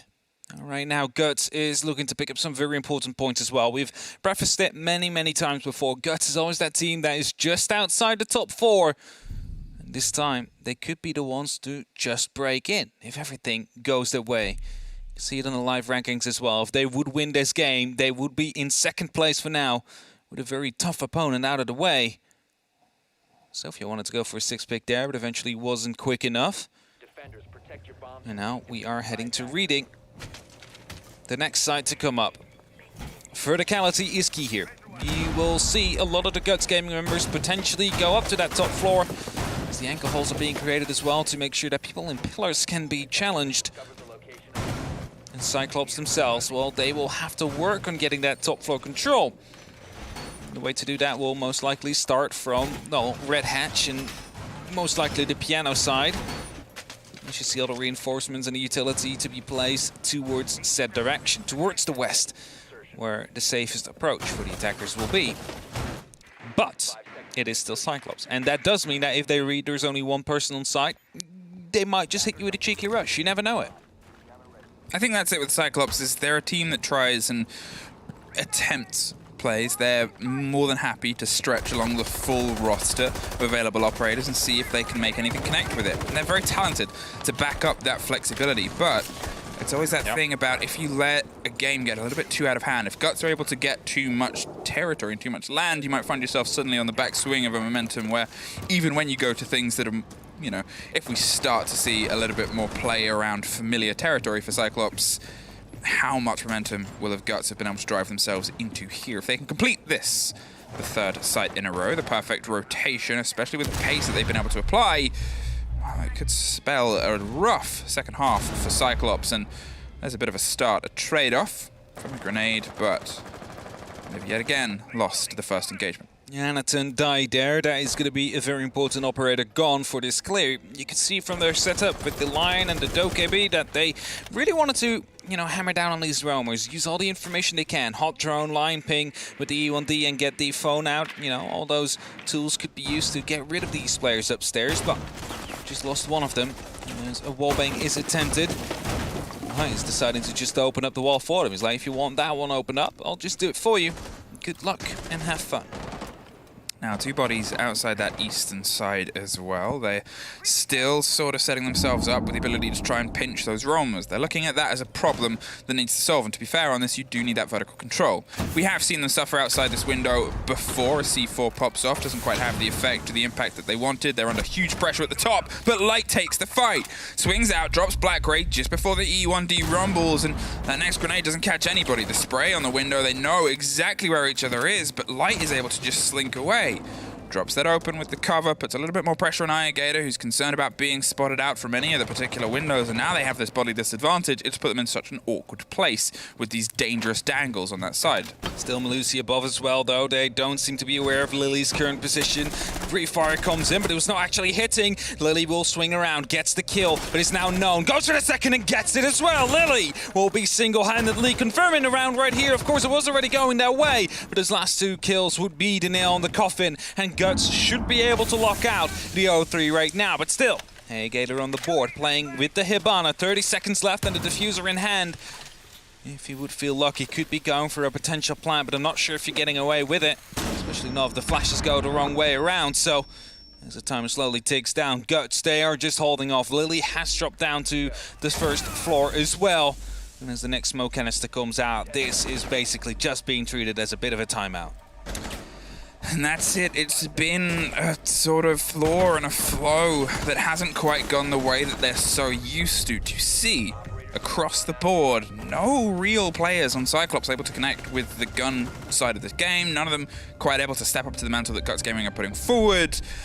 It's an early worry. It's very early in the game. I think that's the main thing we need to sort of drive. They could still pull an even half here. It's going to take a heck of a step up, though, because Guts are sort of running rampant. They're able to get in these positions. They're not entirely being checked out. They're being very aggressive against Cyclops. They're playing what some would call a Cyclopsian game against them and responding before they can even really get settled in the map. The hold of the Melusi, the spray out through the windows, pushing aggressively up White corridor. They're reading what is coming against them, and instead of waiting, going, well, actually, this is a fight I want to take.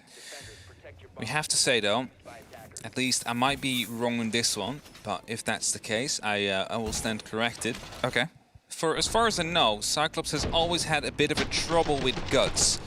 Not that they normally lose games from them, but sometimes they just struggle a little bit against them. And well, stage 1 it was 3-7. Stage 2 I'm just pulling up right now, so be with me. Of course, they went 6-1 in that one, so they also won that game. But historically, they have struggled against them every now and then. It might not show in the previous stages, but it's definitely something that plays into account. Yeah, 2 7-3s they had over this year so far. So Cyclops has been the superior in this matchup throughout the year. But Guts is really bringing it to them now. 3 rounds is already just as much as they managed to get in the 2 previous games they have played against them this year. And of course, the APAC North Division. Yura is going for the peek out the White corridor window. He was just playing it there. As soon as it was being shot open, he responded and tried to find the fight outside of it. And that's the energy that Guts is bringing. You can see JJ as well. He's sort of playing off on one side, down in train. Lily is on the roam as well. And we've also got a very different setup from Guts this time. Regardless of the fact that they won the first round with a great take and a defense on the eastern side, this time they've brought the castle, dropped the mirror, gone for a very solid hold around the top of red, expecting the push from there. JJ's sort of sitting, waiting around pillars, hoping that somebody goes for the quick rotate up the stairs like they did last time, but instead Cyclops playing this with a lot more safety, heading to the top before they try to get dropped. Yeah, Gadarada just quickly opening up some of these castle barricades, has the sledgehammer, the caber of course to his availability, just makes it a little bit easier. You need to punch it 12 times or get an explosive in, it's just gonna be a simple swing of it. He's very afraid that someone might be going for a run out, which is of course not too crazy given the fact that they have been losing so many of the entry fights. I think that's the thing as well, is there's so much dedication here that you expect it. You're held up in a situation where you really don't want to be. The longer you're dangling on the outside, is the more chance a team like Guts Gaming that plays with a lot of their namesake will go for these run-outs, will go for these big, bold plays that are otherwise just going to cause problems. That's why Cyclops are put in this awkward situation. If they want to burn that Rooney Gates, they want to put pressure onto Pixel, they want to get through into cocktail windows, then they can find their way against opening the wall itself of bathroom. It's a step-by-step process, and every second that they're slowed down is more of a risk of someone jumping out on them. Popping open the top of this wall now as they drop in and take the first fight. Light is forced into a tricky situation, but only slightly scraped. Iagator in the meantime suffers huge on that drop. For sure, the phone calls are coming out. I believe there was a player previously inside the piano next to it. Might have rotated out in the meantime. No, still sitting there. It hasn't been spotted out. Gadarada might have actually heard it as he's on the window, but Light gets the first kill. Gets drone, but still survives. No pressure really coming down, and that means that Guts, again, get a good entry right here. With only 35 seconds left, that's a drop. Missed a shot with a shotgun, though. Tries to go for a second, swings around, but a new hatch drop is already in. That's it, the combination of the pairing puts Lily in a bit of a tricky situation here, because with that castle, it's either a slow, very audible swing. Meryu actually dropped Lily. As Lily got the kill, it was a sort of fervent call of we need to keep this control, so Meryu's going to make up for it. Gets the drop on the far side with the UMP and then hops in on the hot pings to get one more on the door. The cigar is now filled with a diffuser as well. It's a 1 versus 1. Meryu can pull himself further back. Suzuki has to chase, but he's running entirely out of time. It's a swing on the close corners. And he may have taken one of his own, but he made sure he got 3 of the others too. As long as you still win the round, and that TK doesn't really matter that much in the end. It turned out into a 1v1, but he managed to win it out. And that's all that matters. Guts 0-4. Really giving it to Cyclops now. It might not be Coastline, but they're definitely showing up strong here. Kitchen coming up again. First floor defense coming out. And we saw already 2 different holes for that top floor take. I'm intrigued to see if Guts is going to be running another kind of hold on that basement as well, considering the first one actually worked quite well. They managed to stall a lot of time. We do see the clash coming out now, however. So they might try and play a little bit more of a stalling game here. The Rook as well, just to give everybody that extra bit of HP. For those that aren't aware, of course, the HP system has changed a little bit. It's just easier to spot now who's a bit more beefy than the others. Rook armor, of course, changed that, as everybody is going to get a little bit of a bonus. And in the top right, the live ranking shows what would happen if it kept on being this one-sided affair, with Guts no longer taking up the mantle of second based on the round difference, but first instead. Now, granted, we do still have, obviously, FNATIC to play, who opened this day as the team on the top of the board, I believe. So there's still the chance that this will shift, and we're only 4 rounds into a game. There's a turn of the half, but Guts are playing phenomenally. You can only imagine Fresh in the back saying, well, I thought Coastline, but also Cafe. They won Cafe, right? You know, that was his argument afterwards. He's like, oh, I predicted Guts in the back of Coastline. But they won a Cafe last time, so, I mean, maybe. They just quickly changed the argument there, but it seems to be working out just fine for now. So I'll give him that. It's 0-4 currently up. Now a quick burn. Oh, that's so much utility gone. Utility, wow. One Flores drone has caused an absolute nightmare, and that's the thing. When obviously you don't have that mute in the board and on the pocket, you've got to be paying a lot of attention, especially because Cyclops are a team that has already played Flores this game, is confident with the utility, and you just think of how much of a blow that is to Lily, the body that they're trying to force out early this time. Again, Cyclops, they adapt quickly, and the attention they want to pay is to this corner that suffered them on the drop. They couldn't get into the freezer hatch as cleanly as they wanted to. They spent a long time clearing elsewhere. Blackray wants to take the swing, just drives it, but gets dropped by Light. Mariu with one more, and although they get the down inside the VIP bar on the far side, it's still a huge issue. Gatorada wants to try and take the fight here behind that wall of a clash. It is a bit of a nightmare. Going to see if he can get the cook grenade, but they've otherwise pulled back. They know that they don't need to overstretch and overstress this. They're aware of where the players are, but Guts. I'm not sure. I'm going to think like they've managed to... Yeah, they're going to go for the pickup there. They managed to actually stop Cyclops from pushing in and confirming a kill there. And that means that Lily is going to be back up now. 2 players inside of VIP. They've absolutely no clue that I think Lily was down there for a while. Just trying to go for a quick push there, but he got punished for it. Guts really playing strong right now.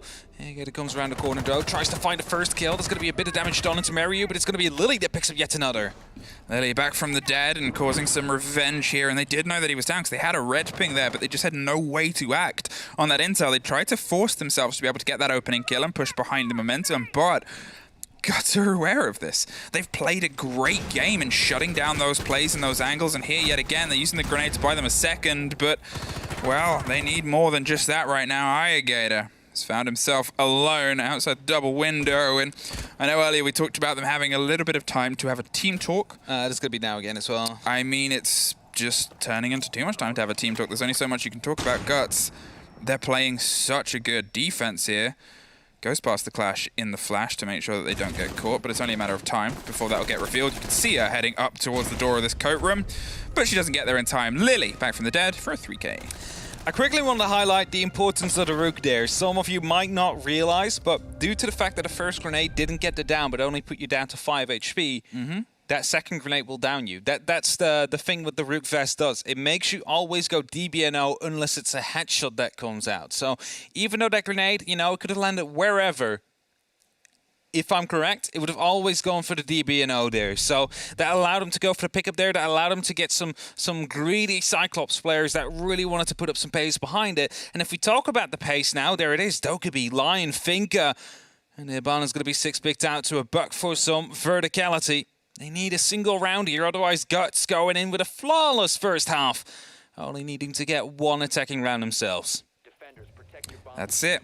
They could potentially put themselves on a fantastic mantle here. They've just been able to outgun Cyclops throughout all of these positions. They're getting aggressive. You're having obviously light up games from multiple Guts Gaming players as well. It's not that one player keeps standing up and taking the mantle. We've had backlines from everybody. We've had holes and holds that have otherwise been exploited by Guts Gaming players that Cyclops has just been unaware of. For all the many times we've watched them play, this is the first time that we've seen them live up to their name and that they've got no depth perception. They're not paying attention towards these little angles that Guts Gaming are burying themselves inside.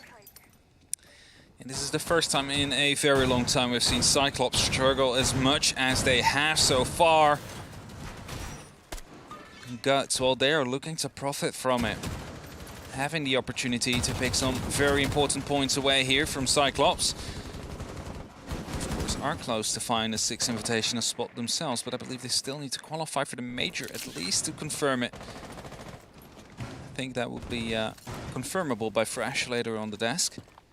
If he can stop gloating. If he can stop gloating about the way it's winning, going. indeed. But yeah, Cyclops falling down to 5th place is really not helping them to go to the major, because remember, top 4 doesn't guarantee it. Number 1 guarantees it. The rest goes to a play-offs with APACL South and the South Asian Nationals. So you gotta make sure that you're ending up as high as possible.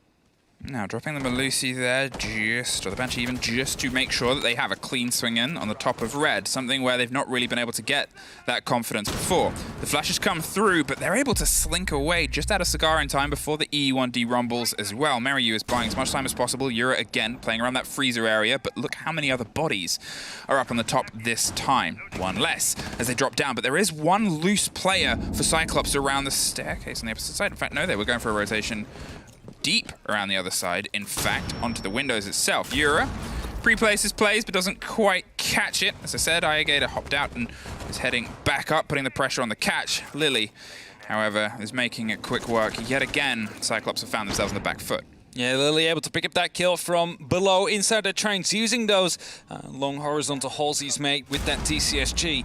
Really puts him into a bit of an advantage here as Gatorada. Well, he's going to be looking to challenge that one. Actually, no, just snakes across the corner right there. Doesn't want to challenge that TCSG because he knows how heavy it can hit. You might be thinking you might have an adrenaline surge available to you, but you just want to pick up that clean kill there. Not having to use it to heal a bit extra. Flashbangs are coming in. Mario picks up another kill. Oh, that's going to be a team flash. Going to be completely blind. And as the adrenaline surge got activated before, was of course completely blinded. Didn't get cleared out. Still gets the kill. However, 45 seconds left on the clock now. Seems to be able to enter the side. But Anaton is the one that has the diffuser. As Gatorada takes a lot of damage right here as he throws up a grenade. Sprayed from above. The grenade just falls into that position at first.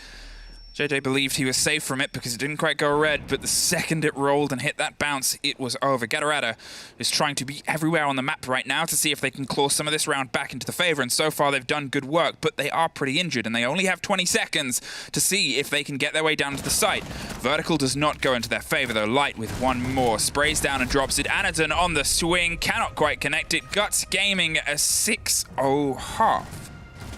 They are playing so strongly right now. Cyclops just... It's not Cyclops.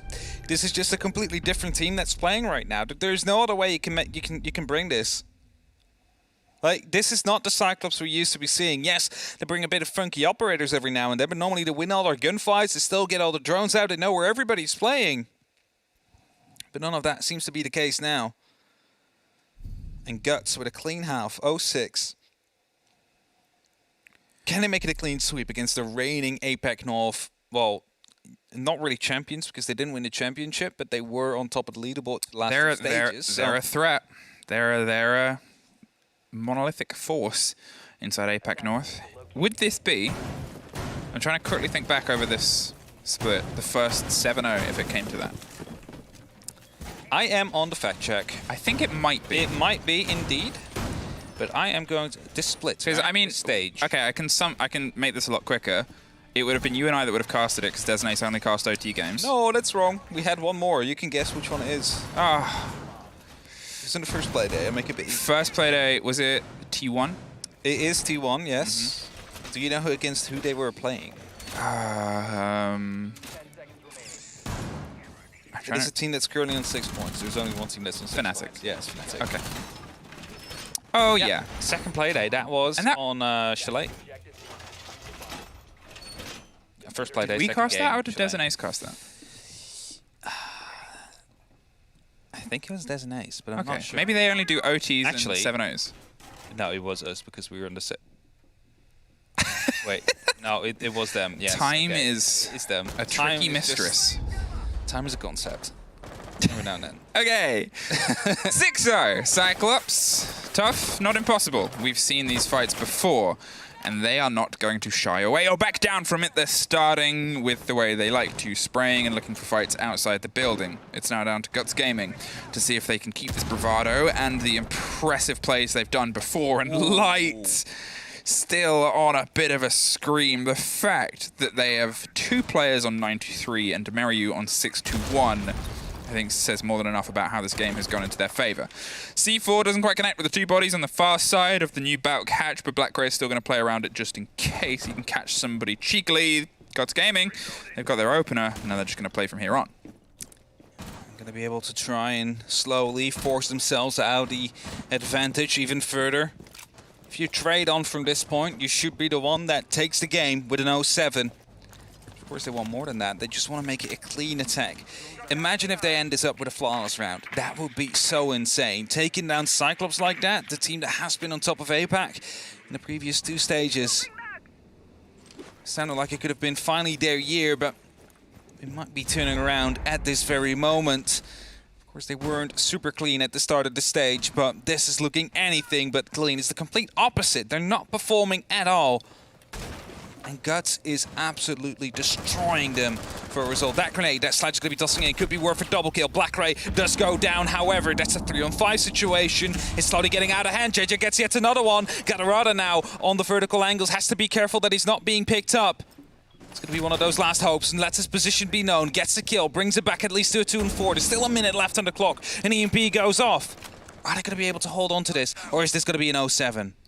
As the pings come around for them on the far side of pillars, Suzu C is going to see if he can spring the trap just at the right time. They have a little bit of coordination and communication between the pair of them, but Guts Gaming have 30 seconds. They lose one more body. That'll give the game away as to where Suzu C is, so he's going to quickly move around and manipulate himself to a new position. Gatarada holds up a closer swing onto pillars now, so they can hope that they can get a bit more of a tight game. Gatarada gets one more on the swing upstairs. Suzu C finds the pressure inside the washroom, but JJ suffers. Oh, Drop through the side! Guts Gaming with a 7-0 sweep on Dostoevsky. Good night, sweet Russia. If this was an anime, I believe the only one I know that shows the magnitude of this fight is One Punch Man. I think so as well, but I'm sure Jess is going to be able to get us an even better reference, if there is any, that is, for this game. But yeah, Cyclops. Just not Cyclops at all, you would dare to say. Guts played this to perfection. They punished every single thing Cyclops did. The drone game just wasn't on point. The information wasn't there. They got absolutely destroyed. Happens. It happens. Happens to the best, as we've just learned. But we'll see what they have to say, and if Fresh can stop smiling over there. Hello, ladies and gentlemen. Welcome back to the analyst desk. I just want to preface this with one very important point. Production, could I please be a bother and ask for the predictions again? Please. Oh, we're really doing this. I was going to ask them if Milos isn't. No, don't That's all I'm worry. going to say. It always plays the music. Look, Milos, Cyclops, Des, Cyclops, Hap, Cyclops, Fluke, Cyclops, Ace, Cyclops, Jess, Cyclops, Fresh, Guts, Socials, Cyclops. Fresh, I believe this is your moment to gloat as Jess pours her heart out at this absolutely shameful display. I mean, I'm not going to gloat too much, but I am going to request a written apology, Jess. Don't put it on Twitter. Because you are Jess. You have a charm in the game. You're a big content creator. Come on. And I'm just a little guy who stands next to you on the desk. But I got it right, and you didn't. I will. So I would like a formal written apology on Twitter, please. On Twitter. On the Twitter, man yes. has the audacity to say, on my Twitter, I have to... All right, it's coming. I will use every character available to me on Twitter. I'm going to segue this really quickly whilst I have the stage. That was the worst game of Siege I have ever seen played from Cyclops in my entire life of watching Cyclops. And I don't mean to be unprofessional when I say that, and I'm sure Hybrid will actually understand me going at it in this way, shape, or form, which is their analyst, of course, and Fuji. I do apologize for this. That was abysmal. That kind of Siege should never be played with a team of that caliber, should never come out in a Tier 1 game and do what they just did on our screens. So I'm unfortunately... it's impossible for me to sit here and say a positive word about them. So shout out to Guts who just ripped them apart. We've seen them have fun at times throughout the whole stages, right? But they've always found a way to win whilst having fun. Whereas today they just looked off. The strategy looked off. The team play looked off. Everything just looked off from Cyclops. I need to ask a few questions, which I've had some tough interviews in my past 4 years of Rainbow Six, but this probably is going to be one of the more difficult ones. Guts, who smashed their opponent 7-0. Let's have a chat with them. Hello, Yura and Gunboy, of course, our translator. Congratulations on your smashing of Cyclops. How does it feel like to not just defeat, but absolutely wipe the floor with the best team in Japan? まず今日おめでとうございますというのと、日本で現状今一番強いと言われている CAG を圧倒したこの一戦について感想をお願いします。はい、そうですね。まあ正直僕たちはいつも通りやるってのをチームとしてのスタンスにしてるので、いつも通りやっただけなんですけど、多分いろいろ噛み合いが良かったというような、自分たちでもなんかちょっとびっくりしてるような印象ですね。Our playstyle for today, we did what we had to do, and that is our team stance. But we are kind of surprised too by how the game went on. Fair enough. Honestly, everybody's very surprised at seeing this. Were you also surprised when you saw Cyclops starting off on attack here for Cafe? カフェというマップにおいて CAG がアタッカーサイドをスタートしたことについて驚きはありましたか？いや、そうですね。でももともと結構 CAG は攻撃スタートをすること最近よく見えたので、それについては、僕たちは防衛でも攻撃でもどちらも良かったので、正直あんまりそうですね、考えてはなかったですね。For us, it didn't really matter which side we started. And recently, CAG started on attacking side in the domestic league and also in our APAC North. So it wasn't really a surprise. Okay. You guys ended up banning the Monty in here. Do you think that aided you even more because how Cyclops tends to run the operator so often, or not at all? モンターニュバンというところのカードに関して相手がやりにくいようにバンしたのか、それとも自分たちがやりやすいようにバンしたのかということを教えてください。そうですね。というよりは相手は結構モンターニュがかなり上手い選手が、世界一上手いぐらいの選手がいるので、そこら辺はやっぱり僕たちとしてもとても警戒してますし、カフェというマップの現状の僕たちの守りだったりとして、ちょっと出されるとめんどくさいかなって思ったんで、一応バンした感じですね。Of course, they have a multiplayer that is really, really good at it.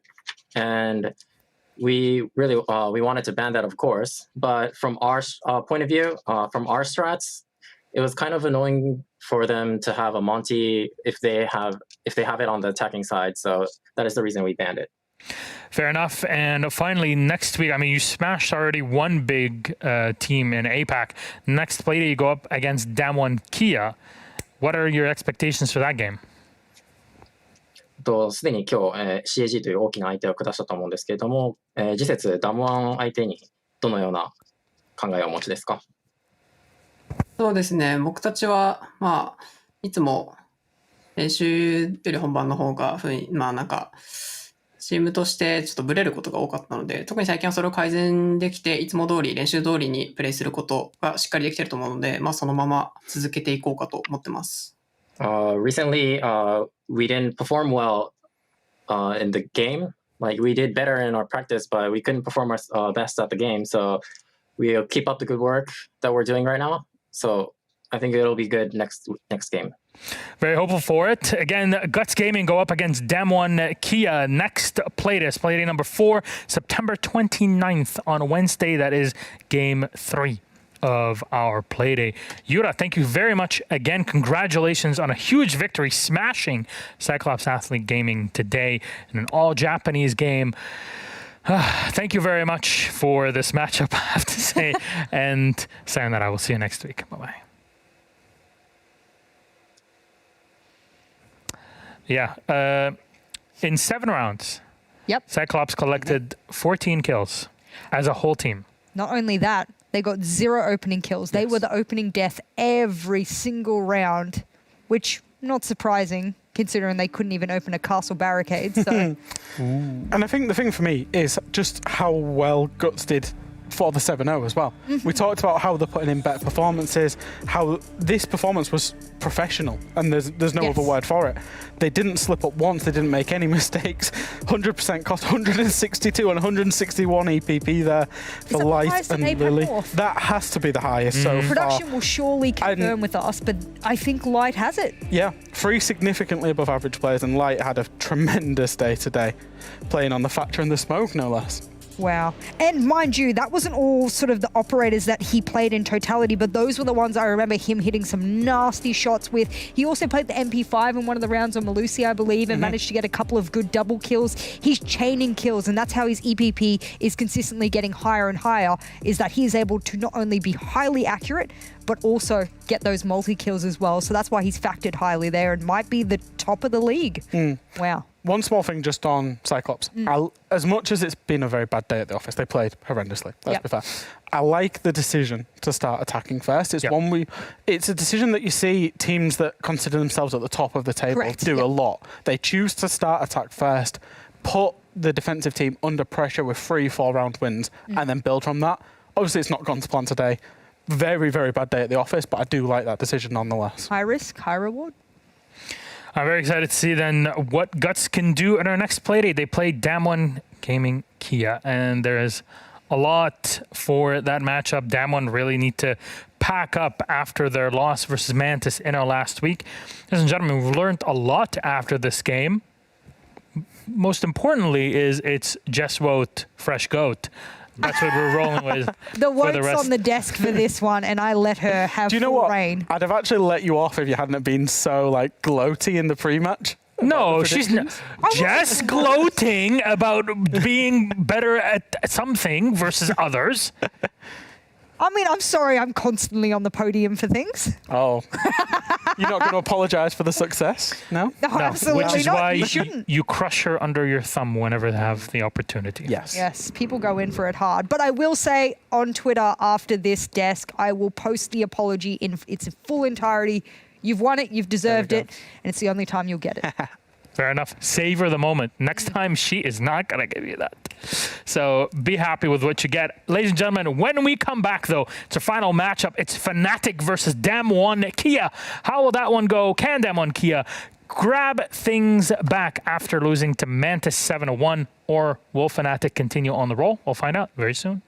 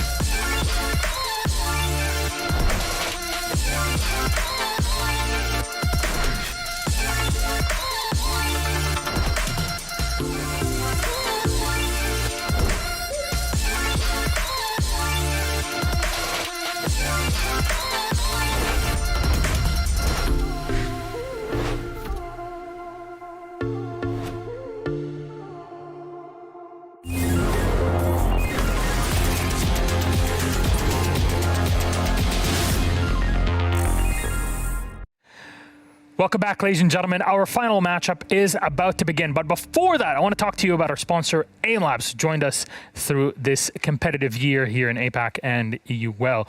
Over the past couple of weeks, over the past week, we've been doing a bit of promo for them because, if you didn't know, you can kind of train your aim in AIM Labs that it corresponds to how it is in-game, some special situations and all until Monday night. That is the end of AIM Lab Combine, which is a 2-week program that they started 10 or so days ago, where you can challenge yourself, give yourself the, let's say, the biggest challenge possible in seeing how far you can go against the best players in the world, points-wise, in this AIM Labs event. So, if you want to be there, show up and gloat to your friends, much like Fresh was doing versus Jess here, then make sure you give it a shot, download the client, give it a run, and see where you land between the best top 100 players. Get skins and charms in the game exclusive to this challenge. Here's a quick video from him.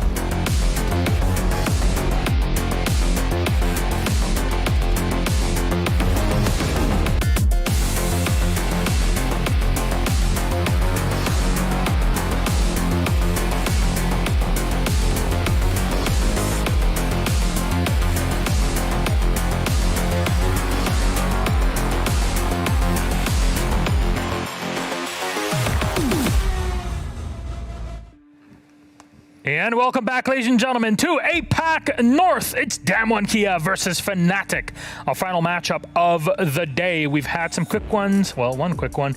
We've had some very long OT matches, but how does this go is the question.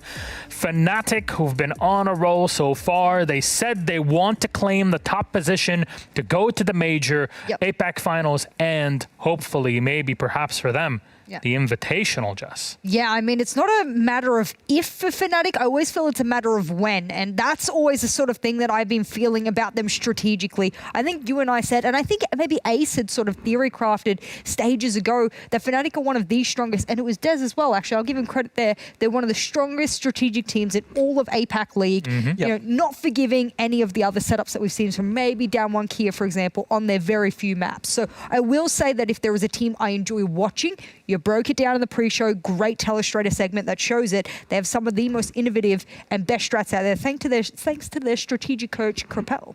Yeah, that's the point I was going to make. They've got two incredible minds and two very experienced minds sitting in the back lines in the support staff. Yep. In Dizzle and Krapel. One of them's very good on the Ella shotgun, I hear, as well. That's a throwback. Milos remembers that. Do you remember? It was Aces that did it, actually. Was it Aces? Yeah, I thought it was Dizzle Aces. ran it as well. No, Dizzle was playing like Thatcher and that type of stuff. He was playing support for them that day, I remember. What Mag used to basically play in the past. And it was Aces that jumped out who... I missed his hugs. Dizzle had a clutch, but I can't remember. I'm obviously I'm sure that was on the Thatcher, if I remember rightly. Yeah, he was just crouching around the... It was on Oregon. Side. Yeah. It was on Oregon when we played. Old DWG. Oregon. By the way, Aces, if you're watching right now, I miss your hugs. The bear hugs with Aces. The OG Aces, mind you. Aces was Aces before EU Aces was Aces. And he changed his name in two E's to honor that, which I appreciate. Cool. Yeah. On the other side, though, Damwon Kia, a team that we've been watching so closely through this year. This is their first year in competitive play, but last Playday had a bit of a tumble against Mantis. 7-1 loss, Fresh. Yeah, they captured our hearts at Mexico. There's no other way to say it. And I know Ace loves them dearly as a team, but they struggled. They are, I'm going to keep calling it a hangover. They're having a hangover from the major. They don't seem to be playing too well, just like we saw Cyclops not to play too well after the major. It's a real thing. I I'm going to harp on. I'm going to go on about their limited map pool. I think that is detrimental to them, and it's probably detrimental to them when they come up against the bigger teams in this league as well. I feel up and down about them because they clearly had gone through interviews and conferences at the Mexico Major. And when I was there, I had asked them straight out. I said, where's your translator? What is the new strategy? Because you're winning quite a lot. And they said, what we're trying to do is play around Rin now, rather than playing two separate, where Rin goes off and tries to frag heavy. And then we're being very passive. We're actually trying to play to promote Rin's gameplay. And they've brought that back, and they're kind of doing it. But Rin's like balking when he goes to go in. Yeah. And by doing so, they can't play around someone who's dying consistently. Is this LAN versus online? I'm not sure. I really hope it isn't. But, ladies and gentlemen, our map for this series, as we are almost ready to get into it. 7 map pool, 6 are down, 1 is left, and we go to Chalet with Oregon banned out. Thank God, FNATIC saving us from more Oregon. And there it is. Chalet with FNATIC starting on the attack. Damwon Kia choosing the defense with a map that still is undecided, but we know, and this is something we talked about quite a bit, is Damwon's map pool ready? Yeah, yes. Fresh. Yes, I had this pinned as either Oregon or Chalet, so I'm not surprised to see those two maps being the two maps that are left for FNATIC to choose from.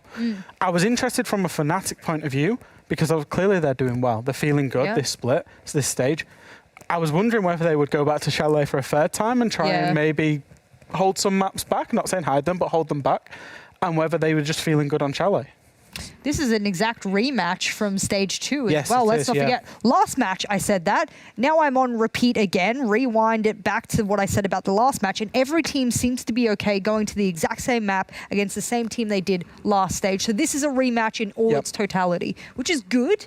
But new team for FNATIC, let's say that. Yes, Alphama back in the mix. Obviously, Mentalist full-time now in the roster. So for me, it's not necessarily the same kind of revenge match, but I will say when, who was it? I think it was Team Liquid. Last time they played this against a Tier 1 team, so we're not talking about their nationals, but against a Tier 1 team, they got 7-1'd. So it was a brutal bashing from Team Liquid on this map. So I would be careful saying that, Damwon Kia are good on it when you're going up against a team like FNATIC that is reminiscent of new Team Liquid. Yeah. FNATIC also, they know what mistakes, they only won 7-5 against Fav, but they know what mistakes they made last week. They pointed that out. I think Mag said it publicly on Twitter. They know they've got a few mistakes and a few things to work on.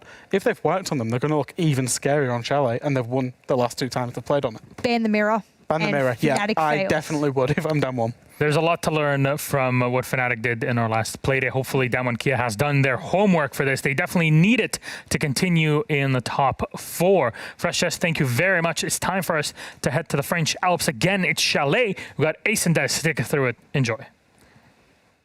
Now, there is quite a lot on the line here in this game. Pride, as I'm a massive FNATIC fanboy, and Ace sadly supports the losers of this match. Damwon Kia, I know you are the only one who has backed them, and in the previous game, Fresh was the only one to back Guts, and we all saw how that worked out. A little bit premature there, Des. There is a whole matchup to be played yet, and I had to back my boys, Damwon Kia. I've loved them since I started watching them at the beginning of Stage 1, and sometimes it felt like a risky prediction, Des, but you just got to stand up and be countered, and that is what I have done for Damwon Kia. Coming in from Korea, they're going to be coming in hot, and I think they're going to potentially take this. It's got one thing I will say, and this is going to be a hard-fought game. I'm not going to grass you in. I'll leave you on that one. I think it's going to be a hard-fought game. A hard-fought game on a map that FNATIC have looked phenomenal on. Nobody's going to have an easy win. This stage and the previous stage is what probably makes me nervous. But we all love a bit of spice to end the day out. Thatcher going to be the first ban coming out of Damwon Kia. We spoke about this earlier on, time and time again, seeing it always be the go-to ban on every single map for at least one of the teams, and then things can get a bit spicy with the second one. This ban here going to be, that's a surprising one, the Lion coming through. So maybe a hint towards the aggressive roam game we want to see coming out of FNATIC? Okay, so Mirror stays on the table, will be available for use. We've seen her used pretty well here on Chalet. I'm sure that we'll be seeing some of that today. Kaid coming in as our first defensive ban. There will be a second to finish things off that will come in from Damwon Kia. Sorry, no, Mirror hasn't survived yet. She may well get taken out now. Sorry, I'm getting ahead of myself. We will see now whether Damwon Kia take that choice or not as the time ticks down. There we go. As expected, well called by Jess. They want absolutely no part of that FNATIC Mirror play. The Lion I'm not super surprised by, but a little surprised by. Woogieman has played it in a couple of rounds. It is far from being a staple of their attacking lineups, but for Damwon Kia, it has been used at points throughout the stage, so maybe it's more just the look. Acknowledge a bit of strength there. The Gone 6, the EE1D scans, just a lot that can give them a headache. And if you recall, the last time we saw FNATIC play on this map, I believe it was against T1, Alfama was off running through the basement seemingly every single round on the defense and giving them an absolute headache to deal with. So I think it's more FNATIC wanting to double down on that strength, play more of that. But to get to that point in the game first, we've got to get through their attacking half, which is where they will start, with Damwon Kia starting on the defense. We'll be heading up to Master and Office for site number 1. No surprises there. Top floor generally being the primary choice. And then we will usually see a combination of kitchen and dining and bar and gaming used as second and third, depending on personal preferences of the teams pretty much. Now, Rin straight away over to reinforce that solarium side, but going to leave the half wall open to allow a peek through onto the windows potentially. Corton will likely come over on the smoke and get that line of sight opened up with the shotguns. Similar done on the office wall there. Woogieman just completely reinforcing the side that faces out towards mezzanine, but then the side facing towards the library stairs is left half open so that long angle peaks can be taken down there. And one reinforce on the library box and on library wall, so some potential play in and around mezzanine. They might choose Damwon Kia to try and hold that a little bit more aggressively. Some teams will sort of actively allow people into library a little bit. They don't hold on to it too hard, but some will try and get right up in their faces. Now then, this is an interesting position. There's a lot of utility there. There's 3 ADSs. Mute Jammer just destroyed because it was in the way of the shield. They don't have time, obviously, to be sorting that out, but a lot of utility on those stairs. Rin's riveted, absolutely shook by the fact that Mute Jammer got taken out. It does, of course, mean now the Flores Roteros can just come flying in, and Rin won't have enough time to get over there and go for the replacement. Was quite curious to see where the shield was going down, because I thought, seeing those reinforcements coming in around library and mezzanine, that you'd see a shield play there. We've seen so many players do it, especially when you've got a smoke playing with something like the FMG. In this case, it is the shotgun coming in for Coated. Taking out a couple of early engagements, it's Mentalist versus Katsang. Who comes out the better of the two? Opening kill number 1 in this game goes the way of FNATIC. Good start from them, a nice vertical kill, just using those long angles that we've seen really heavily utilised over the last couple of playdays. Get down into garage, big garage, and just open up the floor at the bottom of Solarium stairs, open up the ceiling above, and you can get an angle all the way up to the top of the map. So 5 versus 4. Back. 5 versus 4 with FNATIC on the early kill. A Mute Jammer has been placed. Rin just managed to nip over there towards the end of the preparation phase, and that's 2 Rotero drones that have been caught in there. Yas going to level things up with a kill onto Tex, and we're going well for a good game so far. And that's Tex on the Flores taken out, mind you, so getting over rid of those stairs is going to be even harder. You want the Flores for help with things like that. They do have a number of nades to play behind. They've got the 3 flashes they can use to burn through those ADSs to then send a frag singing in, but the problem is that's a lot of people committing themselves towards the top side of the map when you're already over halfway through. And FNATIC, it seems, have acknowledged that themselves and said, forget about going for this north side clear. Our focus now is going to be south up. So abandoning Solar altogether, a loss already throughout the round for the side of FNATIC. Alpha just looking to challenge onto that office door, but also the office wall as well. In he goes, feeling well established on mezzanine there. Not much of a challenge. Mag just aware that there's a potential for a push coming in from dining here. So Damwon Kia needing to be careful. They may try to get aggressive and push forward, but that looks like the silhouette of the Mozzie. If I had to guess, it's going to be Yas. So the Nitro is more what they're looking for if the plant comes in at the half wall. That is why Yas is located underneath at the minute.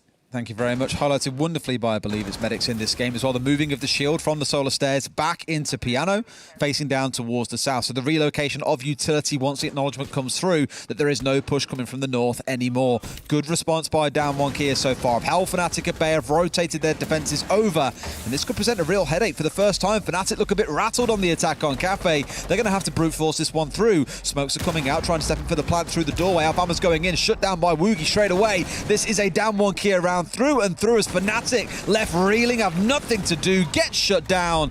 A 3 versus 2 as the timer hits 0. A great first round for down one Kia. Big opener there, coming in and taking a solid defence on the top floor and sending a message to FNATIC that they're maybe not going to have things as much their own way as they have previously on this map in Stage 3. So great performance, down one Kia losing the opening kill. Katsang went down to a great vertical pick from Mentalist, but Yas levelled it up and they were just never really able to deal with Yas underneath. I know that he didn't get the kills, Des, but he just held Mag for so long watching that angle.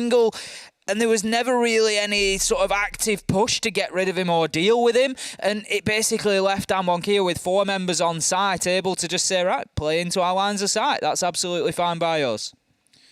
Look at what changes come through here as we step into the kitchen and dining site as our next point of defence. The key one that your eyes will fall to will be the Tachanka stepping back in. That smoke subbed away. And I think we're still in a spot where we're really trying to understand where Tachanka fits it. We've seen him used in a couple of sites where you can ping-pong the Shumiker launchers around.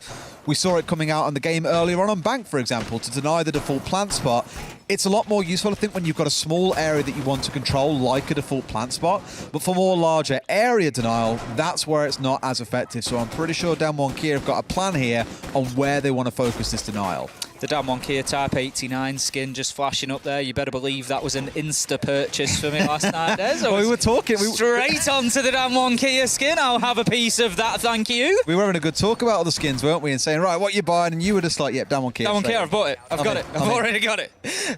Like I say, I've got to support. If you like the teams, you've got to get in there and back them, and that's absolutely what I will do for Damwon Kia. You're buying these boys dinner, basically. I tell you what I would do, Des. I would treat these boys to dinner any time. Very entertaining side to watch, and I just love the passion that they play with. And so far, this game is dripping with passion from both sides. Both of them knowing how important this result could be come the end of the stage and wanting to get a positive result. For me, this is going to be one of the, not the first big test, but it's a really big test for this FNATIC lineup. We're talking about them being back, Des, on the way to the major. Big things coming from the FNATIC lineup, and whilst I don't completely disagree, this is the sort of question that they now need to be able to answer. Here's the very emphatic drone game coming out for FNATIC. Most of the members at about that 45 seconds mark finding out what the hell is going on around the map, because this is where they got stalled out before, thinking it would be easy to break their way through the hole coming in on Solar, and we all learned that wasn't so easy for them to achieve. Damwon Kia got a couple of roamers up on the top floor. Shields are up there. You can see the decoy is being put down by the Alibi. The laser gate's up there. So I think FNATIC have got to acknowledge here, right, top floor control sorely needed. Having to commit drones as well to clearing out those laser gates, not really ideal, especially when you've got the Iana clone following through just about 5 seconds later. Yeah, the Gemini decoy just into Piano there, but not really going to gain too much information. Wookieman just holding this angle. Doesn't have a peak on it at the minute. He's not going to open that up for the time being, but Alfama is there and does get the wall open with the Ace Selma charges again. But I'll tell you what, Wookieman's not going to be easily moved from here. He's got the Alibi decoy, he's got his ADS in there, he rotates back to Master, but I imagine he's going to keep trying to challenge on the long angle, given that he's got the Jaeger carbine. Feeling a bit nervy, I think, for the side of FNATIC here. We're 2 minutes in, and they are yet to get control of the top floor. They haven't opened the main wall. That's easily dealt with a nade over the top. But we're in a position where they've, well, here you go, dropped down the Iana. I was going to say they were attacking upstairs into Library. That comes through and will collect the gadget on the wall, so it will be opened up by the Ace. Not opening both sides like we've seen FNATIC do historically, just the one here. So they can play around that a little more clearly. And straight away, here is the Tachanka doing the work of getting those Shumikers straight down onto that hole that's been opened. Using the angles well, just bouncing them off the wall and getting them into perfect position to prevent that planter coming in and putting the diffuser down on the ground.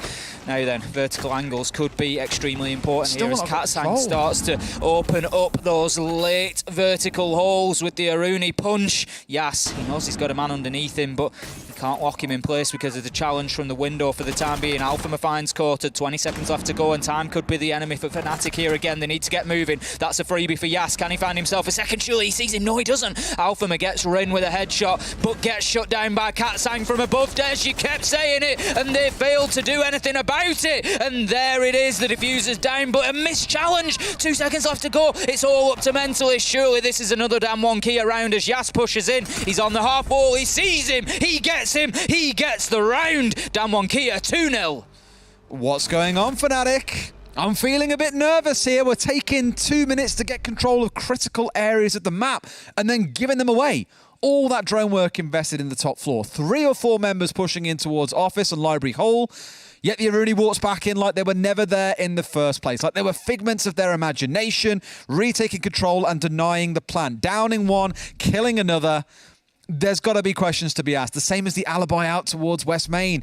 FNATIC look like they're doing the right things with the drone work, but then no action is coming off the back of it. A little bit nervy so far today, and I'd be nervous if I was a FNATIC fan, which I guess in this game I am, for down one. Kia, a wonderful start. Don't you try and distance yourself now. Hey, look, I backed it up. I said I'm a FNATIC fan. I stuck behind it and I'll stick through to the end, okay? Damwon Kia taking us to Baron Gaming in round number 3. This is going to be their tertiary site. And as you say, Des, you know, trying to look at this, we joke about us being FNATIC versus Damwon, but we always try to see both sides of the coin, of course, when we're casting. And FNATIC, as you say, top floor control going to be very important, as they need to find a way to get in upstairs and to start finding those kills. They can't let Damwon Kia have that sort of control. We just saw how essential it was. Alfama in there, inside, starts to get the diffuser down. A Rooney punch all above, bang, shut down, absolutely no problem. And it should have been dealt with sooner. You can't have Yusufia going in and trying to challenge that once the diffuser's already down inside a site. It needs taking care of, and FNATIC definitely need to step up on their map control here on Chalet.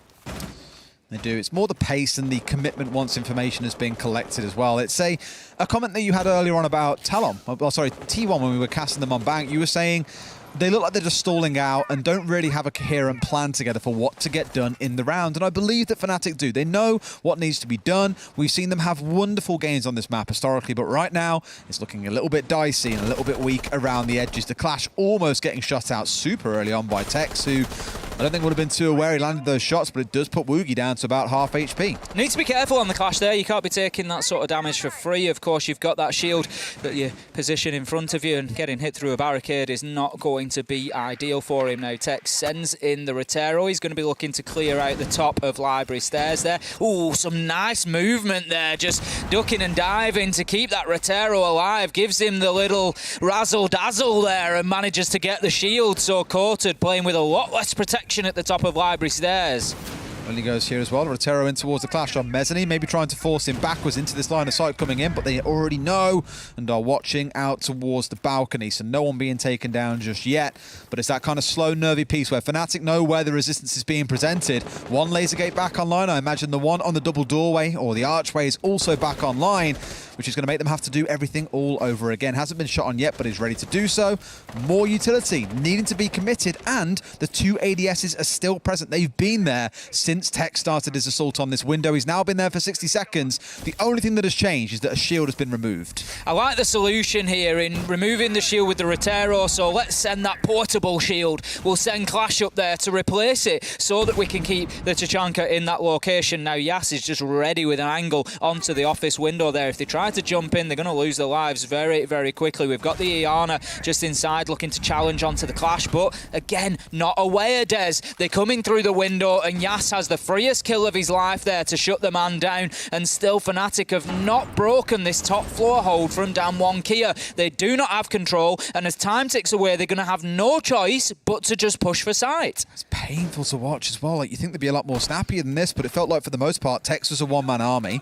The Iana came up and joined him not too long after, and there was zero drone work going on inside of the lobby, and that's just let Damwon Kia run riot all over them. There's finally a response, but is it too little too late, Tim? They find the 2 kills with 25 seconds seconds still to play with here. The vertical control on their side, but now they've got to start thinking about this plan. How do they make it happen? There's one playing out in split. There's one off to the right. There's one on library stairs as Rin gets full flash. Down comes Goated back for the support, but no one's watching on towards the main corridor. He gets a 2k out with the LMG, and that's what you're looking for. A 3 versus 2, 5 seconds to play. Rin's found another, and FNATIC have been stung 3, if not 4 times in this round by these unwatched angles, and Damwon Kia rush over them. And look at where that final kill comes from, Des. Above. Shock horror. There you go.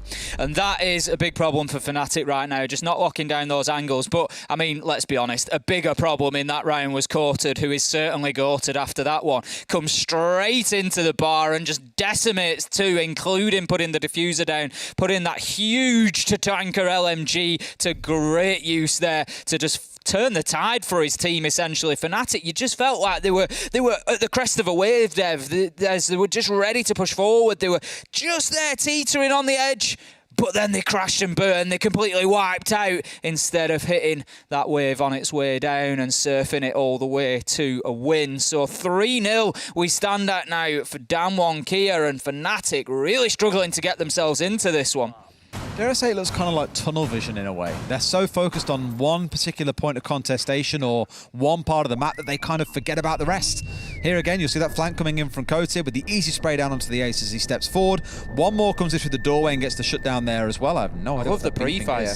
That was the flash, I think. That's a very interesting pitch shift as that flash does wear off. But yeah, it sounded like there's an instrument that sounds like that. Is it called I think it's called a theremin. I think it's called a themin. Never heard of it in me life. I think it's called a themin. Sounds like the kind of like little devices you mess around with in like science class back at school, just to hear the pitch shift and see the waves, like the oscillations. Yeah, basically going off. one of them. You call that an instrument? It was. I guess when you said instrument, I thought you meant musical instrument rather than measuring instrument. And it is kind of a measuring instrument. Like I said, I could be wrong. Could be wrong. I'm sure there is one. I'm sure you're not, mate. You're right about a lot of things. Apparently, so far, Damwon's prediction. You know, I didn't want to be the one to point that out. But... Don't worry, mate. We've got the post after this, and I'm very aware of what's going to happen on that if this carries on this way. FNATIC now get the full recycle of sites as Damwon Kia have won all 3. Starting with Master Office, likely going kitchen dining after, and then Bar Gaming, swerving the downstairs sites. And as mentioned, it's been these big sole focuses from FNATIC. Solar in round 1. The second round was where they basically looked completely lost trying to push their way up library in towards office and never really had any control. And the last round, it was all about those library stairs. The clash really giving them a headache despite only seeing it in that one round. Maybe catching them off guard, whatever you want to say, it does not look pretty. Let's see how things change in this round because we're already 45, 50 seconds in. And there hasn't been massive progress yet on the south side, but that does appear to be their angle of attack. They have abandoned up towards the north side, and Damwon Kia are aware of that. And as much as we do try to stray away from attack and defence-sided maps, Des, you know, we know that they can flip back and forth on given days, and we know that those percentages are generally very tight anyway. It tends to be maybe 55 to 45%, so no major advantage. But we have seen the attackers having a lot of joy on Chalet. You know, we can't ignore that fact. And FNATIC coming in on what should be a strong side on this map and not able to lock anything down yet. Now, quick progress so far. This is better, I think, than we've seen previously. 1 minute 30, and they're starting to get that office wall open. We're saying that now. I think one's jammed out, so it won't get the right side open entirely. And the second one is jammed. Of course, the now spherical style of the new jammer that got changed. However, there you go. That one being opened up, I was going to say, does let you get gadgets through. You want to chuck a nade in there and get rid of the jammer, you can do just that. So that now gets to work. So, good focus on the top side. They now have a way into sight. They've got 70 seconds to play with. Everyone's still standing for both teams right now. This is where FNATIC need that pick to really get things in motion. But Damwon Kia, so defensive. 2 playing up towards the north, 1 up towards bathroom, and not really peeking. But the question is that not enough? Because Alfama was going for the plant, gets smoked out, and is now stepped back outside again. They'll probably play this bait game now for a little while with the smoke. And what you've got to be wary of are these C4s from below. Yas has got himself down here, and normally FNATIC would have someone inside of lobby watching this angle below too. I recall that coming in against Cyclops, I believe it was, but no one's there. That C4 could be deadly, but it's Woogie with the first fire onto Tex to bring us the opening blood. Yas is not in a position to stop Alpha from getting that plant down, and that is a bit of a misstep from Damwon Kia there, allowing FNATIC to get in and get that diffuser activated, and Mag comes to life now on the blue stairs, nearly finding the headshot onto Yas, but taking an awful lot of damage from him. Woogie Man manages to get a second on the round, but they are very limited on time here, Des, but the bodies are falling. It's 4 versus 2 in favour of Damwon Kia, but they have to do something about that diffuser. And they have to do it in the next 15 seconds. Here comes Yas, it's 4v1. They've got to take the chance. There it is. Get onto the diffuser, and Damwon Kia with a fantastic retake there after it looked like they'd almost let it slip through their fingers without Farmer getting in there and getting the diffuser down. They just could not hold on to it. Oh dear, and that's the best FNATIC have looked so far. You've now potentially got 2 rounds to bring this up to a 4-2, but with the way things are going, Damwon Kia probably taking this half 5-1, 6-0 potentially, Tim. That's not a line I thought I'd be saying today when I got out of bed, but apparently it's now leaving my lips. Round 5 is going to be in kitchen and dining, as we said. That was the same rotation that we saw from them in the first 3 rounds, which means the next one will be the bar and gaming. And this one's harder, I think, for FNATIC because it's much the same as the last round, but once you've got top floor control, you don't got to worry about downstairs at the same time. It's almost like attacking into Reading and Fireplace on Cafe rather than Bar and Cocktail. There's a whole nother floor to consider that you then have to execute onto once you've taken control of the top floor. Kitchen dining, then we saw this back in round 2, and as you've said, the last words there were top floor, Des, and that really is the key for FNATIC here. 2 rounds, both in round 2 and round 3, we saw them fail to take proper top floor control, and they were punished for it. Basically, they try and they try and they try, and then they get to 40 seconds and think we don't have time to do this anymore, we have to go to site, and then ultimately those final kills come in from the top floor. So it's something that FNATIC need to deal with, they need to do differently. They've got to get themselves into the top floor quicker and force Damwon Kia away. That is the key here. If we see them pushing onto site again with 35 seconds left and still players on the top floor, it's likely to be the same outcome. See how it shapes up then as the round gets underway. Prep phase is over. Valkyrie cameras on the outside for Katsang. I imagine wants to try and get this reinforced back up, but doesn't bother at least here. Seeing everyone's getting cheeky. Maybe he's fancying a jump out, actually. Oh, no. He's feeling it. He's got it. Oh, maybe not. With the shots a little bit there, and Stiggs almost managed to find one back. Did connect some bullets. But recall last time on this site, there was the alibi holding inside of West Main for the entire round, and FNATIC really struggled to get anything done. Coated here making sure those ace charges won't go off. So even though we're 30 seconds in, and this is about entry to the building, Ace, Damwon Kia are right up in the grills of FNATIC and saying, no, you will be held at bay. Well, the thing is, you know, you've got to look at it both ways, and as much as FNATIC will be adapting and thinking we need to get into top floor quicker, Damwon Kia will be looking at that and thinking we're winning these rounds because we're keeping hold of top floor. We don't want to let them in there. So, yeah, their response is, right, let's get aggressive. We've guaranteed that we win the half. We're going to be 4-2 at absolute worst. Let's get up in their faces and try and make life difficult for them. But as it is, they can't make it difficult enough for Mentalist as he manages to hit the shots onto Woogie Man, and that's another good opener for FNATIC, and it's something they've done very well so far, is to get those entry kills. So they need to double down on it now. They need to use that man advantage and start pushing that top floor. They've got one down, they need to find the others. Stiggs is not having a good time against this Valkyrie as well, being challenged yet again by Katsang. First on the downstairs, now up on the balcony. Rin being shut down by Mag. Better for FNATIC. They've got 90 seconds to play. They've killed 2. This is the kind of start they've been looking for around for the last 4. And finally, it's starting to settle in. Now the big question for me is, can they hold on to this vertical control? Because that has been the challenge for them so far. They've conceded it away back in round 2, and it ended the round for them. They've got the numbers to hold it whilst also thinking about the execute. So let's see how they do in the final 60, Ace.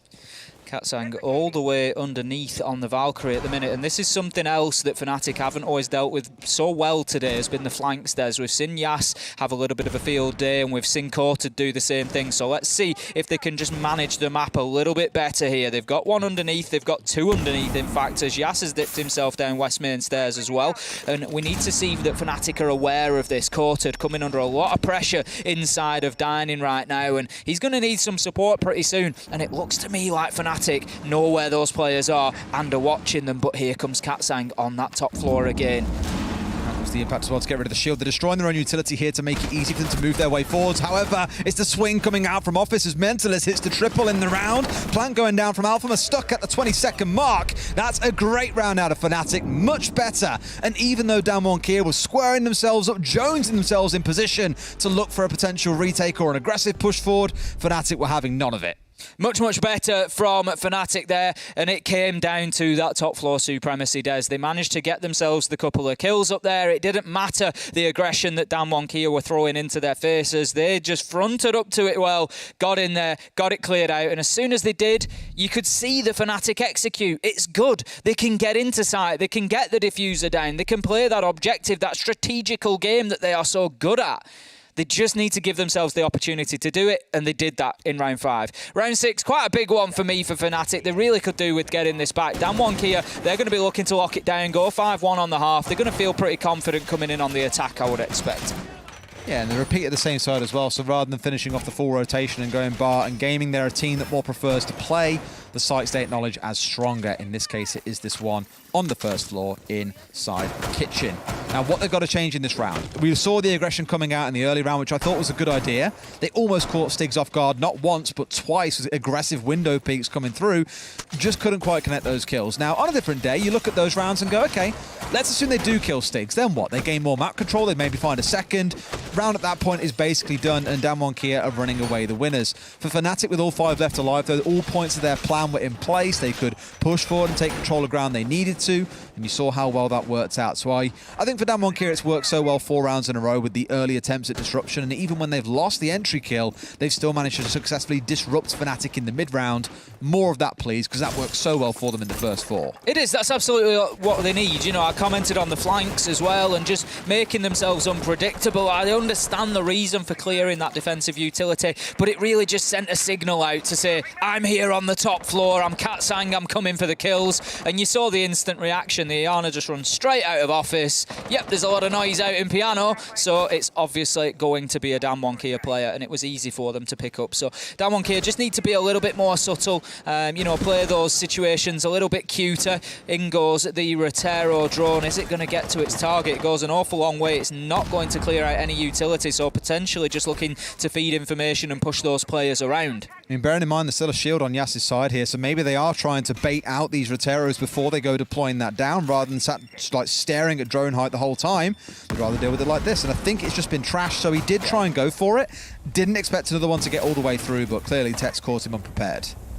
In comes the third now, trying to clear out some utility in office, but Woogieman more than ready for that one. Going to keep his ADS in place, which is going to allow him to continue playing the half wall here. He's getting droned out, they know exactly where he is. No real vertical threat for him, being as that the site is still under the control of Damwon Kia, but he does have an angle on either side of him now, so he's going to need some support because he's likely to be challenged from 2 directions. Just holding so tight here, I found with the entry, but they didn't know about the man behind the half wall. They saw him as well. They knew that he was in this spot, Ace, which is the worrying thing. And yes, the diffuser is down inside the breach, but there's still so much time. And sure enough, a push comes in from Stigs. There was no challenge, I imagine, at this point. Rin is going to be reeling that no one was there. Woogieman will be reeling that no one was there to provide support. I think it was Rin originally inside a bathroom, but got challenged from elsewhere to make sure it wasn't a clean bit of support. Nice response coming out of FNATIC to bring us into a point where they're still, you know, even in numbers with 60 seconds to play. It's not a bad setup, and Stigs is the one now pushing in. But as we said to begin with, this is a lot like tacking onto Reading and Fireplace on Cafe. You've got the top floor, now you've got to try and get control of the ground floor. It's been good play from FNATIC so far. I don't know if 2 men is a slightly high cost for clearing out that top floor, but no, because you can see the value of it there as Stigs answers my question and gets the vertical kill down onto Yas, and that is why it is worth just throwing those bodies at getting this cleared out. Going to use the last Rotero drone to get a vertical angle down onto site. As you say, time is ticking by, and FNATIC need to think about getting down there and getting the diffuser down, but it doesn't matter right now because bodies are falling one after another. But Rin comes up with a bit of magic, nearly finishes it off, but it's going to be Tex on the long angle, finds the headshot and brings this back to what looks like a much more competitive score at 2-4 on the half. Still in favour of Damwon Kia, but FNATIC with a good couple of rounds, and they certainly seem to have woken up. It was very nervy for a while, wasn't it? That 4-0 mark, you start thinking, man, are we on the way for another 7-0, a 6-0 half coming out here potentially, as we saw in Guts versus Cyclops on Cafe? The answer decisively is no. It did take him a bit of time to wake up, and for FNATIC, winning Kitchen and Dining twice is a good sign.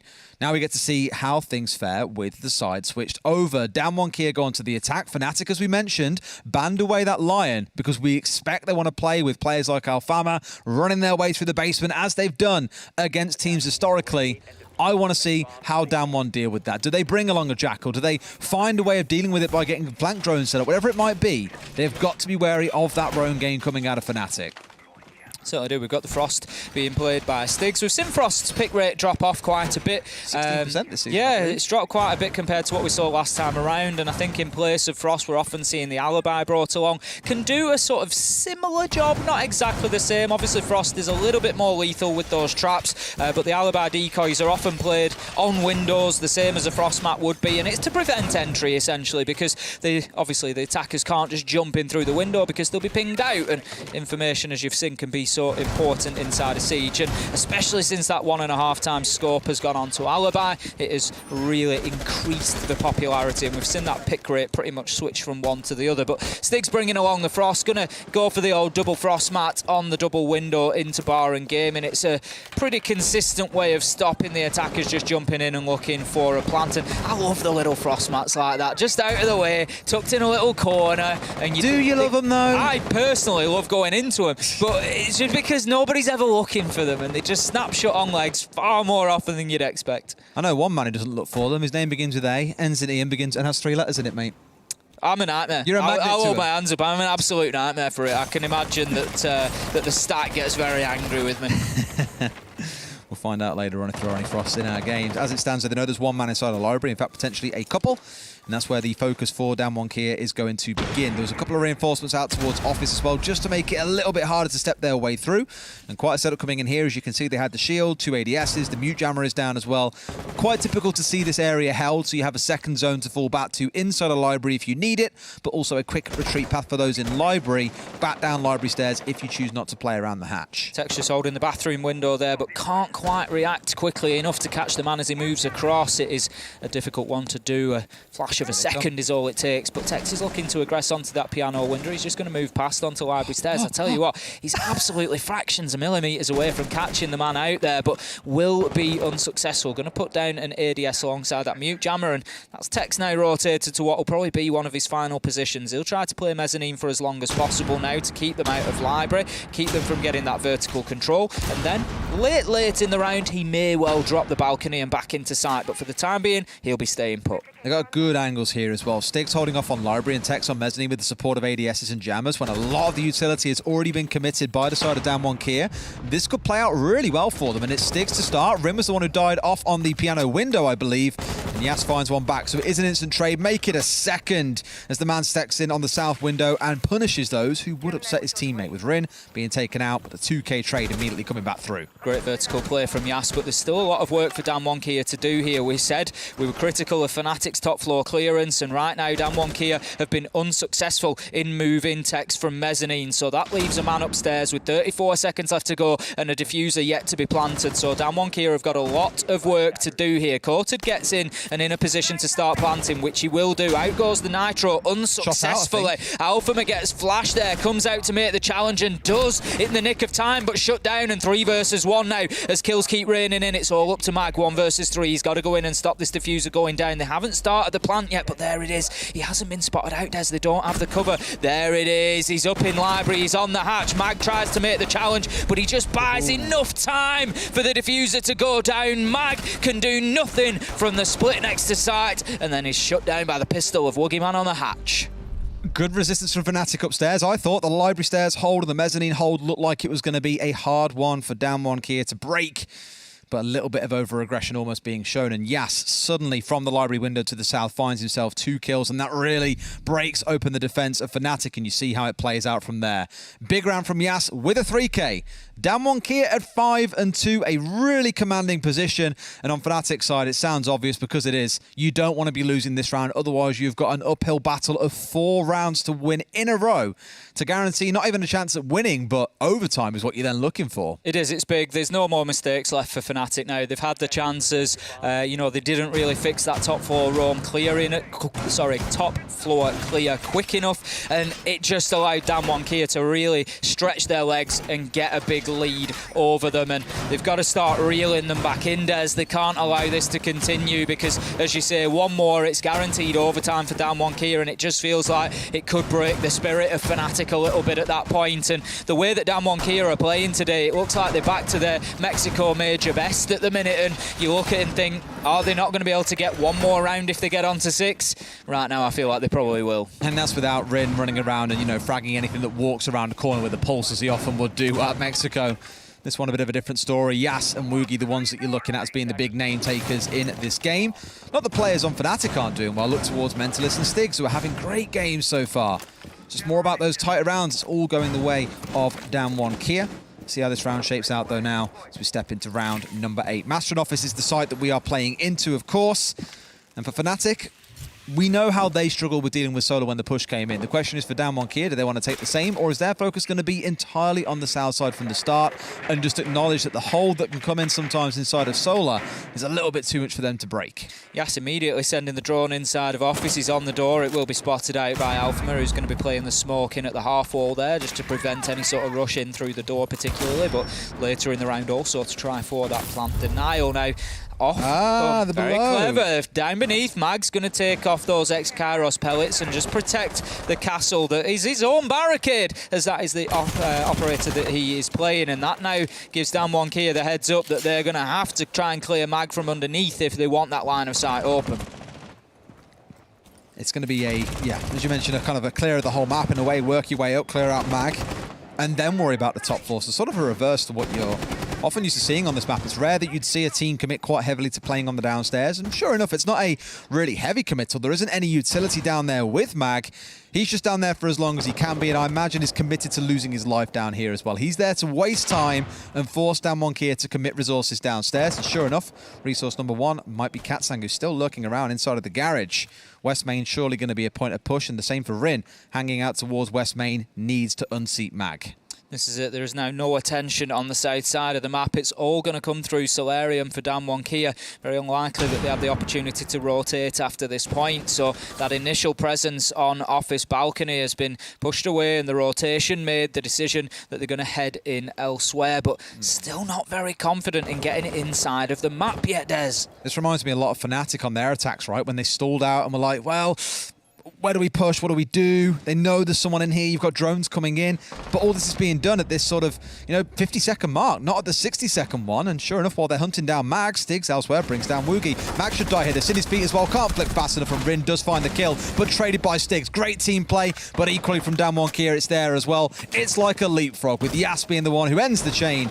Bringing down one more man on the other side. 3 versus 3 ace, and only 30 seconds still to play, though. I'm a bit nervous for Damwon Kia. Trading out in that manner is something that Damwon Kia have done very well. We saw it in the last round as well, able to just keep themselves in a fighting position. But like you said, there's a lot of work to do. Great shot from Yas. He's having a fantastic day. Gets a second. 3 versus 1, and it's starting to fall apart. It's coming down like a house of cards around FNATIC here, Des, as Damwon Kia have got the control that they need. 10 seconds left to go. They need to think about getting the diffuser in sight. Tex could play spoiler here. Manages to make the peak just a little bit too late. And Katsang, he finds the angle that Damwon Kia need, shuts down Tex, shuts down FNATIC, and puts them onto match point. Oh dear, it's the day of the underdogs, Ace. Fresh with guts, you with Damwon Kia. It's all coming up for the UK boys, except for me, apparently.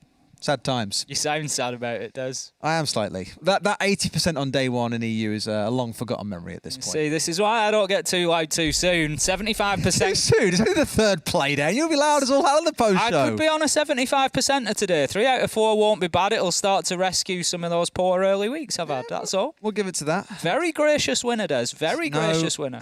You say this all the time, and I know it's a lie. But you speak about rescuing those early days. It's about rescuing the early rounds of FNATIC. 4 in a row they lost, and that has really come back to bite them.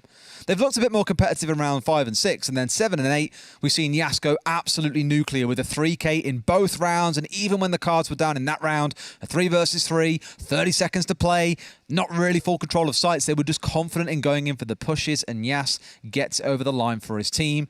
FNATIC, understandably, needing this tactical timeout now to address what the hell is going wrong and what they need to be fixing. You can see a couple of exasperated faces, almost like they don't really know the full solution on what to do here, Ace, because it's been rough. As I say, Damwon Kia, for me, just keeping FNATIC on a very tight leash today. They'll get in there and Stig's got a nice opener, but there's always a trade there. They never let them get too far ahead. Exactly that. It's, yes, you've got that kill, but we've always got the cross. We've always got the trade. We've always brought it back. Yeah, 5v4. Oh, it's 4v4. You're never really getting any time to breathe with an advantage for FNATIC, and it's certainly taking its toll, and it can be exhausting to play like that because no matter what you do, no matter how well you open things up, you know that they just keep fighting back at you. You know that even, 5 versus 4, 5 versus 3, there's going to be those kills that come back, and Damwon Kia have done that extremely well so far. So we're going to be heading into round number 9, 6-2. It stands match point, and FNATIC, they're going to try to defend kitchen and dining this time. Bearing in mind as well, by the way, in a 3 versus 3, Yas has got a bullet worth of HP, if even that. He's got about 5. Finds these 2 kills here, this one on a good swing. The one in bathroom, sure, wasn't aware of it all. The defender wasn't aware that he was coming in that instance. But like that, because of one man, it's a 3 versus 1. And that is one of the big strengths of Damwon Kia. They've got a number of players like that. We see it out of Yas, we see it out of Rin repeatedly. They will come in and just have that big 2K, 3K explosive moment that really can turn the momentum of a round on its head. But there's a big conversation thinking about it, because we always used to say, oh, Yas is, second to 11 here in APAC North. He's still a phenomenal player, but 11 has been really dragging T1 on his back. 11 hasn't been super noisy this year. So far, with the revised team that he's got around him. Is Yas now stepping up as a potential contender for one of those best players, if not the best player that we have in the region? I think it's easy to argue on the back of a 13-3 game. No, seriously though, it's easy to argue it now. We've seen his ability, we've seen his talent. Look at this rush, Des. Katsang just absolutely steamroller into sight and take 2 kills, and that's going to leave us now 5 versus 2 as Yas on the upside down rappel. Courted, he gets the diffuser down, and Damwon Kia have caught FNATIC napping in a major way here. It is almost certainly going to finish 7-2 as the clock ticks away. Tex, Stigs, they are the last hopes of the Australian outfit here. They need to get in there and try to do something, try to find some kills. They can't find one as Ring gets Tex. It's all up to Stigs. It's surely going to be impactless kills at this point in time. 12 seconds and 4 to find. Shut down by Yas, and Damwon Kia looking dominant. We spoke about these tactical timeouts earlier on, Tim. You said it's like a penalty shootout. You're going left, you're going right, you're going straight. Well, Damwon Kia go for the rush and completely blow FNATIC's minds. That timeout worth zilch. A really dominant performance, and this just blows the competition even further wide open. Where Damwon Kia have looked a bit shaky at points in the last couple of weeks, FNATIC have looked strong. They've just turned that upside down. I'm gracious winner, Des. Damwon Kia coming through with a fantastic win against FNATIC. What a performance it was from them, we've got to say it. All jokes aside, predictions or not, Damwon Kia really did send a message there. They've come out against a FNATIC side that have been good so far, and there was just nothing they could do today. Thank you very much, gentlemen. What happened? What? Des just gave up for the day. Right? I'm not even going to blame him, to be honest. Is he all right? You know exactly how Des feels right now. Predictions have been a hot topic for the day. But, obviously another hot topic. I'm going to segue away from the poor man who's just absolutely pouting across. Thank you. Pouting. He's absolutely depressed. Look at him, he shooketh. Do not ever say shooketh again. That's a great word. Not for Ace, who's like 48 years of age, trying to use Zoomer talk. Oh. I do love Ace, but he is the dad of the group. Look, you've crossed the 25-year-old threshold. Oh, come on. You have become what you hated most. Yes, that's true. I was going to bring up an anime storyline, but it's not relevant. What is relevant is that the 2 teams I trusted in today to take not easy wins, but wins of a nature that is characteristic of the team. CAG let me down 20-fold. I go into the FNATIC game going, they've got Chalet again. Oh, this is too easy. Even with the mirror ban, surely they have a redundancy strat. The redundancy strat was lose. And I don't enjoy teams who can't do well without a crutch operator. No. And the mirror seemed huge for them, absolutely. Yep. They looked lost, and even on attack, they looked so passive. Mag was letting the flanks go off as the Nomad, and think of the lobby when they were attacking Master Bedroom. Oh. It's just, they were too passive, and they let Damwon Kia dictate the pace of game to FNATIC. That rush right at the end, we just saw that. It was just, Damwon Kia was just... Who took the timeout? Yeah, it was FNATIC. FNATIC. Yeah, but did they really? I'll come back to you two in just a moment. If Just you'd give like. you a minute to. Yeah, let's have a chat then with our victors. Hello, hello, Coated and Bubble. Congratulations on your victory. Of course, Bubble, our translator, and Coated from Damwon Kia. How did you feel zooming through FNATIC today? 오늘 페나틱이랑 하면서 쭉쭉 나가신 기분이 어떠신지 그냥 쭉쭉. 좀 질 것 같은 라운드도 이겨가지고 뭔가 오늘 뭔가 되는 날? 그냥 저희 팀이 잘했던 것 같아요. So a lot of the rounds he thought they were going to win, but they still managed to pull through. And even though it just everything fit right, he said everything was on pace, everything just worked today. How is this in comparison to last Playday against Mantis? Because things were completely the opposite of what we had today. What did you learn from the result of that game? 멘티스랑 한 날은 그 완전 다른데 저번 멘티스랑 한 거 비해서 어떤 걸 배우셨는지 물어보고 있습니다.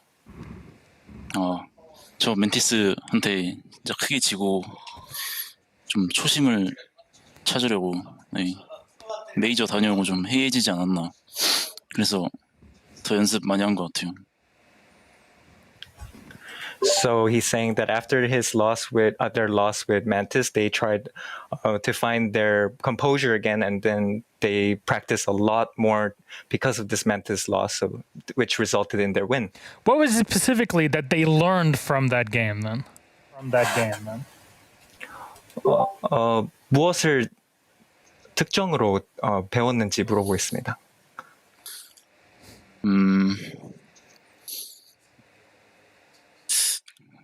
뭘 배웠냐고요?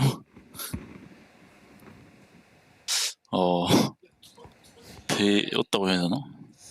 그냥 좀 차분해지고 그냥 모든 게임에 진짜 다 진지하게 다 진심으로 하려고 그거를 So they learned that they have to be composed in all games, and they decided to take all games as seriously. There should be no rushing, and so he didn't really know what to reply for it, but yeah. All right, fair enough. The Mira ban, was that the instant target ban that you were looking for against FNATIC on Chalet? 미라 밴 했을 때 처음 그 선택이 맞는지 미라 밴에 대한 선택을 물어보고 있습니다. 미라밴은 저희가 그냥 연습하면서 쭉 미라 밴을 해서 하면서 연습을 해가지고 그냥 연습하던 대로 미라 밴을 했습니다. So during practice, they banned Mira all times, and they practiced without Mira. So they were hoping to ban Mira at this game too. All right, fair enough. And do you think the Lion ban from FNATIC affected you in any way? FNATIC에서 라인 밴 한 거는 어떤 억양이 있는지 물어보고 있습니다. 그거는 저희가 노마드도 생각을 하고 있었어가지고 저는 딱히 라이언 밴이 그렇게 큰 타격이 아니었어요. 저는 노마드도 생각을 하고 있었어. So he's saying that Nomad and Lion were their thoughts of banning. The opponents were going to ban. But for him personally, Lion ban wasn't a big issue, and that's why he was prepared for it. All right. And, this is today. You guys are able to defeat FNATIC very handily on Chalet. 3 points in total. Next Playday, you guys go up against Guts, who today absolutely destroyed Cyclops. And I'm sure you were watching that game and seeing how one-sided it was. What is there to expect for that matchup in your mind? 오늘 페나틱 이긴 거 축하드리고 그 3점 받은 거 축하드리시고 그 다음 매칭은 거츠 그 사이클롭스랑 거츠 하신 거 보셨을 텐데 무엇을 기대하고 무엇을 약간 거츠랑 싸우는데 무엇을 준비할지 물어보고 있습니다. 제가 7대 0이라 경기를 잘 못 봐가지고 근데 저 푸나틱 유튜브 보느라고 그 별장 준비하고 있었거든요. 근데 거츠도 하던 대로 하면은 이길 것 같습니다. So he's saying because of the because it was such a short game and because he was busy watching FNATIC in other training videos on YouTube, he didn't get to watch Guts perform, but he thinks if they do as they do and prepare as they do, they will defeat Guts in the end. I mean, don't worry, this interview is probably longer than the Guts versus Cyclops game, so there's a quick VOD review session coming your way over the next few days. Though, for all the fans, Damon Kia, make sure you tune in. Next Playday, they play Guts Gaming that we saw again, demolish Cyclops. That'll be game number 3, Playday 4, September 29th. Next Wednesday, it'll be starting around, a week and 2-ish hours from this moment. Put it on your calendar. Definitely should be here. Coated, thank you very much. Congratulations again on your victory today and your recovery against FNATIC and Bubble, our translator for our Korean interviews. Until then, 감사합니다. 안녕. 감사합니다. Thank you. Bye. Yeah, a quick one for Damwon Kia, and I love myself getting some non-answers every now and then. There is nothing that triggers Milosh more as our beautiful host and carrier of the show than trying desperately to get the answers from the players. And they're not quite as forthcoming, many of them. So unfortunately, we don't quite get all of their, strategies out in the air. But I see you swaying left and right. What's going on your screen? I'm very excited because Yas has the highest EPP of the day and the stage so far. What was it before this? It was the 162 that we saw. Okay, so it was. So 179, yes, 89% cost, 15 and free. And some of those kills when he was on 1 HP as Ayana as well. That was incredible. And Going he up the shouldn't have got slows, those. yeah. That was incredible. You know what? He's, 1 HP. I think it One takes more a tick lot of of damage. tenacity as a player to not stop yourself and go, wow, I am one breath away from death. I shouldn't engage. Yep. He knew what his job was. It's to create space, to take power positions. But let's not beat around the bush here. Yas is almost always the top-rated player in APAC North. You are the best player in APAC North. Now that 11 has taken a backseat and he was the one that was contending with you, guess what? You are now the top dog, and it's very hard to carry that throne, carry that crown consistently. So I'll be watching him very carefully. Not that we haven't already for the past few stages anyway. Yes, Jess. Yes, give me the games. Let's go. Give me the stats. No, I'm not going to say that. Well, we got the highest EPPs. Of the entire stage thus far, It's pretty impressive, in one yeah. day, which is obviously not very difficult when you're able Smash to do when what you're you do. stomping, yeah. But Damwon Kia didn't necessarily stomp FNATIC the way we saw the game before. I would say it was a lot closer. What happened to FNATIC, Jess? Again, same thing. I think they struggled with time.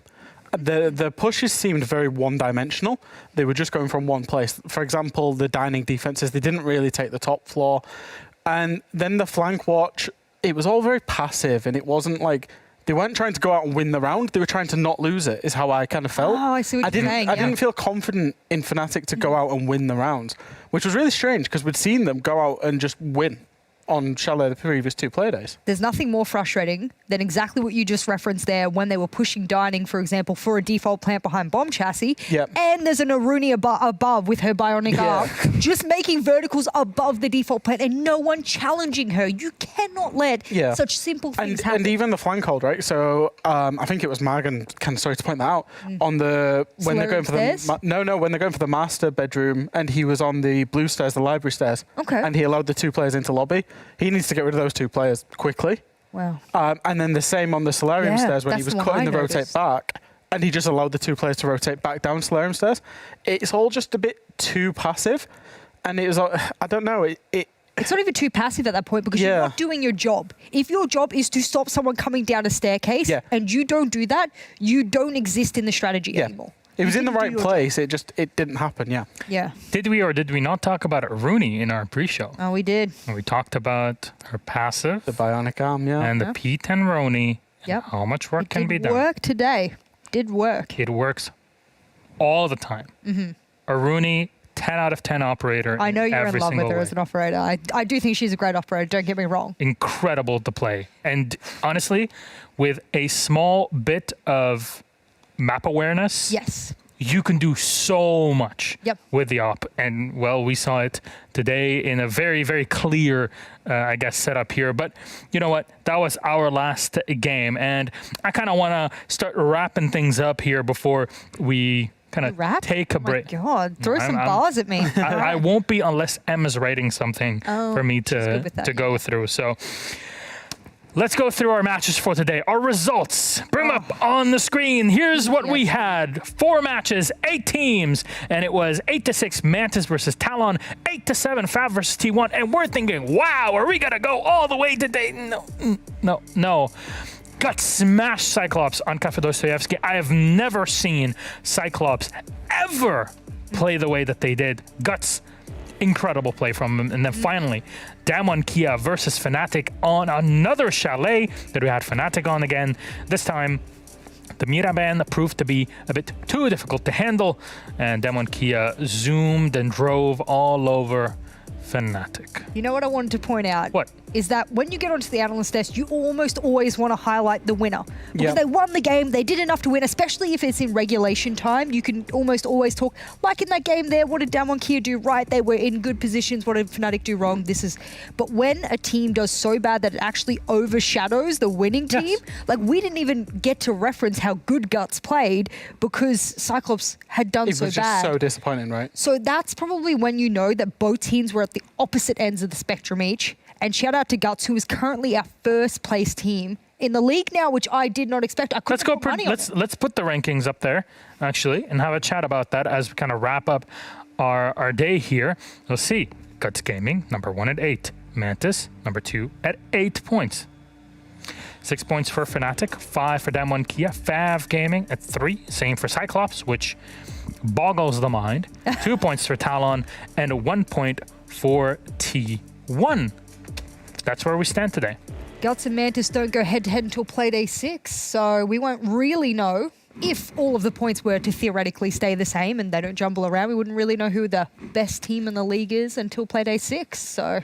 And actually, just a very quick nod for 6 invitational purposes. Yeah. Cyclops down there, if they don't make playoffs, they're probably not going to be going to 6 invitational. So walk me through it. If they make playoffs, are they secured? Pretty much. It's like 90-odd%. It's there or thereabouts. Okay, but if they don't? If they don't, it's looking pretty rough for them to go. And if they don't go, it's looking pretty rough that an APAC North team goes at all. You're kidding me. Just for those people who don't know, whilst EU, NA, they get automatically... qualified for 6 Invitational. APAC works in a way where both regions go to an APAC playoffs, which means South region, which has SEA, Oceanic, etc., and North regions go head-to-head, and then those teams then go off based off the points. So if all the APAC South teams are doing better than the APAC North teams collectively, well then too bad, so sad, no APAC North representation, which would actually, be very awful. Very sad for all of us who've been kind of carrying the torch to APAC North. Yes, let's go. They're gonna do it, and then. I mean, Mexico Major was good. Let's not lie. We had an 100%. APAC North team make playoffs. It's great. Run a lot of really good teams to the wall. So, yeah. Let's hope that continues and they improve. Though, let's open this place up to our pouty friend on the side. He has not changed his face at all. He has has been sitting like that for the past almost The wind 10 changes minutes. and his face just locks up, and that's it for forever. My mum used to say, "Don't pull a pout because if the wind changes, it'll stay like that forever." Wise, resting Des face is what I'm going to call it in this case. Let's take a look at our predictions and how we all fared today. Oh, he's smiling. He let smile goal. Did anybody actually do well? I did 50%. Ace did well. Yep. So he brings himself up to mine and Hap's level. So we're all neck and neck at the moment. You're in the race, mate. I'm back in. There's what's going on. Do you have an hour? Des having a nightmare, though. Des and I did have a nightmare I of a hope he does day. better in rank tonight than that. If it's anything like last night, night you was will not a suggestion for it. What did you play, mate? Where did it go wrong? You played a lot of Aruni, actually. I was going to reference Oh, that. I don't started watch strong. his ranked games, I then. get worse as the night goes by, seems to be the problem. My first couple of games are all right. I do pretty well. And then as the night goes on, it just gets worse. The thing about Des in ranked is that he does nothing with the team. If you think I'm bad when I play, it's like outrageous. No. So we're playing Chalet, right? Me and Tim, we're going Speaking for of Chalet, library. speaking of Aruni, go ahead. We're going for the breach. Yep. And then Des is just on solo by himself, and he's like, "I've died, guys." Yep, because you're just by yourself. You're not doing anything with the team, Des.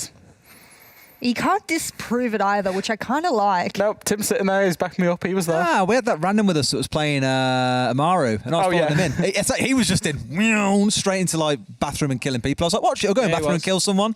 I was just drone for him. I was like, go on, go do your thing. It's fine. Someone's got to hit him on the flank. The problem is you need someone that can get kills on the flank, so I'm not the person to be there. Yeah. That's the problem. Unless it's the first game of the day, in which case that tends to go okay. How is it holding down F for you, Tim? Oh, Yeah. perfect. Oh, he has a dream. Absolute dream. He loves it. How many do you get down on average a game? Tim is a really consistent ranked player. You can just rely on Tim all the time to breach the walls, get the plant down, and win rounds. In an average game, how I'd many say plants would you get down? two on or your three. attacking Two or half? three. Yeah. That's Two or pretty three. good for a ranked pretty game. good. I'd say Right, two. yeah. We're very Genuinely, objective 50% focused when we I had play that ranked. massive clutch on Villa yesterday in the 1-2, if you He remember. did, yeah, he did. It's a huge No big EPP thing. right there. Yep. It's not a big deal. It's just another day in the office. No, you don't need to cut to me. It's not a big deal. I'd love to see Tim's EPP after a ranked game. It was big after. He's only down the down the hall. He's the next door to me, Milosh. I tell you what, duo on the desk, and we're literally next door to each other in the hotel as well. It's You're fantastic. just screaming at one another through the doorway itself. Well, what can you expect in next week's matchup?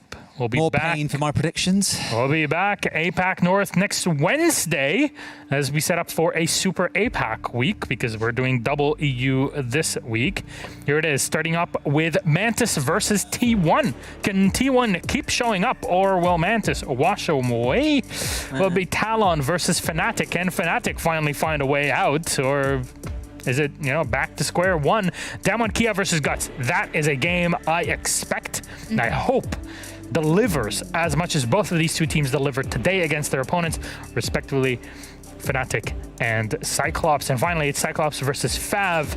Fav looking to follow up on Guts and take Cyclops down a notch. The top one rated Japanese team cannot be top one forever. At least that's what Fav and Guts are saying. Can they make it happen, my friends? Honestly, I am quite curious. That's a horrible day to predict. Yes. Isn't it? Damwon Guts, what do you think? Thank you very much. Can people get Do you want to give the Guts lottery train numbers yet? as well, Milosh? God, that's, I don't know. Damwon Kia. Of course you'd say that. Yeah. Honestly, I I, mean, think that's down one, honestly. Given how... I don't Are know, we still writing Guts off after today? Yeah. Really? Are we really doing that? I'm not writing them off. I just think Damwon Kia will. I just thought Cyclops were crap. That's why Guts looked really... Woo, baby. Hey, you Let said it far say it worse like than it I is. did. You just didn't use That's a minor true. swear word in the process. So Cyclops didn't look good today. They haven't for the last few weeks. So But, on the if other Guts hand- beat down one, maybe I'll get on the train. Maybe. What, four wins in a row in a 7 Yeah. game season? Yeah. Yeah. Okay. It's a bit late, but Yeah, it's better it's late gone. than- The better train, late the than train never. will have gone by that point. Better late than Wait, never. you hopped on just today. What are you talking about? No, Fresh hopped on at the start of the stage without barely watching all their past games that we've experienced for the last 18 months and just thought, good to my team because they're, why not? They're no one else's team. Why not? Yeah, exactly. Actually, that's That is actually, very that's good exactly what happened. Uh-oh. And now here he is. Spilling the beans that this man can't even put in a pan and cook and toast. He says he can't make beans on Ugh, toast that's in dis- France. No, I can. Just That's not in France. disgusting. Just not in France. Bro, just cook them in a saucepan. Absolutely no reason for No, you no, to I not can't. be able to do that. I can't in mention France. brands, but they don't have the same brands that we have back Of course home. they do. Absolutely. Yes, they do. No, no, no, no. Absolutely. No, they don't have any There's syrup. There's only one brand of beans in the world, and I'll say it because it is the only brand in the world. no. Heinz. Other beans are available. Yeah, they don't. I haven't seen them here. I've looked. Yes, they do exist. You haven't gone far enough. It No. depends. This how- man has gone 30 metres out of his front door. There's no The hide. convenience shop does not have convenient beans. As an optometrist, I can tell you should probably go and get checked. Okay. Should have gone to Specsavers, as the old advert used to say. We love that one. That one's a passable one because Other that's glasses brands are available, all right? Christ. Thank you very much. Christ on a bike. All right. All these brands. Ugh. Yeah, I know. Every time I say it, I think of, little Jesus cycling through. What if it was one of those really weird, like, Victorian ones with the tiny little back wheel and the massive front wheel? Oh, that's and even it's just better. Jesus doing that. What are they called? Wait. A penny farthing. Penny farthings, yes. Yeah. I discovered that playing Anno 1800. Yeah, and I yeah, asked you specifically, what is a penny farthing? You're like, well, actually, now that you ask, Milosh. That's because he was born in the 1800s. Yes! I like to use one still every now and again just to keep my hand in. How do you think you get here so fast when we're walking? Yeah. You hate it when people come for a walk with you to get to the studio, because otherwise you're on your penny farthing around the back of the studio. Off you go through Paris. Not up those hills. So anyway, We it's makes actually yourself feel are tall. walking back home after this. That's enough. Yes. Because it's literally an uphill track. Mm-hmm. So Like my battling predictions. Yeah. Uphill. So I guess it's time for us to call good night, and let me just check how far my. Jesus. All right. How long is that? To be fair, in the APAC world, it's time to call good night. It's quite late now. And It is. I'm at 98% progression here, so I'm just kind of waiting until I get my. Man's trying to get his last shot. He's like, hold on a second. I mean, hey, look, this is APAC. We're coming back next Wednesday, but we have EU in between. It is a double week for EUL. So tomorrow night, we're starting around, actually, 24 and a half hours from now. So make sure you tune in exactly this time when the stream goes live. We'll talk about Europe and all that there is to know about it. Until then, Fresh Jess, thank you very much. On the Analyst Desk, Des, Ace, thank you very much. And of course, M and Hap that cast it through that game 3. May they rest. They didn't cast. They survived. They survived through it. And of course, the production team, Ubisoft, and all of us sponsors here at APAC North. We'll see you tomorrow for EUL and APAC next Wednesday. Until then, we love you so very much. Good night.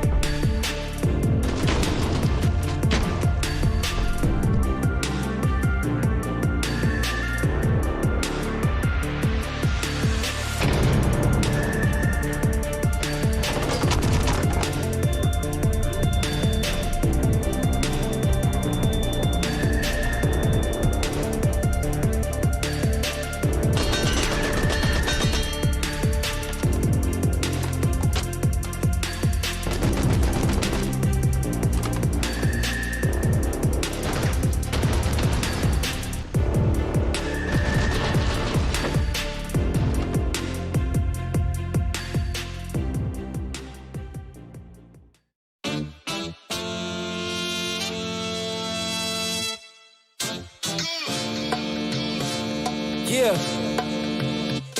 Ow! Yeah.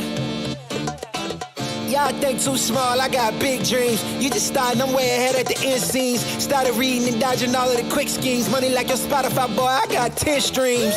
And I'm still looking for more. My people, they got a soar, I'm putting that on the Lord. Ain't accepting, ignore, just kicking down all the doors. Guarantee you, boy, if I ask for it, it's gotta be real big.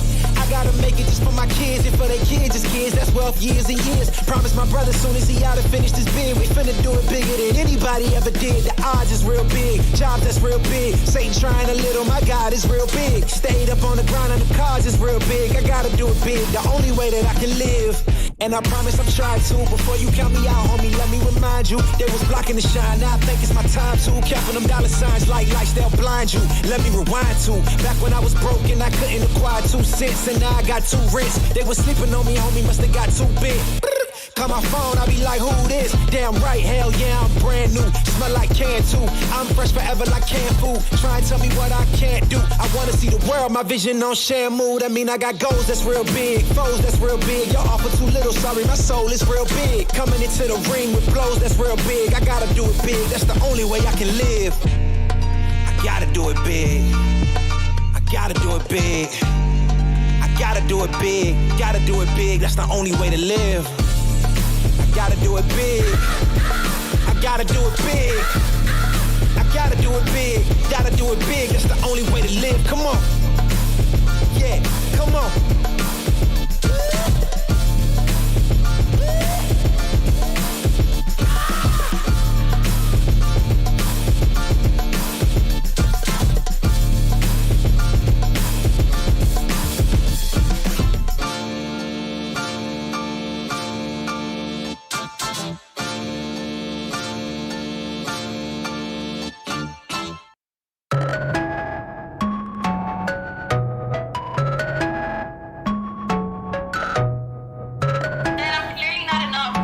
You are clearly an AP two-tone. Yeah, they tryna at me, I'm running the race. I gotta pick up the pace. They throwing shade, but I'm gone. You gotta keep it a buck to my face. Taking that gang out of space. Especially if you stay in your place. They hating on all of my songs. I don't know what can I say. They throwing shots, but I'm saved by His grace. God is to shoot, I'm the lace. Running around, got me stoned, man. Feels like I'm stuck in the maze. Shoot at the Oculus case. They sipping only 96. I can't do it on my own, yeah. They judging me off my mistakes. This flow is so heavenly. Most of my friends and frenemies. They tryna bring out the beast. I'm batting 1,000, my game is elite. I'm running around in the streets. They tryna catch up, but they still can't compete. I thought they got in my sleep. He told me keep going, cause you got the lead. Count it up, all the brodies came through, then we added up. They was asking me questions, I had it up. I've been running with God, I just leveled up. They won't speak to my face, got that antidote. They been pointing me on like I'm one of those. I can see what they hate, that just ain't me. Tell me a place that I can't go. I don't think they get it, they don't understand. I'ma do it for my homies and my fans. They don't see the vision, they just see the band. Eyes on the money like a rubber band. That is number one, I follow his command. You can try it, you won't get a chance. I'ma keep on going till I can. And abiding by his plan. Yeah, yeah. They tryna at me, I'm running the race. I gotta pick up the pace. They throwing shade, but I'm gone. You gotta keep it a buck to my face. Taking that gang out of space. Especially if you stay in your place. They hating on all of my songs. I don't know what can I say. They throwing shots, but I'm saved by His grace. God is to shoot, I'm the lace. Running around, got me stoned, man. Feels like I'm stuck in the maze. Shoot at the Oculus case. They sipping only 96. I can't do it on my own, yeah. They judging me off my mistakes. Silver step into the play, you bet I'ma hit it. What I'm doing in this game, I did in a scrimmage.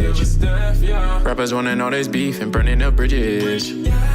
Deep down they dinner with pain, they just wanna admit it. Won't stop till I get it. Speed it up when I'm winning. It's silver and undefined, period, no sentence. They tryna give me the feeling. I'ma say Jesus and risk it. Treasure in heaven, generation with them, I pass the baton on my jits.